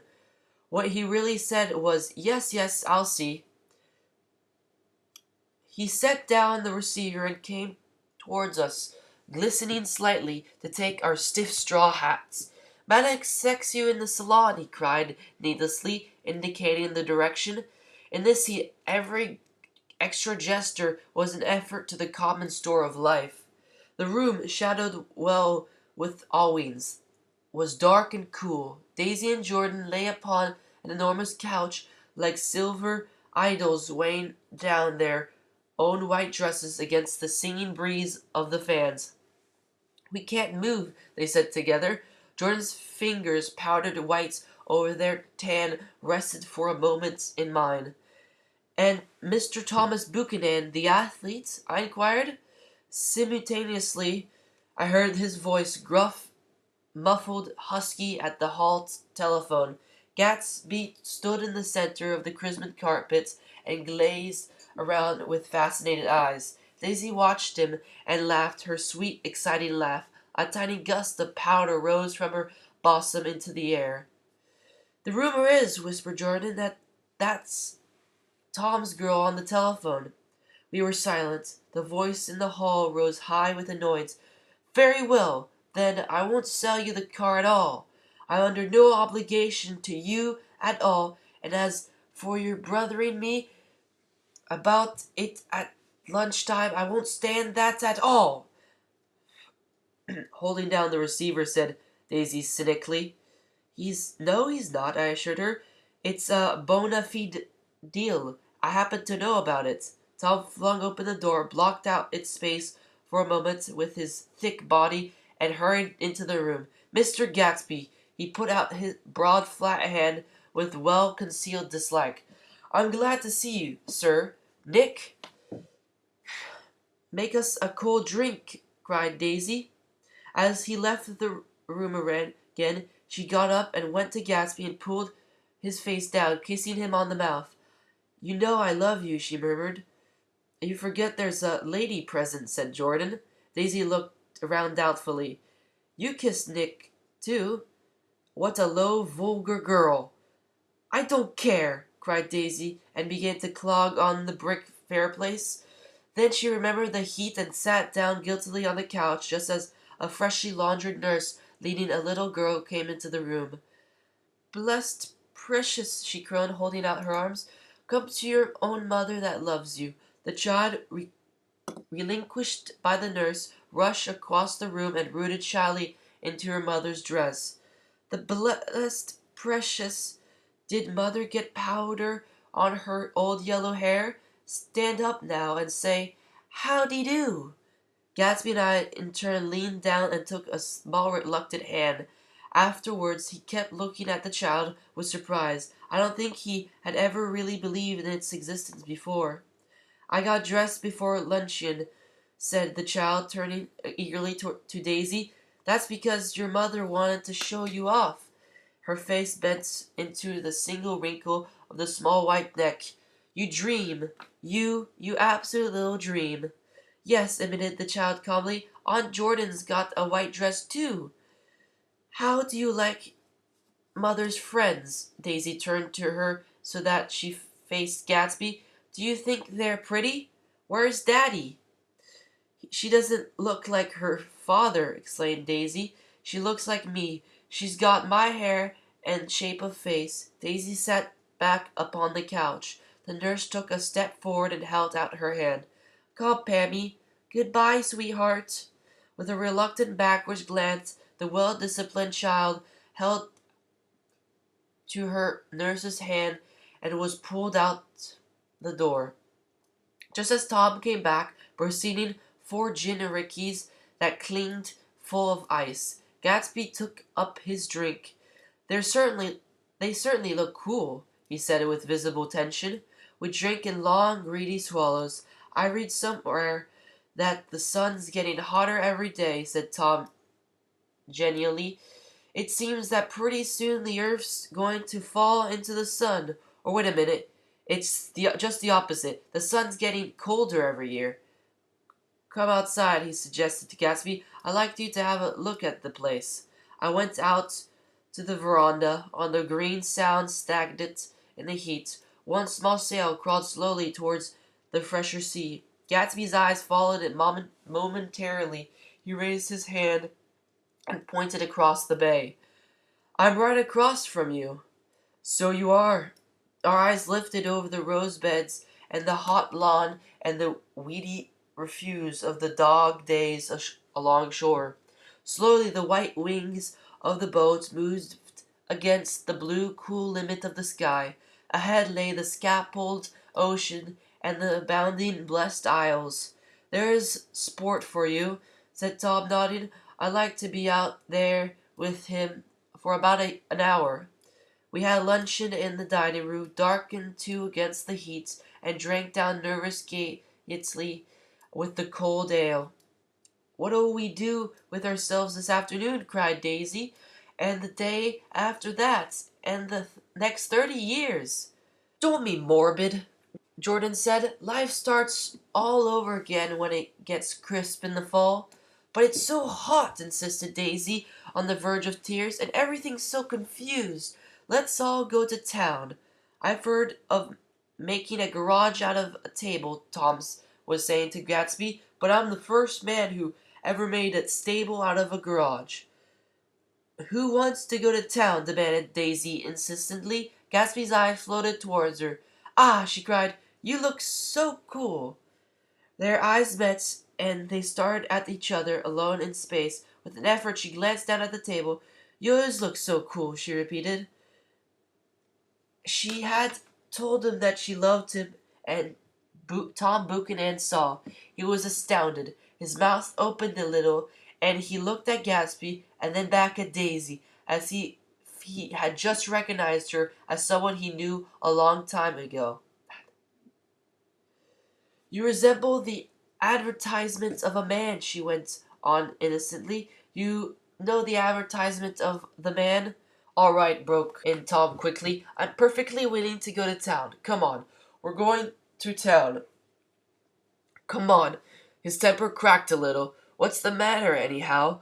If we're going to town, let's start. His hand, trembling with his effort at self-control, bore to his lips the last of his glass of ale. Daisy's voice got us to our feet and out to the blazing gravel drive. Are we just going to go? She ejected. Like this? Aren't we going to let anyone smoke a cigarette first? Everyone smoked all through lunch. Oh, let's have fun, she begged him. It's too hot to fuss. He didn't answer. Have it your own way, she said. Come on, Jordan. They went upstairs to get ready, while the three men stood there shuffling the hot pebbles with their feet. A silver curve of the moon hovered already in the western sky. Gatsby started to speak, changed his mind, but not before Tom wheeled and faced him expectantly. Have you got your stables here? Asked Gatsby with an effort. About a quarter mile down the road. Oh. A pause. I don't see the idea of going to town, broke out Tom savagely. Women get these notions in their heads. Shall we take anything to drink? Called Daisy from an upper window. I'll get some whiskey, answered Tom. He went inside. Gatsby turned to me rigidly. I can't say anything in this house, old sport. She's got an indiscreet voice, I remarked. It's full of... I hesitated. Her voice is full of money, he said suddenly. That was it. I never understood it before. It was full of money. That was the inexhaustible charm that rose and fell in it, the jingle of it, the cymbals of the song of it. High in the white palace, the king's daughter, the golden girl. Tom came out of the house, wrapping a quart bottle in a towel, followed by Daisy and Jordan, wearing small-tight hats of metallic cloth and carrying light caps over their arms. Shall we go in my car? Suggested Gatsby. He felt the hot green leather of the seat. I ought to have left it in the shade. Is it standard shift? Demanded Tom. Yes. Well, you took my coupe and let me drive your car to town. The suggestion was distasteful to Gatsby. I don't think there's much gas, he ejected. Plenty of gas, said Tom boisterously. He looked at the gauge. And if it runs out, I can stop at a drugstore. You can buy anything at a drugstore nowadays. A pause followed his apparently pointless remark. Daisy looked at Tom frowning, and an indefinable expression at once definitely unfamiliar and vaguely recognizable, as if I had only heard it described in words, passed over Gatsby's face. Come on, Daisy, said Tom, pressing her with her hand towards Gatsby's car. I'll take you in this circus wagon. He opened the door, but she moved out from the circle of his arm. You take Nick and Jordan. We'll follow you in the coupe. She walked close to Gatsby, touching his coat with her hand. Jordan and Tom and I got into the front seat of Gatsby's car. Tom pushed the unfamiliar gears tentatively, and we shot off into the operation heat, leaving them out of sight and behind. Did you see that? Demanded Tom. See what? He looked at me keenly, realizing that Jordan and I must have known all along. You think I'm pretty dumb, don't you? He suggested. Perhaps I am, but I am almost a second sight. Sometimes that tells me what to do. Maybe you don't believe that, but science. He paused. The immediate contingency overtook him, pulled him back from the edge of theoretical abyss. I've had a small investigation of this fellow, he continued. I could have gone deeper if I'd known. Do you mean you've been to the medium? Inquired Jordan humorously. What? Confused, he started at us as we laughed. A medium? About Gatsby? About Gatsby? No, I haven't. Said I'd been making a small investigation of his past. And you found he was an Oxford man? Said Jordan helpfully. An Oxford man? He was incredulous. Like hell he is. He wears a pink suit. Nevertheless, he's an Oxford man. Oxford, New Mexico, snorted Tom contemptuously, or something like that. Listen, Tom, if you're not such a snob, why did you invite him to lunch? Demanded Jordan crossly. Daisy invited him. She knew him before we were married, God knows where. We were all irritable now with the fading ale, and aware of it, we drove for a while in silence. Then, as Dr. T.J. Ecclebird's faded eyes came into sight down the road, I remembered Gatsby's caution about gasoline. We've got enough to get us to town, said Tom. But there's a garage right there, objected Jordan. I don't want to get stalled in this baking heat. Tom threw both brakes impatiently, and we slid to an abrupt, dusty stop under Wilson's sign. After a moment, the proprietor emerged from the interior of his establishment and gazed hollow-eyed at the car. Let's have some gas, cried Tom roughly. What do you think we stopped for? To admire the view? I'm sick, said Wilson, without moving. Been sick all day. What's the matter? I'm all run down. Well, shall I help? Tom demanded. You sounded well enough on the phone. With an effort, Wilson left the shade and support of the doorway, and breathing hard, unscrewed the cap of the tank. In the sunlight, his face was green. I didn't mean to interrupt your lunch, he said, but I needed money pretty bad, and I was wondering what you were going to do with your old car. How do you like this one? Inquired Tom. I bought it last week. It's a nice yellow one, said Wilson as he strained at the handle. Like to buy it? Big chance, smiled. Wilson smiled faintly. No, but I could make some money on the other. What do you want money for all of a sudden? I've been here too long. I want to get away. My wife and I want to go west. Your wife does? Exclaimed Tom, startled. She's been talking about it for 10 years. He rested for a moment against the pump, shading his eyes. And now she's going wherever she wants to or not. I'm going to get her away. The coupe flashed by us with a fury of dust and the flash of a waving hand. "What do I owe you?" demanded Tom harshly. "I just got wise up to something funny in the last 2 days," remarked Wilson. "That's why I want to get away. That's why I've been bothering you about the car." "What do I owe you?" $20. The relentless beating heat was beginning to confuse me, and I had a bad moment there before I realized that so far his suspicions hadn't alighted on Tom. He had discovered that Myrtle had some sort of life apart from him in another world, and the shock had made him physically sick. I stared at him and then at Tom, who made a parallel discovery less than an hour before. It occurred to me that there was no difference between men in intelligence or race so profound as the difference between the sick and the well. Wilson was so sick that he looked guilty, unforgivably guilty, as if he had just gotten some poor girl with child. "I'll let you have the car," said Tom. "I'll send it over tomorrow afternoon."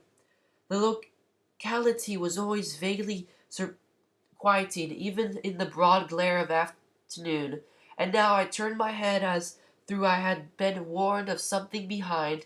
Over the ash heaps the giant eyes of Dr. T.J. Ethelbert kept their vigil, but I perceived after a moment that other eyes were regarding us with peculiar intensity from less than 20 feet away. In one of the shadows over the garage the curtains had been moved aside a little, and Myrtle Wilson was peering down at the car, so engrossed that she had no consciousness of being observed, and one emotion after another crept into her face like objects into a slowly developing picture. Her expression was curiously familiar. It was expression I had often seen on women's faces, but on Myrtle's face it seemed preposterous and inexplicable until I realized that her eyes, wide with jealous terror, were fixed not on Tom but on Jordan Baker, who she took to be his wife. There is no confusion like the confusion of a simple mind, and as he drove away, Tom was feeling the hot whips of panic. His wife and his mistress, until an hour ago secure and inviolate, were slipping precipitately from his control. Instinct made him step on the accelerator with the double purpose of overtaking Daisy and leaving Wilson behind, and we sped along towards Astoria at 50 miles an hour until, among the spidery gutters of the elevated, we came in sight of the easy-going blue coupe. "Those big movies around 15th Street are cool," suggested Jordan. "I love New York on summer afternoons, when everybody's away. There's something very sensacious about it, overripe, as if all sorts of funny fruits were going to fall into our hands." And the word sensacious had the effect of further disquieting Tom, but before he could invent a protest, the coupe came to a stop, and Daisy signaled us to draw up alongside. "Where are we going?" she cried. "How about the movies?" "It's so hot," she complained. "You go. We'll ride around and meet you after." With an effort, her wits rose faintly. "We'll meet you on some corner. I'll be the man smoking 2 cigarettes." We can't argue about it here," Tom said impatiently, as the truck gave out a cursing whistle behind. "You follow me to the south side of Central Park in front of the plaza." Several times he turned his head and looked back for their car, and if traffic delayed them, he slowed up until they came into sight. I think he was afraid they would dart down the side street and out of his life forever. But they didn't, and we all took the less explicable step of engaging the parlor of a suite in the Plaza Hotel. The prolonged and tumultuous argument that ended by herding us into the rooms eluded me, though I have a sharp physical memory that, in the course of it, my underwear kept climbing like a damp snag around my legs, and intermittent beads of sweat raced cool across my neck. The notion originated with Daisy suggested that we hire 5 bathrooms and take cold baths, and then assumed more tangible form as a place we might have a mint julep. Each of us said over and over that it was a crazy idea. We all talked at once to a baffled clerk and thought, or pretended to think, that we were being very funny. The room was large and stiff, and though it was already 4 o'clock, opening the windows admitted only a gust of hot shrubbery from the park. Daisy went to the mirror and stood with her back to us, fixing her hair. "It's a swell suite," whispered Jordan respectively, and everybody laughed. "Open another window," commanded Daisy without turning around. "There aren't any more." "Well, we'd better telephone for an axe." The thing to do is to forget about the heat," said Tom impatiently. "You make it 10 times worse by scrambling about it." He unrolled the bottle of whiskey from the towel and put it on the table. "Why not let her alone, old sports?" remarked Gatsby. "You're the one that wanted to come to town." There was a moment of silence. The telephone book slipped from its nails and splashed to the floor, whereupon Jordan whispered, "Excuse me," but this time no one laughed. "I'll pick it up," I offered. "I've got it," Gatsby explained the parted string and muttered "hum" in an interesting way and tossed the book on a chair. "That's a great expression of yours, isn't it?" said Tom sharply. "What is?" "All this old sport business. Where'd you pick that up?" "Now, see here, Tom," said Daisy, turning around to the mirror. "If you're going to make personal remarks, I won't stay here a minute. Call up and order some ice for the mint julep." As Tom took up the receiver, that compressed heat exploded into sound, and we were listening to the pretentious chords of Mendelssohn's Wedding March from the bathroom below. "Imagine marrying anybody in this heat," cried Jordan dismally. "Still, I was married in the middle of June," Daisy remarked. "Louisville in June. Somebody fainted." "Who was it fainted, Tom?" "Biloxi," he answered shortly. "A name meant Biloxi. Biloxi. Biloxi. And he made boxes, that's a fact. He was from Biloxi, Tennessee. They carried him into my house," appended Jordan, "because we lived just 2 doors from the church, and he stayed 3 weeks, until Daddy told him he had to get out. The day after he left, Daddy died." After a moment she added, as if she might have sounded irrelevant, "There wasn't any connection." "I used to know Bill Biloxi from Memphis," I remarked. "That was his cousin. I knew his whole family history before he left. He gave me an aluminum putter that I use today." The music had died down as the ceremony began, and now a long cheer floated in at the window, followed by intermittent cries of "Yeah, and finally a burst of jazz and dancing began. "We're getting old," said Daisy. "If we were young, we'd rise and dance." "Remember Biloxi," Jordan warned. "Where'd you know him, Tom?" "Biloxi?" He concentrated with an effort. "I didn't know him. He was a friend of Daisy's." "He was not," she denied. "I'd never seen him before. He came down in a private car." "Well, he said he knew you. He said he was raised in Louisville. Asa Bird brought him around at the last minute, and he asked if we had a room for him." Jordan smiled. "He was probably bumming his way home. He told me he was the president of your class at Yale." Tom and I looked at each other blankly. "Biloxi? First place. We didn't have any president." Gatsby's foot beat a short, restless tattoo, and Tom eyed him suddenly. "By the way, Mr. Gatsby, I understand you're an Oxford man." "Not exactly." "Oh, yes, I understand you went to Oxford." "Yes, I was there." A pause. Then Tom's voice, incredulously and insulting. "You must have been there about the time Biloxi went to New Haven." Another pause. A waiter knocked and came in with crushed mint and ice, but the silence was unbroken by his "Thank you," and the soft closing of the door. This tremendous detail was to be cleared up at last. I told you I went there, said Gatsby. I heard you, but I'd like to know when. It was 1919. I only stayed 5 months. That's why I can't really call myself an Oxford man. Tom glanced around to see if we mirrored his unbelief, but were all looking at Gatsby. It was an opportunity they gave to some officers after the armistice, he continued. We could go to any of the universities in England or France. I wanted to get up and slap it on the back. I had one of those renewals of complete faith in him that I'd experienced before. Daisy rose, smiling faintly, and went to the table. Open the whiskey, Tom, she ordered. I'll make you a mint julep.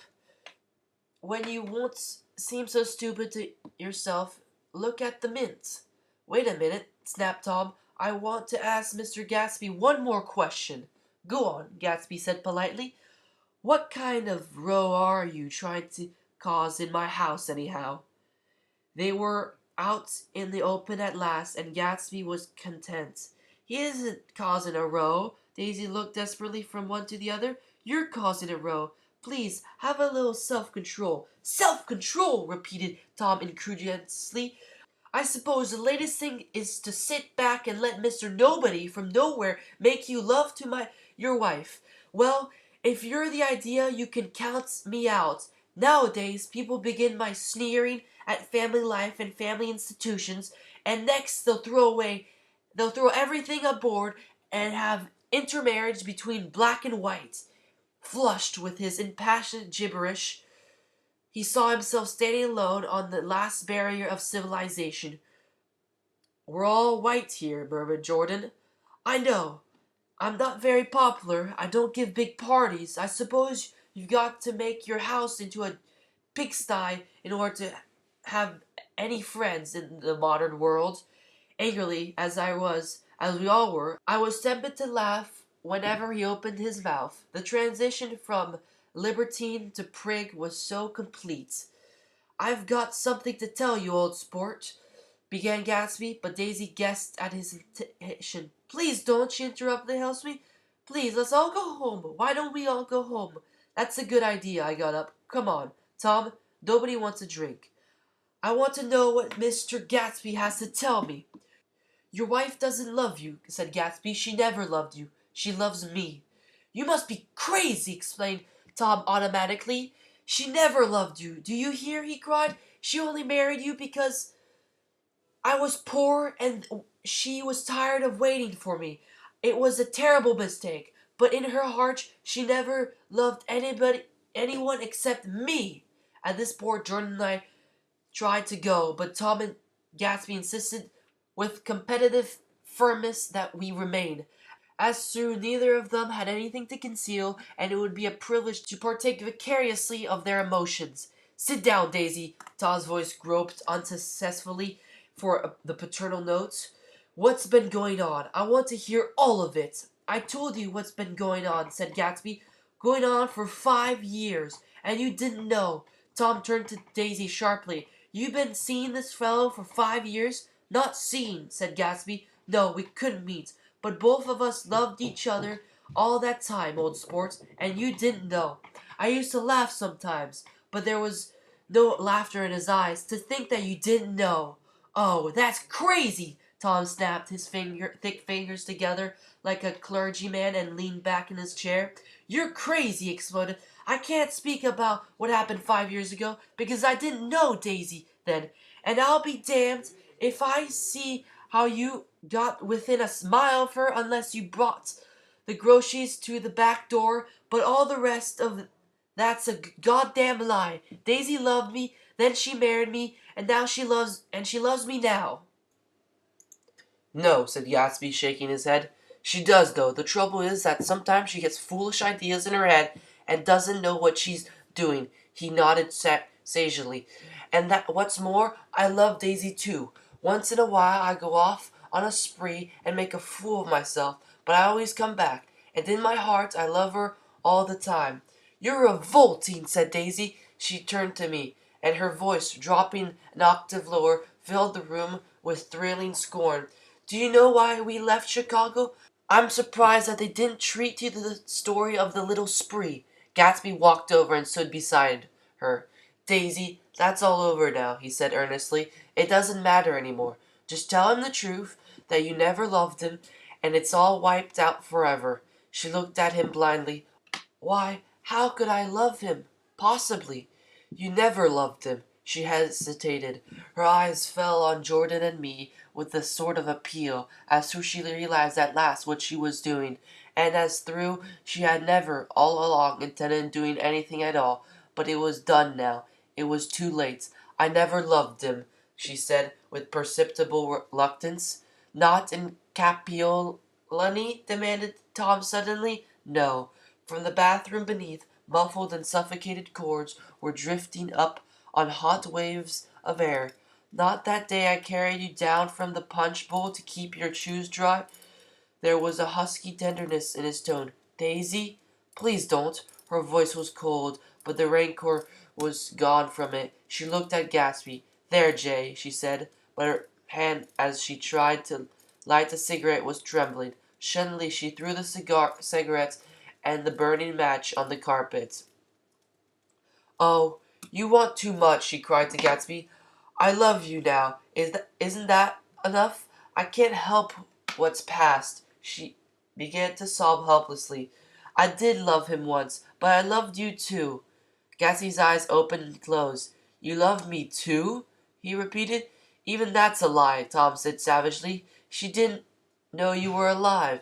Why, there's things between Daisy and me that you'll never know, things that neither of us can forget. The words seemed to bite physically into Gatsby. I want to speak to Daisy alone, he insisted. She's all excited now. Even alone, I can't say I never loved Tom, she admitted in a pitiful voice. It wouldn't be true. Her, she turned to her husband. As if it mattered to you, she said. Of course it matters. I'm going to take better care of you from now on. You don't understand, said Gatsby with a touch of panic. You're not going to take care of her any more. I'm not? Tom opened his eyes wide and laughed. He could afford to control himself now. Why is that? Daisy's leaving you. Nonsense! I am, though, she said with a visible effort. She's not leaving me. Tom's words suddenly leaned down over Gatsby. Certainly not for a common swindler who'd have to steal the ring he put on her finger. I won't stand this, cried Daisy. Oh, please, let's get out. Who are you, anyhow? Broke out Tom. You're one of that bunch that hangs around with Mayor Wolfsheim. That much I happen to know. I've made a little investigation into your affairs, and I'll carry it further tomorrow. You can suit yourself about that, old sport, said Gatsby steadily. I found out what your drug stores were. He turned to us and spoke rapidly. He and this Wolfsheim bought a lot of side street drugstore here and in Chicago and sold grain alcohol over the counter. That's one of his little stunts. I picked him for a bootlegger the first time I saw him, and I wasn't far wrong. What about it? Said Gatsby politely. I guess your friend Walter Chase wasn't too proud to come in on it. And you left him in the lurch, didn't you? You let him go to jail for a month over in Jersey. God, you ought to hear Walter on the subject of you. He came to us dead broke. He was very glad to pick up some money, old sport. Don't call me old sport, cried Tom. Gatsby said nothing. Walter could have you up on the betting laws too, but Wolfsheim scared him into shutting his mouth. That unfamiliar yet recognizable look was back on Gatsby's face. That drugstore business was just small change, continued Tom slowly, but you've got something on now that Walter's afraid to tell me about. I glanced at Daisy, who was staring terrified between her Gatsby and her husband, and at Jordan, who had begun to balance an invisible but absorbing object on the tip of her chin. When I turned back to Gatsby and was startled at his expression, he looked, and this is said in all contempt for the babbled slander of his garden, as if he had killed a man. For a moment, the set on his face could be described in just that fantastic way. It passed, and he began to talk excitedly to Daisy, denying everything, defending his name against accusation that had not been made. But with every word, she was drifting further and further into herself, so he gave that up, and only the dead dream fought on as the afternoon slipped away, trying to touch what was no longer tangible, struggling, unhappy, undespairingly towards the lost voice across the room. The voice begged again to come. "Please, Tom, I can't stand this any more." Her fine eyes told that whatever intentions, whatever courage she had, were definitely gone. "You two start on home, Daisy," said Tom, "in Mr. Gatsby's car." She looked at Tom, alarmed now, but he insisted with magnanimous scorn. "Go on, he won't annoy you. I think he realizes that his preposterous little flirtation is over." They were gone, without a word, snapped out, made accidental, isolated, like ghosts even from our pity. After a moment, Tom got up and began wrapping the unopened bottle of whiskey in the towel. "Want any of this stuff, Jordan? Nick?" I didn't answer. "Nick?" he said again. "What? Want any?" "No, I just remember that today's my birthday." I was 30. Before me stretched the tempestuous, menacing road of a new decade. It was 7 o'clock when we got into the coupe with him and started for Long Island. Tom walked incessantly, exulting and laughing, but his face was as remote from Jordan and me as the foreign clamor on the sidewalk, or the tumult of the elevated overhead. Human sympathy has its limit, and we were content to let all their tragic arguments fade with the city lights behind. 30. The promise of a decade of loneliness, a thinning list of single men to know, a thinning briefcase of enthusiasm, thinning hair. But there was Jordan beside me, who, unlike Daisy, was too wise ever to carry well-forgotten dreams from age to age. As we passed over the dark bridge, her wan face fell lazily against my coat's shoulder, and the formidable stroke of the 30 died away with the reassuring pressure of her head. So we drove on towards death through the cooling twilight. The young Greek, Michaelis, who ran the office joint beside the ash heaps, was the principal witness at this inquest. He had slept through the heat until after 5, when he strolled from the garden and found George Wilson sick in his office, really sick, pale as his own pale hair, and shaking all over. The young Greek Michaelis, who ran the coffee joints beside the ash heaps, was the principal witness at the inquest. He had slept through the heat until after 5, when he strolled out over to the garage and found George Wilson sick in his office, really sick, pale as his own pale hair and shaking all over. Michaelis advised him to go to bed, but Wilson refused, saying that he'd miss a lot of business if he did. While his neighbor was trying to persuade him, a violent racket broke out overhead. "I've got my wife locked in up there," explained Wilson calmly. "She's going to stay there till the day after tomorrow, and then we're going to move away." Michaelis was astonished. They had been neighbors for 4 years, and Wilson had never seemed faintly capable of such a statement. Generally, he was one of these worn-out men. He wasn't working. He sat on a chair in a doorway and stared at the people in the cars that passed along the road. When anyone spoke to him, he invariably laughed in an agreeable, careless way. He was his wife's man, and now his own. So naturally, Michaelis tried to find out what had happened, but Wilson wouldn't say a word. Instead, he began to throw a curious, suspicious glance at his visitor, and asked him what he'd been doing at certain times on certain days. Just as the latter was getting uneasy, some workmen came past the door, bound for his restaurant, and Michaelis took the opportunity to get away, intending to come back later, but he didn't. He supposed he Forgot to, that's all.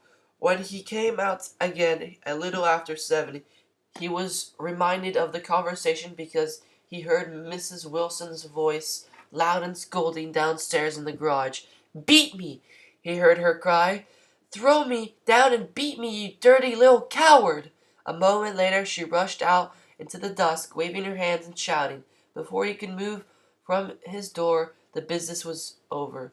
The death car, as the newspapers called it, didn't stop. It came out from the gathering darkness, wavered tragically for a moment, and then disappeared around the next bend. Marvo Michaelis wasn't even sure of its color. He told the first policeman it was light green. The other car, the one going towards New York, came to rest 100 yards beyond, and its driver hurried back to where Myrtle Wilson, her life violently extinguished, knelt in the road and mingled her thick dark blonde with the dust. Michaelis and this man reached her first, but when they had torn open her skirt waist, still damp with precipitation, they saw that her left breast was swinging loose like a flap, and there was no need to listen for the heart beneath. The mouth was wide open and ripped a little at the corners, as though she had choked a little in giving up the tremendous vitality she had stored so long. We saw the 3 or 4 automobiles and the crowd when we were still some distance away. "Wreck," said Tom. "That's good. Wilson will have a little business at that." He slowed down, but still without any intention of stopping, until, as we came near, the hushed, intent faces of the people at the garage door made him automatically put on the brakes. "We'll take a look," he said doubtfully. "Just a look." I became aware now of a hollow, wailing sound which issued incessantly from the garage, a sound which, as we got out of the coupe and walked towards the door, resolved itself into the words, "Oh my God!" and uttered over and over in a gasping moan. "There's some bad trouble here," said Tom excitedly. He reached up on tiptoes and peered over a circle of heads into the garage, which was lit only by a yellow light in a swinging metal basket overhead. When he made a harsh sound in his throat, and with a violent thrusting movement of his powerful arms pushed his way through. The circle closed up again with a running murmur of expostulation.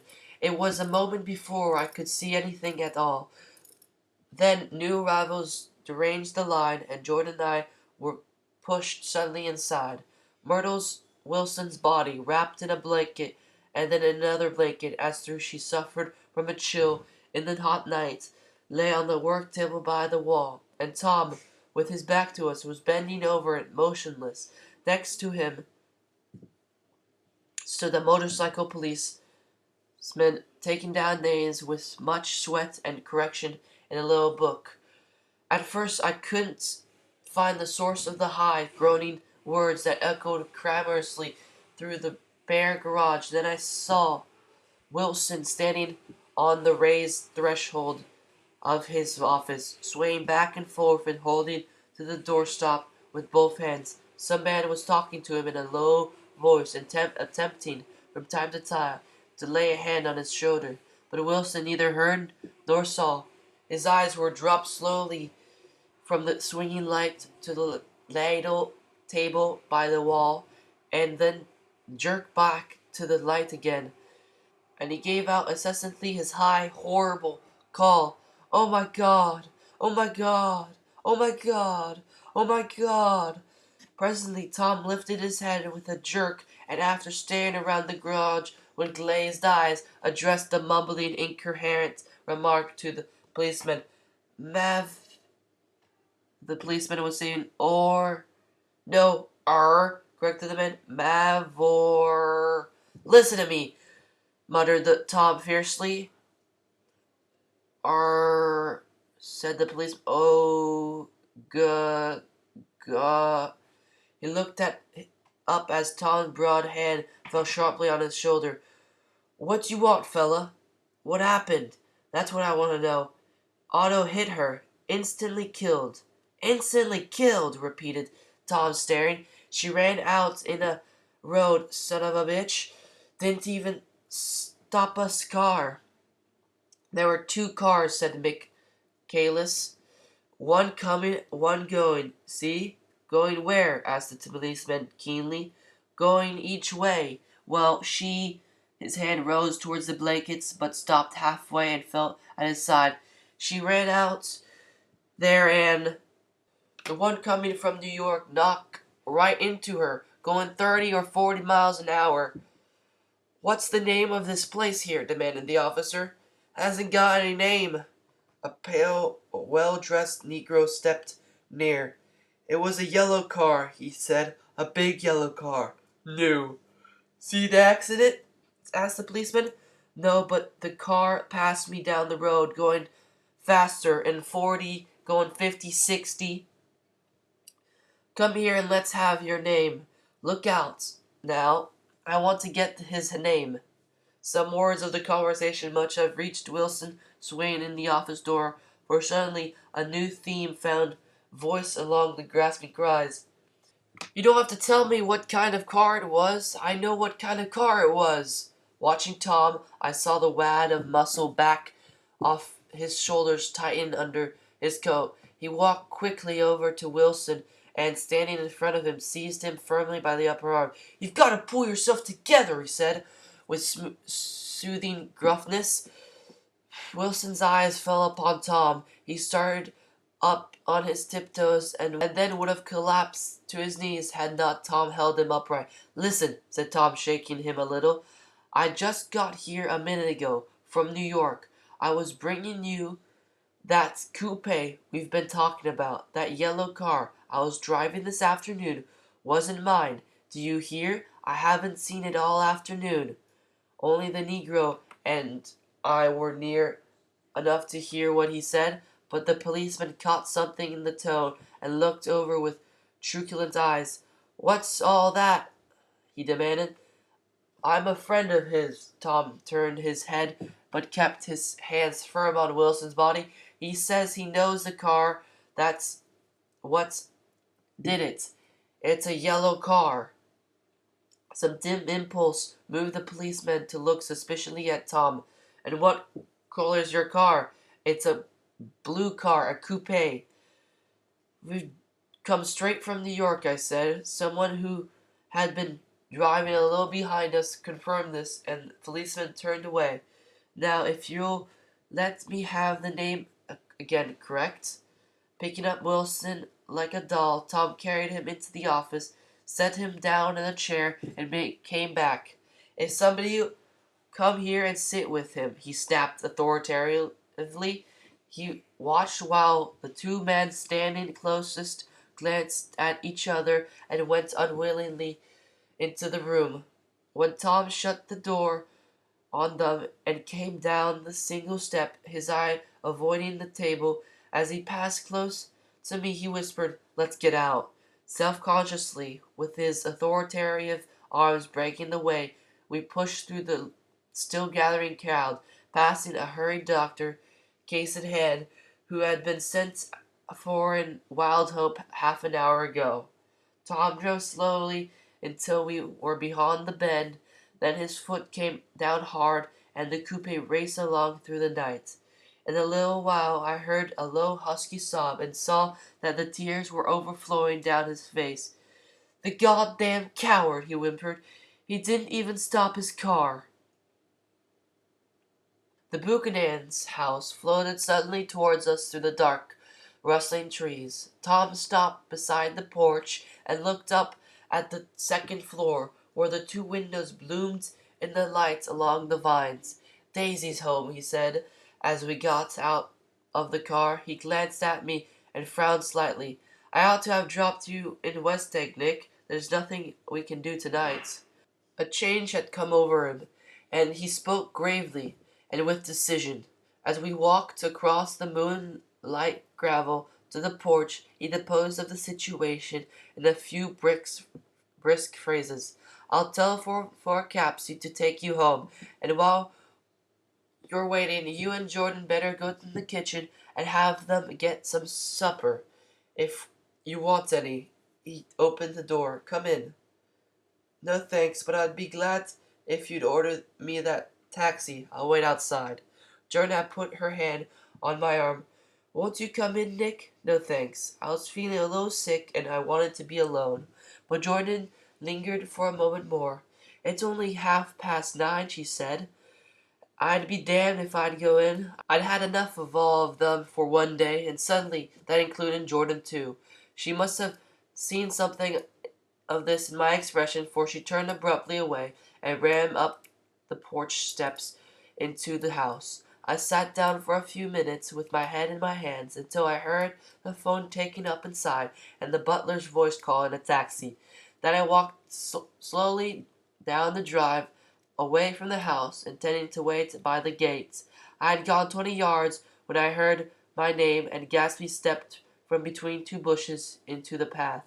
I must have felt pretty weird by the time, because I could think of nothing except the luminosity of his pink suit under the moon. "What are you doing?" I inquired. "Just standing here, old sport." Somehow that seemed a despicable occupation.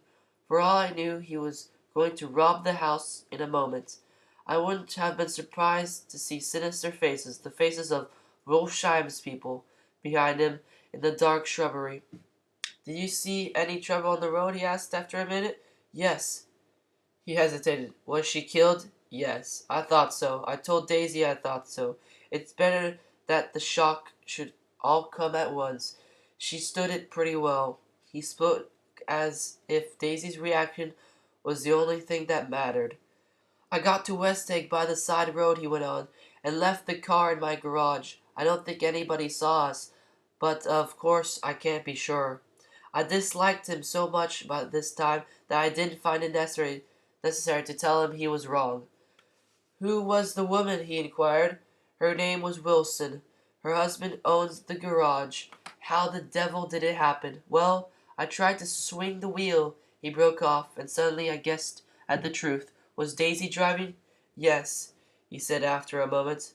"But of course I'll say I was. You see, when we left New York she was very nervous, and she thought it would steady her to drive. But this woman rushed out at us just as we were passing a car coming the other way. It all happened in a minute, but it seemed to me that she wanted to speak to us. Thought we were somebody she knew. Well, first Daisy turned away from the woman towards the other car, and then she lost her nerve and turned back. The second my hand reached the wheel, I felt the shock. It must have killed her instantly. It ripped her open." "Don't tell me, old sport," he winced. "Anyhow, Daisy stepped on it. I tried to make her stop, but she couldn't, so I pulled on the emergency brake. Then she fell over in my lap, and I drove on." "She'll be all right tomorrow," he said persistently. "I was just going to wait here and see if he tries to bother her about that unpleasantness this afternoon. She's locked herself into her room, and if he tries any brutality she's going to turn the light out and on again." "He won't touch her," I said. "He's not thinking about her." "I don't trust him, old sport." "How long are you going to wait?" "All night, if necessary. Anyhow, till they all go to bed." A new point of view occurred to me. Suppose Tom had found out Daisy had been driving. He might think he saw a connection in it. He might think anything. I looked at the house. There were 2 or 3 bright windows downstairs, and the pink glow from Daisy's room on the ground floor. "You wait here," I said. "I'll see if there's any sign of a commotion." I walked back along the border of the lawn, traversed the gravel softly, and tiptoed up the veranda steps. The drawing-room curtains were open, and I saw that the room was empty. Crossing the porch where we had dined that June night 3 months before, I came to a small rectangle of light, which I guessed was the pantry window. The blind was drawn, but I found a rift at the sill. Daisy and Tom were sitting opposite each other at the kitchen table with a plate of cold fried chicken between them, the 2 bottles of ale. He was talking intensely across the table at her, and his earnestness, his hand had fallen upon and covered her own. Once a while she looked at him and nodded in agreement. They weren't happy, and neither of them had touched the chicken or the ale. And yet they weren't unhappy either. There was an unmistakable air of natural intimacy about the picture, and anybody would have said that they were conspiring together. As I tiptoed from the porch, I heard my taxi feeling its way along the dark road towards the house. Gatsby was waiting where I had left him in the drive. "Is it all quiet up there?" he asked anxiously. "Yes, it's all quiet," I insisted. "You'd better come home and get some sleep." He shook his head. "I want to wait here until Daisy goes to bed, Good night, old sport." He put his hands in his coat pocket and turned back eagerly to his scrutiny of the house, as through my presence marred the sacredness of his vigil. So I walked away and left him standing there in the moonlight, watching over nothing. Chapter 8. I couldn't sleep all night. A foghorn was groaning incessantly on the sound, and I tossed half sick between the grotesque reality and savage, frightening dreams. Towards dawn, I heard a taxi go up Gatsby's Drive, and immediately I jumped out of bed and began to dress. I felt that I had something to tell him, something to warn him about, and morning would be too late. Crossing his lawn, I saw that his front door was still open, and he was leaning against a table in the hall, heavy with dejection or sleep. "Nothing happened?" he said wanly. I waited, and about 4 o'clock she came to the window and stood there for a minute, and then turned out the light. His house had never seemed so enormous to me as it had that night when we haunted through the great rooms for cigarettes. We pushed aside curtains that were like pavilions. I felt over innumerable feet of dark wall for electric light switches. Once I tumbled with a sort of splash upon the keys of a ghostly piano. There was an inexplicable amount of dust everywhere, and the rooms were musty, as though they hadn't been acquired for many days. I found the humidor on an unfamiliar table, with two stale, dry cigarettes inside. Throwing away the French windows of the drawing room, we sat smoking out into the darkness. "You ought to go away," I said. "It's pretty certain they'll trace your car." "Go away now, old sport? Go to Atlantic City for a week, or up to Montreal." He wouldn't consider it. He couldn't possibly leave Daisy until he knew what she was going to do. He was clutching at some last hope, and I couldn't bear to shake him free. It was this night that he told me the strange story of his youth with Dan Cody. He told it to me because Jay Gatsby had broken up like glass against Tom's hard malice, and the long secret extravaganza was played out. I think he would have acknowledged anything now, without reserve, but he wanted to talk about Daisy. She was the first nice girl he had known. In various unrelieved capacities he had come in contact with such people, but always with indiscernible barbed wire between them. He found her excitingly desirable. He went to her house, at first with other officers from Camp Taylor, then alone. It amazed him. He had never been in such a beautiful house before, but what gave it an air of breathless intensity was that Daisy lived there. It was as casual a thing to her as his tent out at camp was to him. There was a ripe mystery about it, a hint of bedrooms upstairs more beautiful and cool than other bedrooms, of gay and radiant activities taking place through the corridors, and of romances that were not musty and laid away already in lavender, but fresh and breathing and redolent of this year's shining motor cars, and of dances whose flowers were scarcely withered. It excited him, too, that many men had already loved Daisy. It increased her value in his eyes. He felt their presence all about the house, pervading the air with shades and echoes of still vibrant emotions. But he knew that he was in Daisy's house by a colossal accident. However glorious might be his future as Jay Gatsby, he was at present a penniless man without a pass, and at any moment the invisible cloak of his uniform might slip from his shoulders. So he had made the most of his time. He took what he could get, ravenously and unscrupulously. Eventually took Daisy one still October night. After took her because he had no real right to touch her hand. He might have despised himself, for he had certainly taken her under false pretenses. I don't mean that he had traded on his phantom millions, but he had deliberately given Daisy a sense of security. He let her believe that he was a person from much the same strata as herself, that he was fully able to take care of her. As a matter of fact, he had no such facilities. He had no comfortable family standing behind him, and he was liable at the whim of an impersonal government to be blown anywhere about the world. But he didn't despise himself, and it hadn't turned out as he had imagined.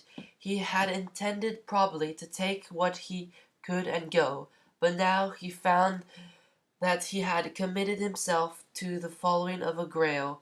He knew that Daisy was extraordinary, but he didn't realize just how extraordinary a nice girl could be. She vanished into her rich house, into her rich, full life, leaving Gatsby nothing.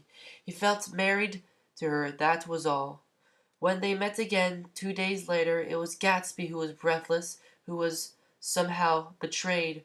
Her porch was bright with the broad luxury of a star shine. The wicker of a settee squeaked fashionably as she turned towards him, and he kissed her curiously and lovely mouth. She had caught a cold. It had made her voice huskier and more charming than ever, and Gatsby was overwhelmingly aware of the youth and mystery that wealth imprisons and preserves, of the freshness of many clothes, and of Daisy, gleaming like silver, safe and proud above the hot struggles of the poor. I can't describe to you how surprised I was to find out I loved her, old sport. Even I even hoped for a while that she'd throw me over, but she didn't, because she was in love with me too. I thought I knew a lot because I knew different things from her. Well, there I was, way off my ambitions, getting deeper in love every minute, and all of a sudden I didn't care. What was the use of doing great things if I could have a better time telling her what I was going to do? On the last afternoon, before he went abroad, he sat with Daisy in his arms for a long, silent time. It was a cold fall day, with fire in the room, and her cheeks flushed. Now and then she moved and changed his arms a little, and once he kissed her dark, shining hair. The afternoon had made them tranquil for a while, as if he had given them a deep memory for the long parting the next day promised.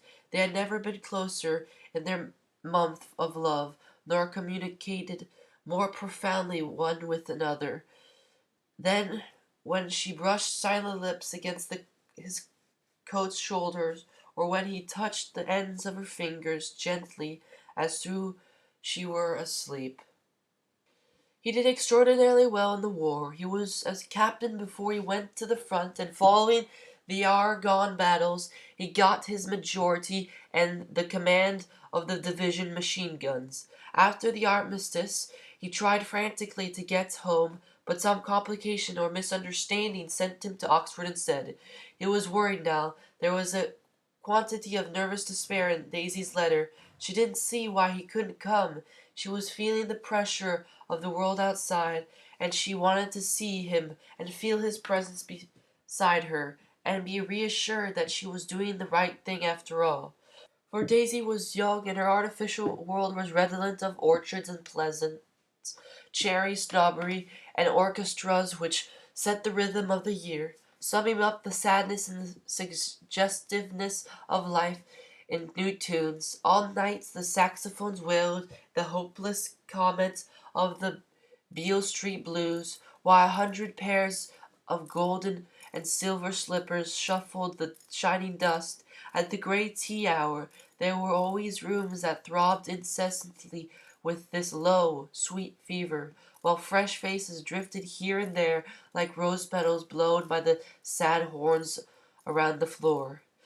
Through this twilight universe, Daisy began to move again with the season. Suddenly she was again keeping half a dozen dates a day with half a dozen men, and drowsing asleep at dawn with the beads and chiffons of evening dresses tangled along dying orchards on the floor beside her bed. And all the time something within her was crying for a decision. She wanted her life shaped now, immediately, and the decision must be made by some force of love, of money, of unquestionable practi- practicality that was close at hand. That force took shape in the middle of spring with the arrival of Tom Buchanan. There was a wholesome buckiness about his person and his position, and Daisy was flattered. Doubtless there was a certain struggle and a certain relief. The letter reached Gatsby while he was still at Oxford. It was dawn now on Long Island, and we went about opening the rest of the windows downstairs, filling the house with gray turning, gold turning lights. The shadow of a tree fell abruptly across the dew, and ghostly birds began to sing among the blue leaves. There was a long, pleasant movement in the air, scarcely a wind, promising a cool, lovely day. I don't think she ever loved him. Gatsby turned around from a window and looked at me challengingly. You must remember, old sport, she was very excited this afternoon. He told her those things in a way that frightened her, that made it look as if I was some kind of cheap sharper, and the result was she hardly knew what she was saying. He sat down gloomily. Of course she might have loved him just a minute when they were first married, and loved me more even then. Do you see? Suddenly he came out with a curious remark. In any case, he said, it was just proposal. What should you make of that, except to suspect some intensity in his conception of the affair that couldn't be measured? He came back from France when Tom and Daisy were still on their wedding trip, and made a miserable but irresistible journey to Louisville on the last of his army pay. He stayed there for a week, walking the streets where their footsteps had clinged together through the November nights, and revisiting the out-of-the-way places to which they had driven in her white car. Just as Daisy's house had always seemed to him more mysterious and gay than other houses, so his idea of the city itself, even though she was gone from it, was pervaded with melancholy beauty.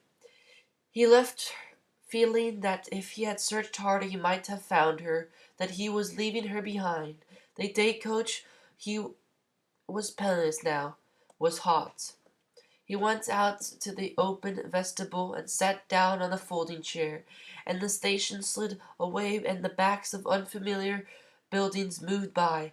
Then out of the spring fields, where a yellow trolley raced them for a moment, with people in it who might once have seen the pale tragic of her face along the casual streets. The track curved, and now it was going away from the sun, which, as it sank lower, seemed to spread itself in the benediction over the vanishing city where she had drawn her breath. He stretched out his hand desperately, as if to snatch only a wisp of air, to save a fragment of the spot that she had made lo- lovely for him. But it was all going too fast for his blurred eyes, and he knew that he had lost that part of it, the freshest and the best, forever. It was 9 o'clock when we finished breakfast and went out on the porch. The night had made a sharp difference in the weather, and there was an autumn flavor in the air. The gardener, the last one of Gatsby's former servants, came to the foot of the steps. I'm going to drain the pool today, Mr. Gatsby. Leaves'll tell falling pretty soon. And then there's always trouble with the pipes. Don't do it today, Gatsby answered. He turned to me apologetically. You know, old sport, I've never used that pool all summer. I looked at my watch and stood up. 12 minutes to my train. I didn't want to go to the city. I wasn't worth a decent stroke of work. But it was more than that. I didn't want to leave Gatsby. I missed that train, then another, and before I could get myself away. I'll call you up, I said finally. Do, old sport. I'll call you about noon. We walked slowly down the steps. Suppose Daisy'll call too. He looked at me anxiously, as if he hoped I'd collaborate this. I suppose so. Well, goodbye. We shook hands and I started away. Just before I reached the hedge, I remembered something and turned around. They're a rotten crowd, I shouted across the lawn. You're worth the whole damn bunch put together. I've always been glad I said that. It was the only compliment I ever gave him because I disapproved of him from the beginning to end. First he nodded politely, and then his face broke into a radiant and understanding smile, as if he'd been in ecstatic cahoots on the fact all the time. His gorgeous pink rag of a suit made a bright spot of color against the white steppes, and I thought of the night when I first came to his ancestral home 3 months before. The lawn and the drive had been crowded with the faces of those who guessed at his corruption, and he had stood on those steps, concealing his incorruptible dream, as he waved them goodbye. I thanked him for his hospitality. We were always thanking him for that, and I and the others. Goodbye, I called. Enjoy the breakfast, Gatsby. Up in the city, I tried for a while to list the quotations on the interminable amounts of stock. Then I fell asleep in my swivel chair. Just before noon, the phone woke me, and I started up with sweat breaking out on my forehead. It was Jordan Baker. She often called me up at this hour because the uncertainty of her own movements between hotels and clubs and private houses made her hard to find in any other way. Usually her voice came over the wire as something fresh and cool, as if a divot from her green golf links had come sailing in at the office window, but this morning it seemed harsh and dry. I've left Daisy's house, she said. I'm at Hempstead and I'm going down to Southampton this afternoon. Probably I'd been tactful to leave Daisy's house, but the act annoyed me, and her next remark made me rigid. You weren't so nice to me last night. How could it have mattered then? Silence for a moment, then, however, I want to see you. I want to see you too. I suppose I don't go to Southampton and come into the town this afternoon? No, I don't think this afternoon. Very well. It's impossible this afternoon. Very, yes.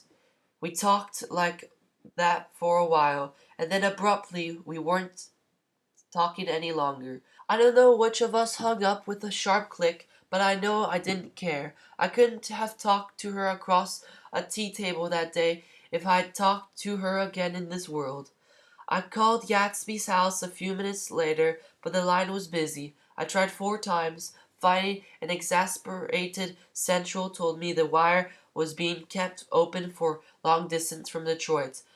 Taking out my timetable, I drew a small circle around the 3:50 train. Then I leaned back in my chair and tried to think.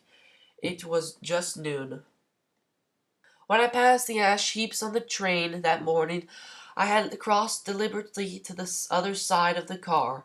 I supposed there'd be a curious crowd around there all day, with little boys searching for dark spots in the dust, and some garrulous man telling over and over what had happened, until it became less and less real even to him, and he could tell it no longer.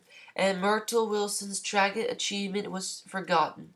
Now I want to go back a little and tell what happened at the garage after we left there the night before. They had difficulty in the location. The sister, Catherine, she must have broken her rule against drinking that night, for when she arrived she was stupid with liquor and unable to understand what the ambulance had already gone to Flushing. When they convinced her of this, she immediately fainted as if that was the intolerable part of the affair. Someone, kind of curious, took her in this car and drove her to the wake of her sister's body. Until long after midnight a changing crowd lapped up against the front of the garage, while George Wilson rocked himself back and forth on the couch inside. For a while the door of the office was open, and everyone who came in the garage glanced irresistibly through it. Finally someone said it was a shame and closed the door. Michaelis and several other men were with him. First 4 or 5, later 2 or 3. Still later, Michaelis had to ask the last stranger to wait there 15 minutes longer while he went back to his own place and made a pot of coffee. After that, he stayed there alone with Wilson until dawn. About 3 o'clock, the quality of Wilson's current muttering changed. He grew quieter and began to talk about the yellow car. He announced that he had a way of finding out who the yellow car belonged to, and then he blurted out that a couple of months ago his wife had come from the city with her face bruised and her nose swollen. But when he heard himself say this, he flinched and began to cry, "Oh my God!" again in his groaning voice. Michaelis made a clumsy attempt to distract him. "How long have you been married, George? Come on there. Try and sit still for a moment and answer my question. How long have you been married?" 12 years. Ever had any children? Come on, George. Sit still. I asked you a question. Did you ever have any children? The hard brown beetles kept thudding against the dull lights, and whenever Michaelis heard a car go teetering along the roadside, it sounded to him like the car that hadn't stopped a few hours before.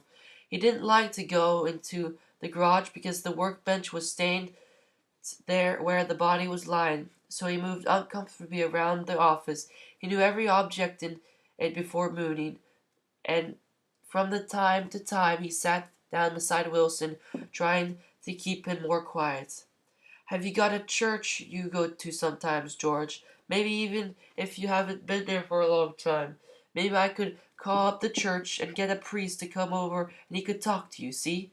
Don't belong to any. You ought to have a church, George, for times like this.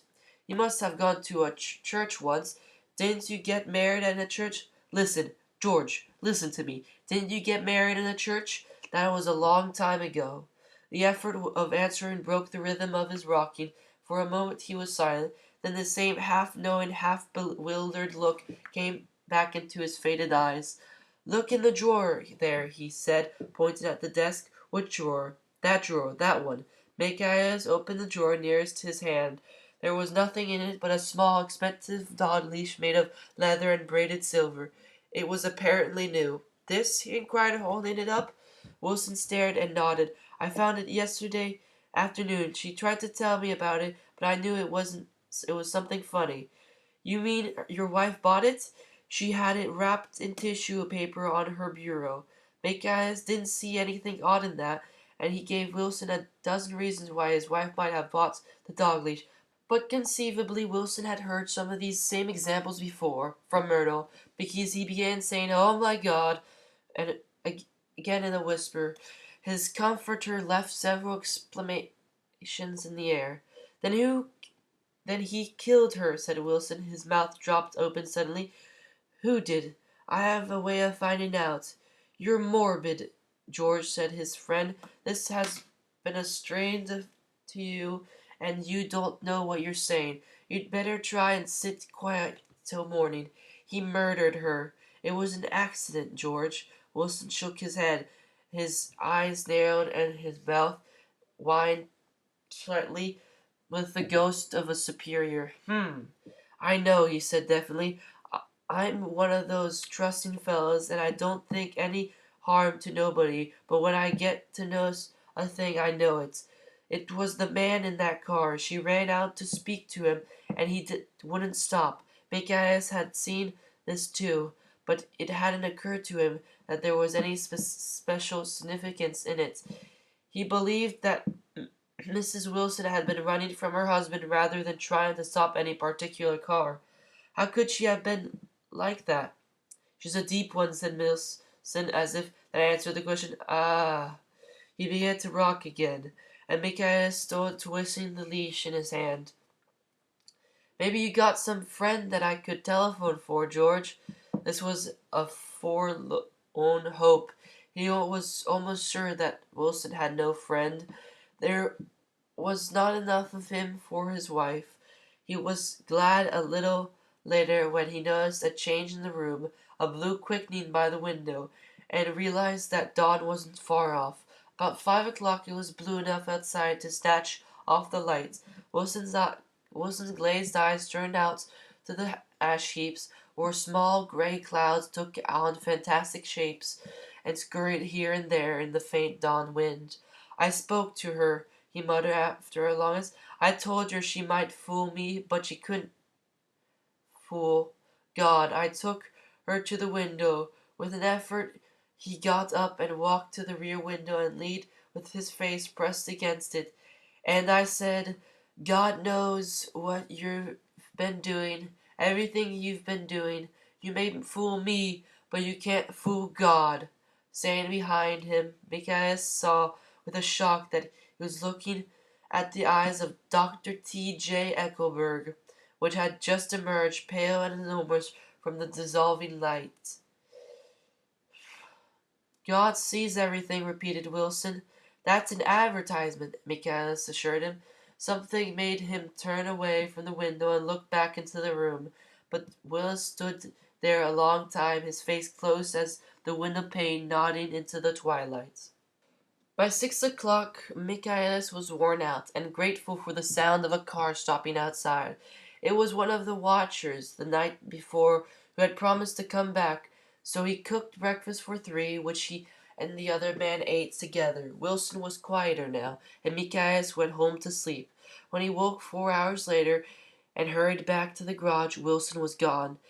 His movements, as was on foot all the time, were afterward traced to Port Roosevelt and then to Gad's Hill, where he brought a sandwich that he didn't eat and a cup of coffee. He must have been tired of walking slowly, for he didn't reach Gad's Hill until noon.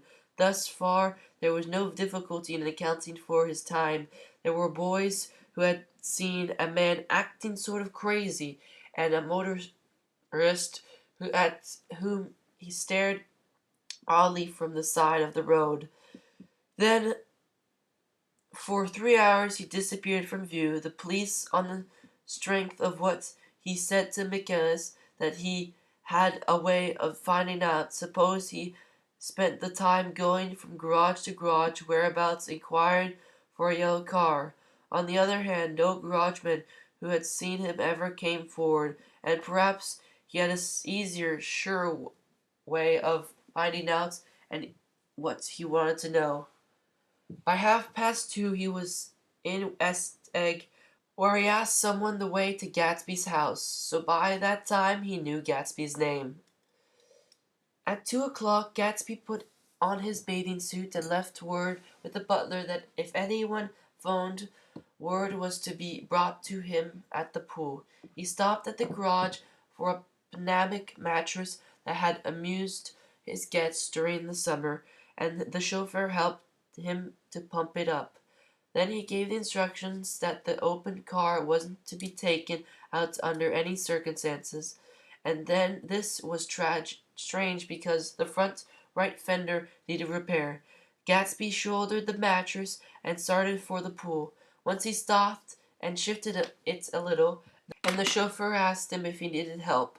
But he shook his head and in a moment disappeared among the yellowing trees. No telephone message arrived, but the butler went without his sleep and waited for it until 4 o'clock, until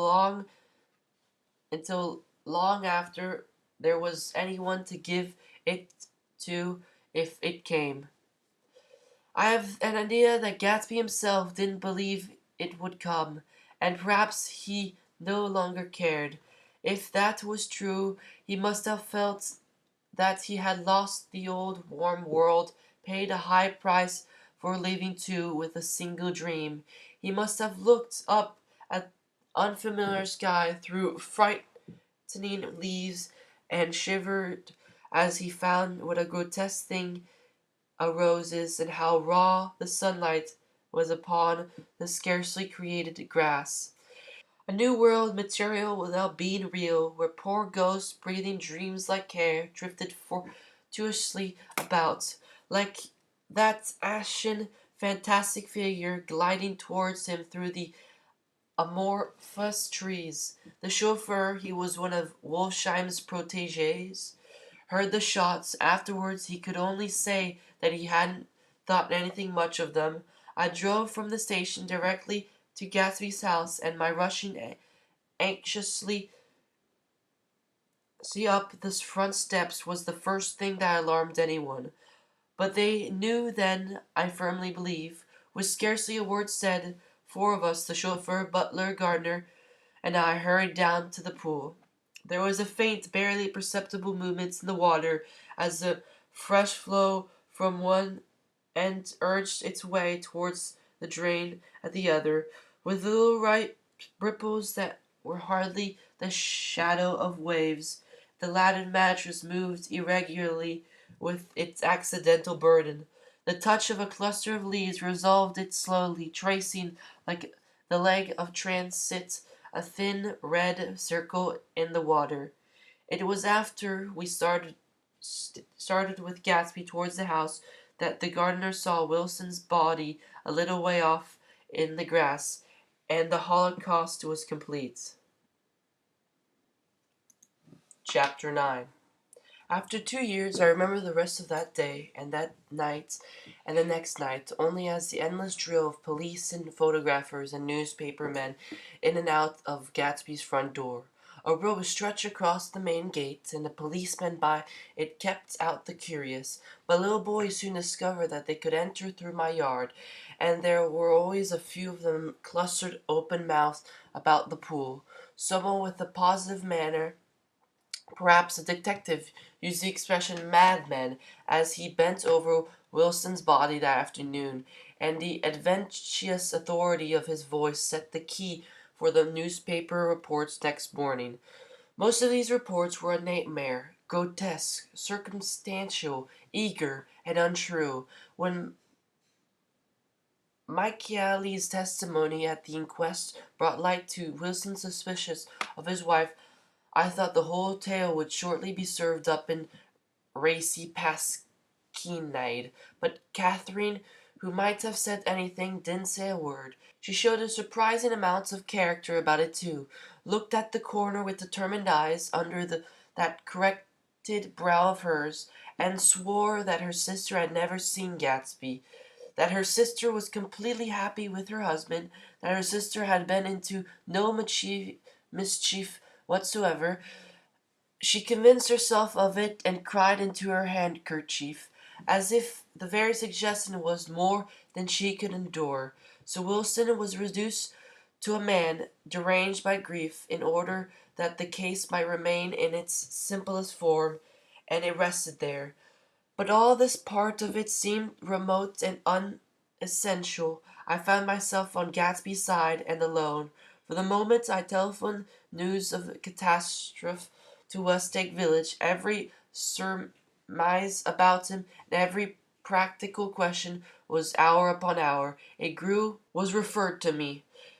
At first I was surprised and confused, then as he lay in his house and didn't move or breathe or speak, hour upon hour, it grew upon me that I was responsible, because no one else was interested, I mean, with that intense personal interest to which everyone has some vague right at the end. I called up Daisy half an hour after we found him, called her instinctively and without hesitation, but she and Tom had gone away that afternoon and taken baggage with them. Left no address? No.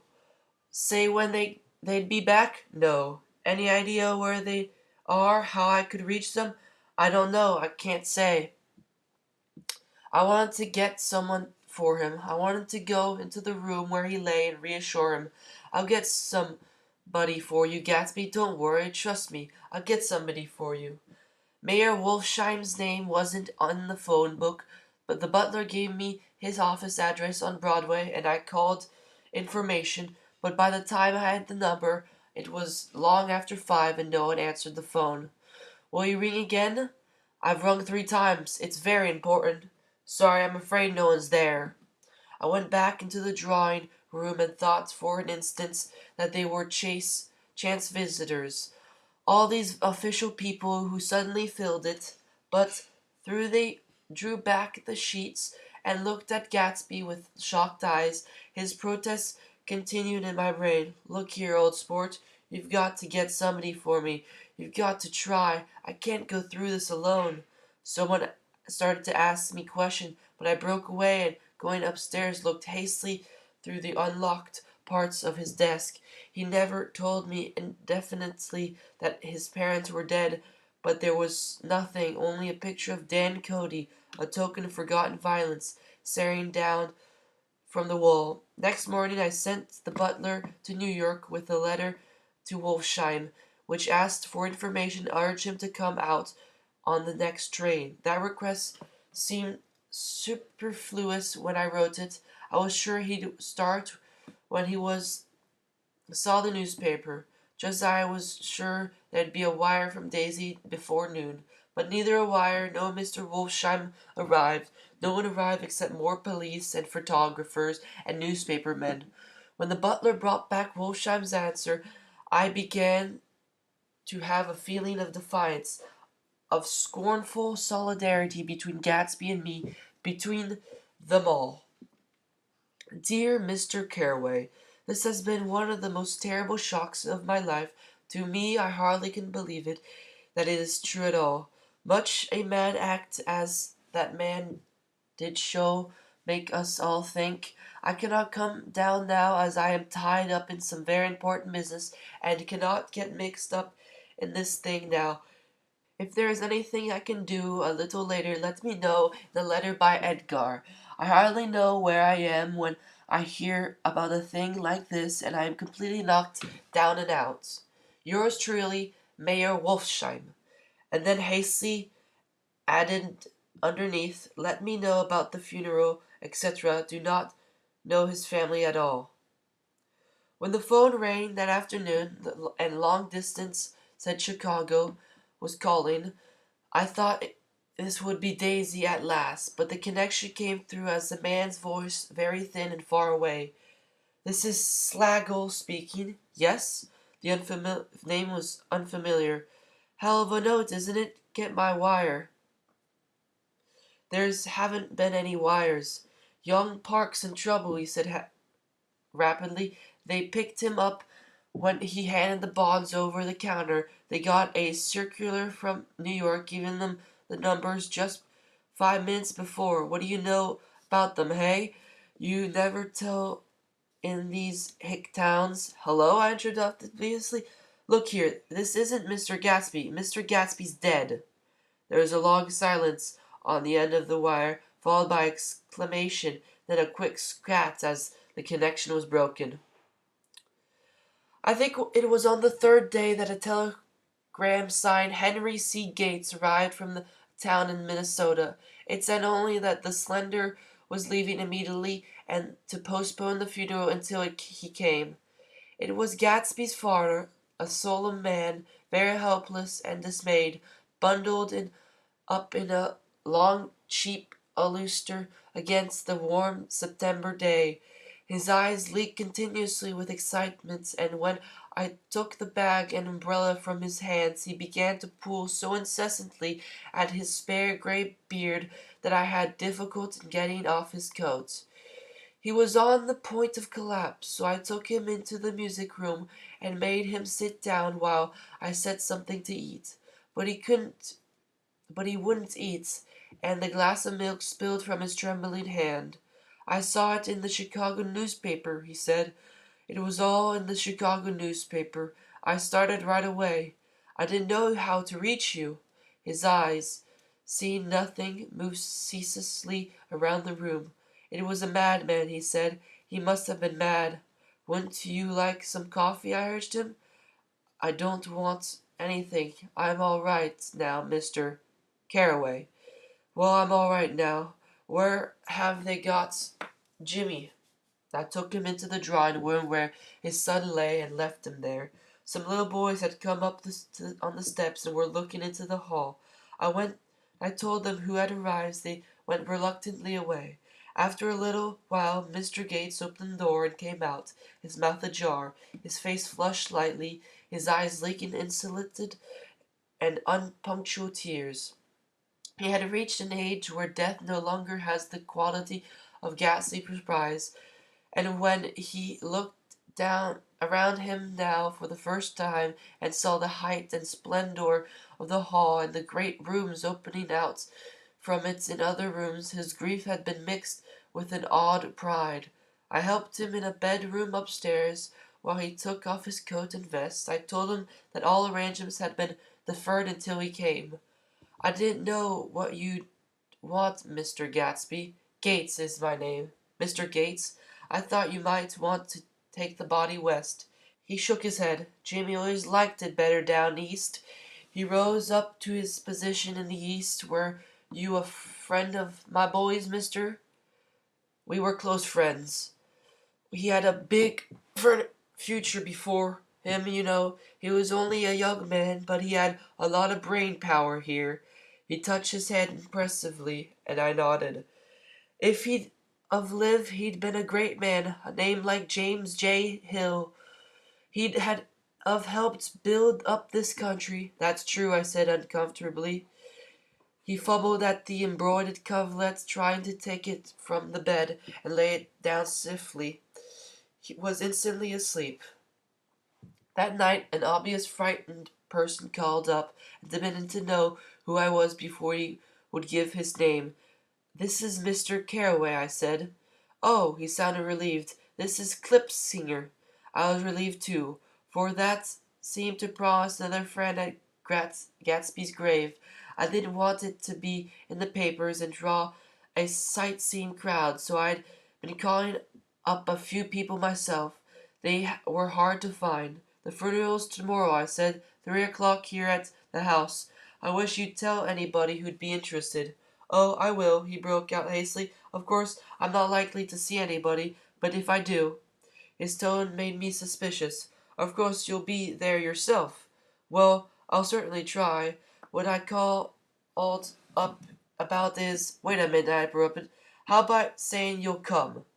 Well, the fact is, the truth of the matter is, I'm staying with some people up in here in Greenwich, and they rather expect me to be with them tomorrow. In fact, there's a sort of picnic or something. Of course, I'll do my best to get away. I ejaculated an unrestrained "huh," and he must have heard me, for he went on nervously. What I called up was about a pair of shoes I left there. I wonder if it's too much trouble to have the butler send them on. You see, they're tennis shoes, sort of helpless without them. My address is care of B.F. I didn't hear the rest of the name because I hung the receiver. After that, I felt a certain shame for Gatsby. One gentleman to whom I telephoned implied that he had got what he deserved. However, it was my fault, for he was one of those who used to sneer most bitterly at Gatsby on the courage of Gatsby's liquor, and I should have known better than to call him. The morning of the funeral, I went up to New York to see Mayor Wolfsheim. I couldn't seem to reach him in any other way. The door that I pushed open on the advice of the elevator door was marked with the Swastika Holding Company, and at first there didn't seem to be anyone inside. But when I shouted "hello" several times in vain, an argument broke out beside the partition, and presently a lovely Jewess appeared at an interior door and scrutinized me with black, hostile eyes. "Nobody's in," she said. "Mr. Wolfsheim's gone to Chicago." The first part of this was obviously untrue, for someone had began to whistle the rosary tunelessly inside. "Please say that Mr. Carraway wants to see him. I can't get him back from Chicago, can I?" At this moment a voice, unmistakably Wolfsheim's, called "Stella!" from the other side of the door. "Leave your name on the desk," she said quickly. "I'll give it to him when he gets back. But I know he's here." She took a step towards me and began to slide her hands indignantly up and down her hips. "You young men think you can force your way in here any time," she scolded. "We're getting sick and tired of it. When I say he's in Chicago, he's in Chicago." I mentioned Gatsby. "Oh!" She looked at me over again. "Well, you just. What's your name?" She vanished. In a moment, Mayor Wolfsheim stood solemnly in the doorway, holding out both hands. He drew me into his office, remarking in a reverent voice that it was a sad time for all of us, and offered me a cigar. "My memory goes back to when first I met him," he said, "a young major just out of the army and covered over with medals he'd got in the war. He was so hard up he had to keep on wearing his uniform because he couldn't buy some regular clothes. First time I saw him was when he came into Weinbrenn's pool room at 43rd Street and asked for a job. He hadn't eaten anything in a couple of days. 'Come on some lunch with me,' I said. He ate more than $4 worth of food in half an hour. 'Did you start him in business?' I inquired. 'Start him? I made him.' 'Oh.' 'I raised him up out of nothing, right out of the gutter. I saw right away he was a fine appearing, gentlemanly young man, and when he told me he was at Oxford, I knew I could use him good. I got him to join the American Legion, and he used to stand high there. Right off he did some work for a client of mine up to Albany. We were so thick like that and everything." He held up two bulbous fingers, "always together. I wonder if this partnership had included the World Series transaction in 1919. Now he's dead," I said after a moment. "You were his closest friend, so I know you want to come to his funeral this afternoon." "I'd like to come." "Well, then come." The hair on his nostrils quivered slightly, and as he shook his head his eyes filled with tears. "I can't do it. I can't get mixed up in it," he said. "There's nothing to get mixed up in. It's all over now. When a man gets killed, I never like to get mixed up in it in any way. I keep out. When I was a young man, it was different. If a friend of mine died, no matter how, I stuck with them to the end. You may think it's sentimental, but I mean it to the bitter end." I saw that for some reason of his own he was determined not to come, so I stood up. "Are you a college man?" he inquired suddenly. For a moment I thought he was going to suggest a gununction, but he only added, and shook my hand. "Let us learn to show our friendship for a man when he is alive and not after he is dead," he suggested. "After that, my own rule is to let everything alone. When a man gets killed, I never like to get mixed up in it anyway. I keep out. When I was a young man, it was different. When I left his office, the sky had turned dark, and I got back to Westegg in a drizzle. After changing my clothes, I went next door and found Mr. Gates walking up and down excitedly in the hall, his pride in his son and his son's possession and continuing increase, and now he had something to show me. "Jimmy sent me this picture," he took out of his wallet with trembling fingers. "Look there." It was a picture of the house, crackled in the corners and dirty with many hands. He pointed out every detail to me eagerly. "Look there," and then sought admiration from my eyes, and he had shown it so often that I think it was more real to him now than the house itself.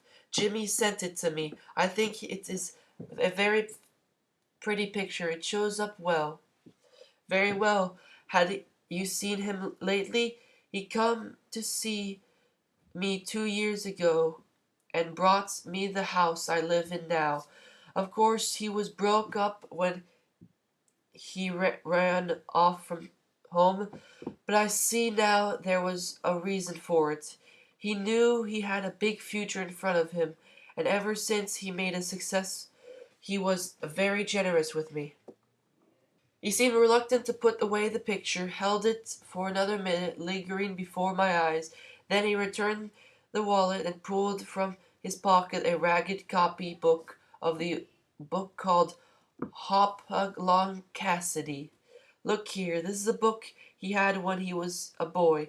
It just shows you. He opened it at the back cover and turned it around for me to see. On the last fly leaf was printed the word schedule and the date September 12th, 1906. And underneath, rise from bed, 6 a.m. Dumbbell exercise and wall scaling, 6:15, 6:30. Study electricity, etc., 7:15, 8:15. Work, 8:30, 4:30 p.m. Baseball and sports, 4:30, 5. Practice elocution, poise, and how to attain it, 5, 6. Study needed inventions, 7, 9. General resolves, no wasting time at shafters or a name indecipherable, no more smoking or chewing, bathe every other day, read some impoverishing book or magazine per week, save $5, crossed out, $3 per week, be better to parents. I came across this book by accident, said the old man. It just shows you, don't it? It just shows you. Jimmy was bound to get ahead. He always had some resolves like this or something. Do you notice what he's got about improving his mind? He was always great for that. He told me like a hog once. I beat him for it. He was reluctant to close the book, reading each item aloud and then looking eagerly at me. I think he rather expected me to copy down the list for my own use.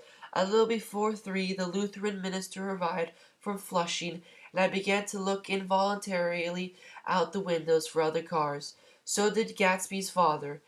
And as the time passed and the servants came in and stood waiting in the hall, his eyes began to blink anxiously, and he spoke of the rain in a worried, uncertain way. The minister glanced several times at his watch, so I took him aside and asked him to wait for half an hour, but it wasn't any use. Nobody came.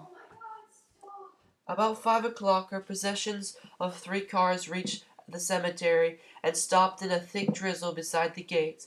First, a motor horse, horribly black and wet. Then Mr. Gates and the minister and me in the limousine, and a little later 4 or 5 servants and the postman from West Egg in Gatsby's station wagon, all wet to the skin. As we started through the gates into the cemetery, I heard a car stop and then a sound of someone splashing after us over the soggy ground. I looked around. It was a man with owl-eyed glasses who I had found marveling over Gatsby's book in the library one night 3 months before. I'd never seen him since then. I don't know how he knew about the funeral, or even his name. The rain poured down his thick glasses, and he took them off and wiped them to see the protecting canvas unrolled from Gatsby's grave. I tried to think about Gatsby then, for a moment, but he was already too far away, and I could only remember, without resentment, that Daisy hadn't sent a message or a flower. Dimly I heard someone murmur, "Blessed are the dead that the rain falls on," and the owl-eyed man said amen to that in a brave voice. We straggled down quickly through the rain to the cars. Owl Eyes spoke to me by the gate. "I couldn't get to the house," he remarked. "Neither could anybody else." "Go on," he started. "Why, my God, they used to go there by the hundreds." He took off his glasses and wiped them again, outside and in. "The poor son of a bitch," he said. One of my most vivid memories is of coming back west from prep school and later from college at Christmas time. Those who went farther than Chicago would gather in the old dim Union Station at 6 o'clock of a December evening with a few Chicago friends, already caught up in their own holiday gaieties, to bid them a hasty goodbye. I remember the fur coats of the girls returning from Miss This or That's, and the chatter of frozen breath, and the hands waving overhead as we caught sight of the old acquaintances, and the matching of invitations.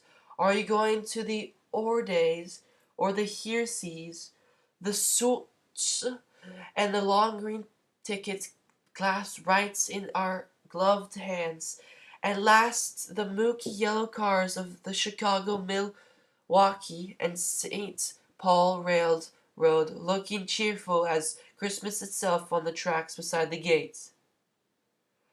When we pulled out into the winter nights and the real snow, our snow, began to stretch out beside us and twinkle against the window, and dim lit lights of Smallwood's causing stations, moved by a sharp wild brace, came suddenly into the air. We drew in breaths of it as we walked back from dinner through the cold vestibules, unutterably aware of our identities with this dream for one strange hour before we melted indistinguishably into it again. That's my Middle West. Not the wheat or the prairies or the lost Sweden towns, but the thrilling returning trains of my youth, and the street lamps and sleigh bells in the frosty dark, and the shadows of holy wreaths thrown by lighted windows on the snow. I am a part of that, a little solemn with the feeling of those long winters, a little complacent from throwing up in the Caraway house in the city, where dwellings are still called through decades by a family's name. I see now that this has been a story of the West, after all. Tom and Gatsby, Daisy and Jordan and I were all Westerners, and perhaps we possessed some defiancy in common which made us subtly unadapted to Eastern life. Even when the East excited me most, even when I was keenly aware of its superiority to the bored, sprawling, swollen towns beyond the Ohio, with their interminable inquisitions which sparred only the children and the very old. Even then it had always for me a quality of distortion. West Egg especially still figures in my more fantastic dreams. I see it as a night seen by El Greco, 100 houses at more conventional and grotesque, crouching under a swollen overhanging sky and the lustreless moon. In the foreground, four solemn men in dress suits are walking along the sidewalk with the stretcher on which lies a drunken woman in a white evening dress. Her hand, which dangles over the side, sparkles cold with jewels. Gravely the men took in at the house, the wrong house, but no one knows the woman's name and no one cares. After Gatsby's death, the East was haunted for me like that, distorted beyond my eyes' power of correction. So when the blue smoke of brittle leaves was in the air, and the wind blew and the wet laundry stiff on the line, I decided to come back home. There was one thing to be done before I left, an awkward, unpleasant thing that perhaps had better have been let alone. But I wanted to leave things in order and not just trust the obliging and indifferent sea to sweep my refuse away. I saw Jordan Baker and talked over and around what had happened to us together, and what had happened afterwards to me, and she lay perfectly still, listening in a big chair. She was dressed to play golf, and I remember thinking she looked like a good illustration, her chin raised a little jauntily, her hair the color of an autumn leaf, her face the same brown tint as the fingerless glove on her knee. When I was finished, she told me without comment that she had engaged to another man. I doubted that. There were several she could have married at a nod of her head, but I pretended to be surprised. For a minute I wondered if I wasn't making a mistake. Then I thought it all over again quickly and got to say goodbye. Nevertheless, you did throw me over, said Jordan suddenly. You threw me over on the telephone.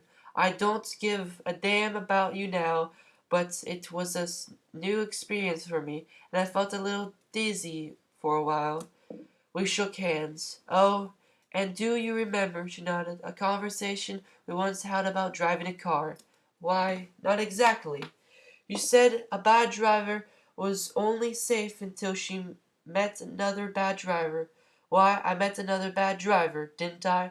I meant it was careless for me to take such a wrong guess. I thought you were rather an honest, straightforward person. I thought it was your little secret pride.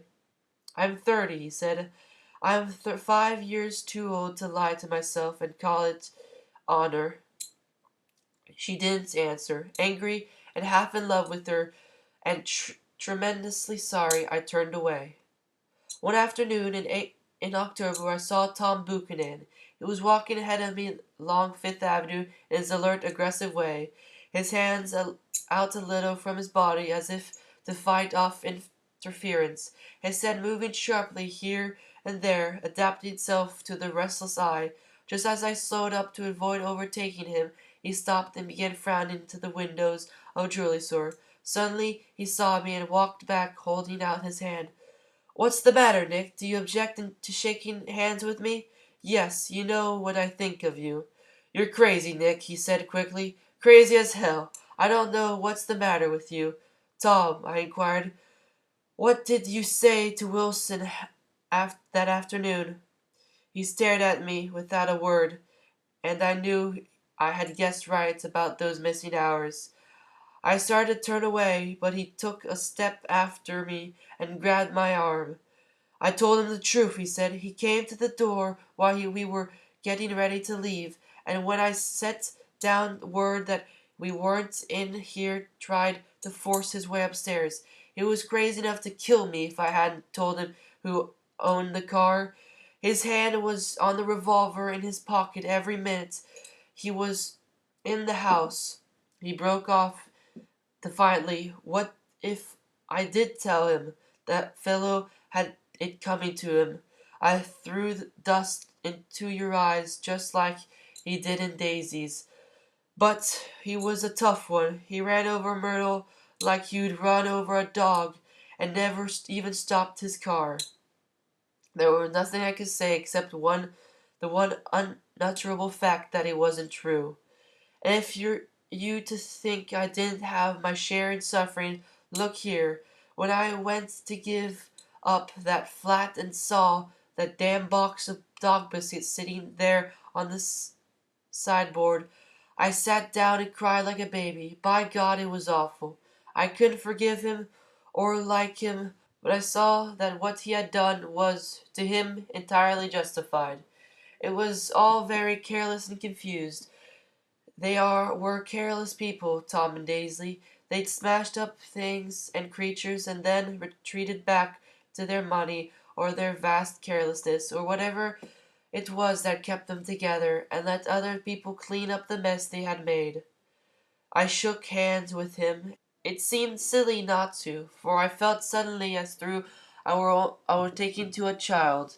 Then he went into the jewelry store to buy a pearl necklace, or perhaps only a pair of cuff buttons, rid of my provincial skeemishness forever.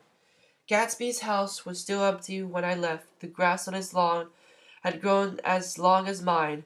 One of the taxi drivers in the village never took a fare past the entrance gate without stopping for a minute and pointing inside. Perhaps it was he who drove Daisy and Gatsby over the East Egg the night of the accident, or perhaps he had made a story about it, all his own. I didn't want to hear it, and I avoided him when I got off the train. I spent my Saturday nights in New York because those gleaming, dazing parties of his were with me so vividly that I could still hear the music and the laughter, faint and innocent, from his garden. and the cars going up and down his drive. One night I did hear a material car there, and saw its lights stop at his front steps, but I didn't investigate. Probably it was some final guest who had been away at the ends of the earth and didn't know that the party was over. On the last night, with my trunk packed and my car sold to the grocer, I went over and looked at the huge, incoherent failure of the house once more. On the white steps, obscene word, scrawled by some boy with a piece of brick, stood out clearly in the moonlight, and I erased it, drawing my shoe raspingly along the stone. When I wandered down the beach and sprawled out on the sand, most of the big shore places were closed now, and there were hardly any lights except the shadowy, moving glow of the ferry boat across the sound. And as the moon rose higher, the insential houses began to melt away gradually. I became aware of the old island here that flowered once for Dutch sailors' eyes, a fresh green breast of a new world. Its vanished trees, the trees that had made way for Gatsby's house, had once pandered in whispers to the last and greatest of all human dreams. For a transitory enchanted moment, man must have held his breath in the presence of this continent, compelled into an ecstatic contemplation he neither understood nor desired, face to face for the last time in history with something commensurate to his capacity for wonder. And as I sat there brooding on the old unknown world, I thought of Gatsby's wonder when he picked out the green light at the end of Daisy's dock. He had come a long way to this blue lawn, and his dream must have seemed so close that he could hardly fail to grasp it. He did not know that it was already behind him, somewhere back in that vast obscurity beyond the city, where the dark fields of the republics rolled on under the night. Gatsby believed in the green light, the organic future that year by year recedes before us. It eluded us then, but that's no matter. Tomorrow we will run faster, stretch out our arms, and one fine morning, so we beat on, boats against the currents, borne back ceaselessly into the past. Thank you everybody for listening. Please, if you enjoyed the reading, like and subscribe. And if you have any other books you would like me to read, comment them down below. Thank you again.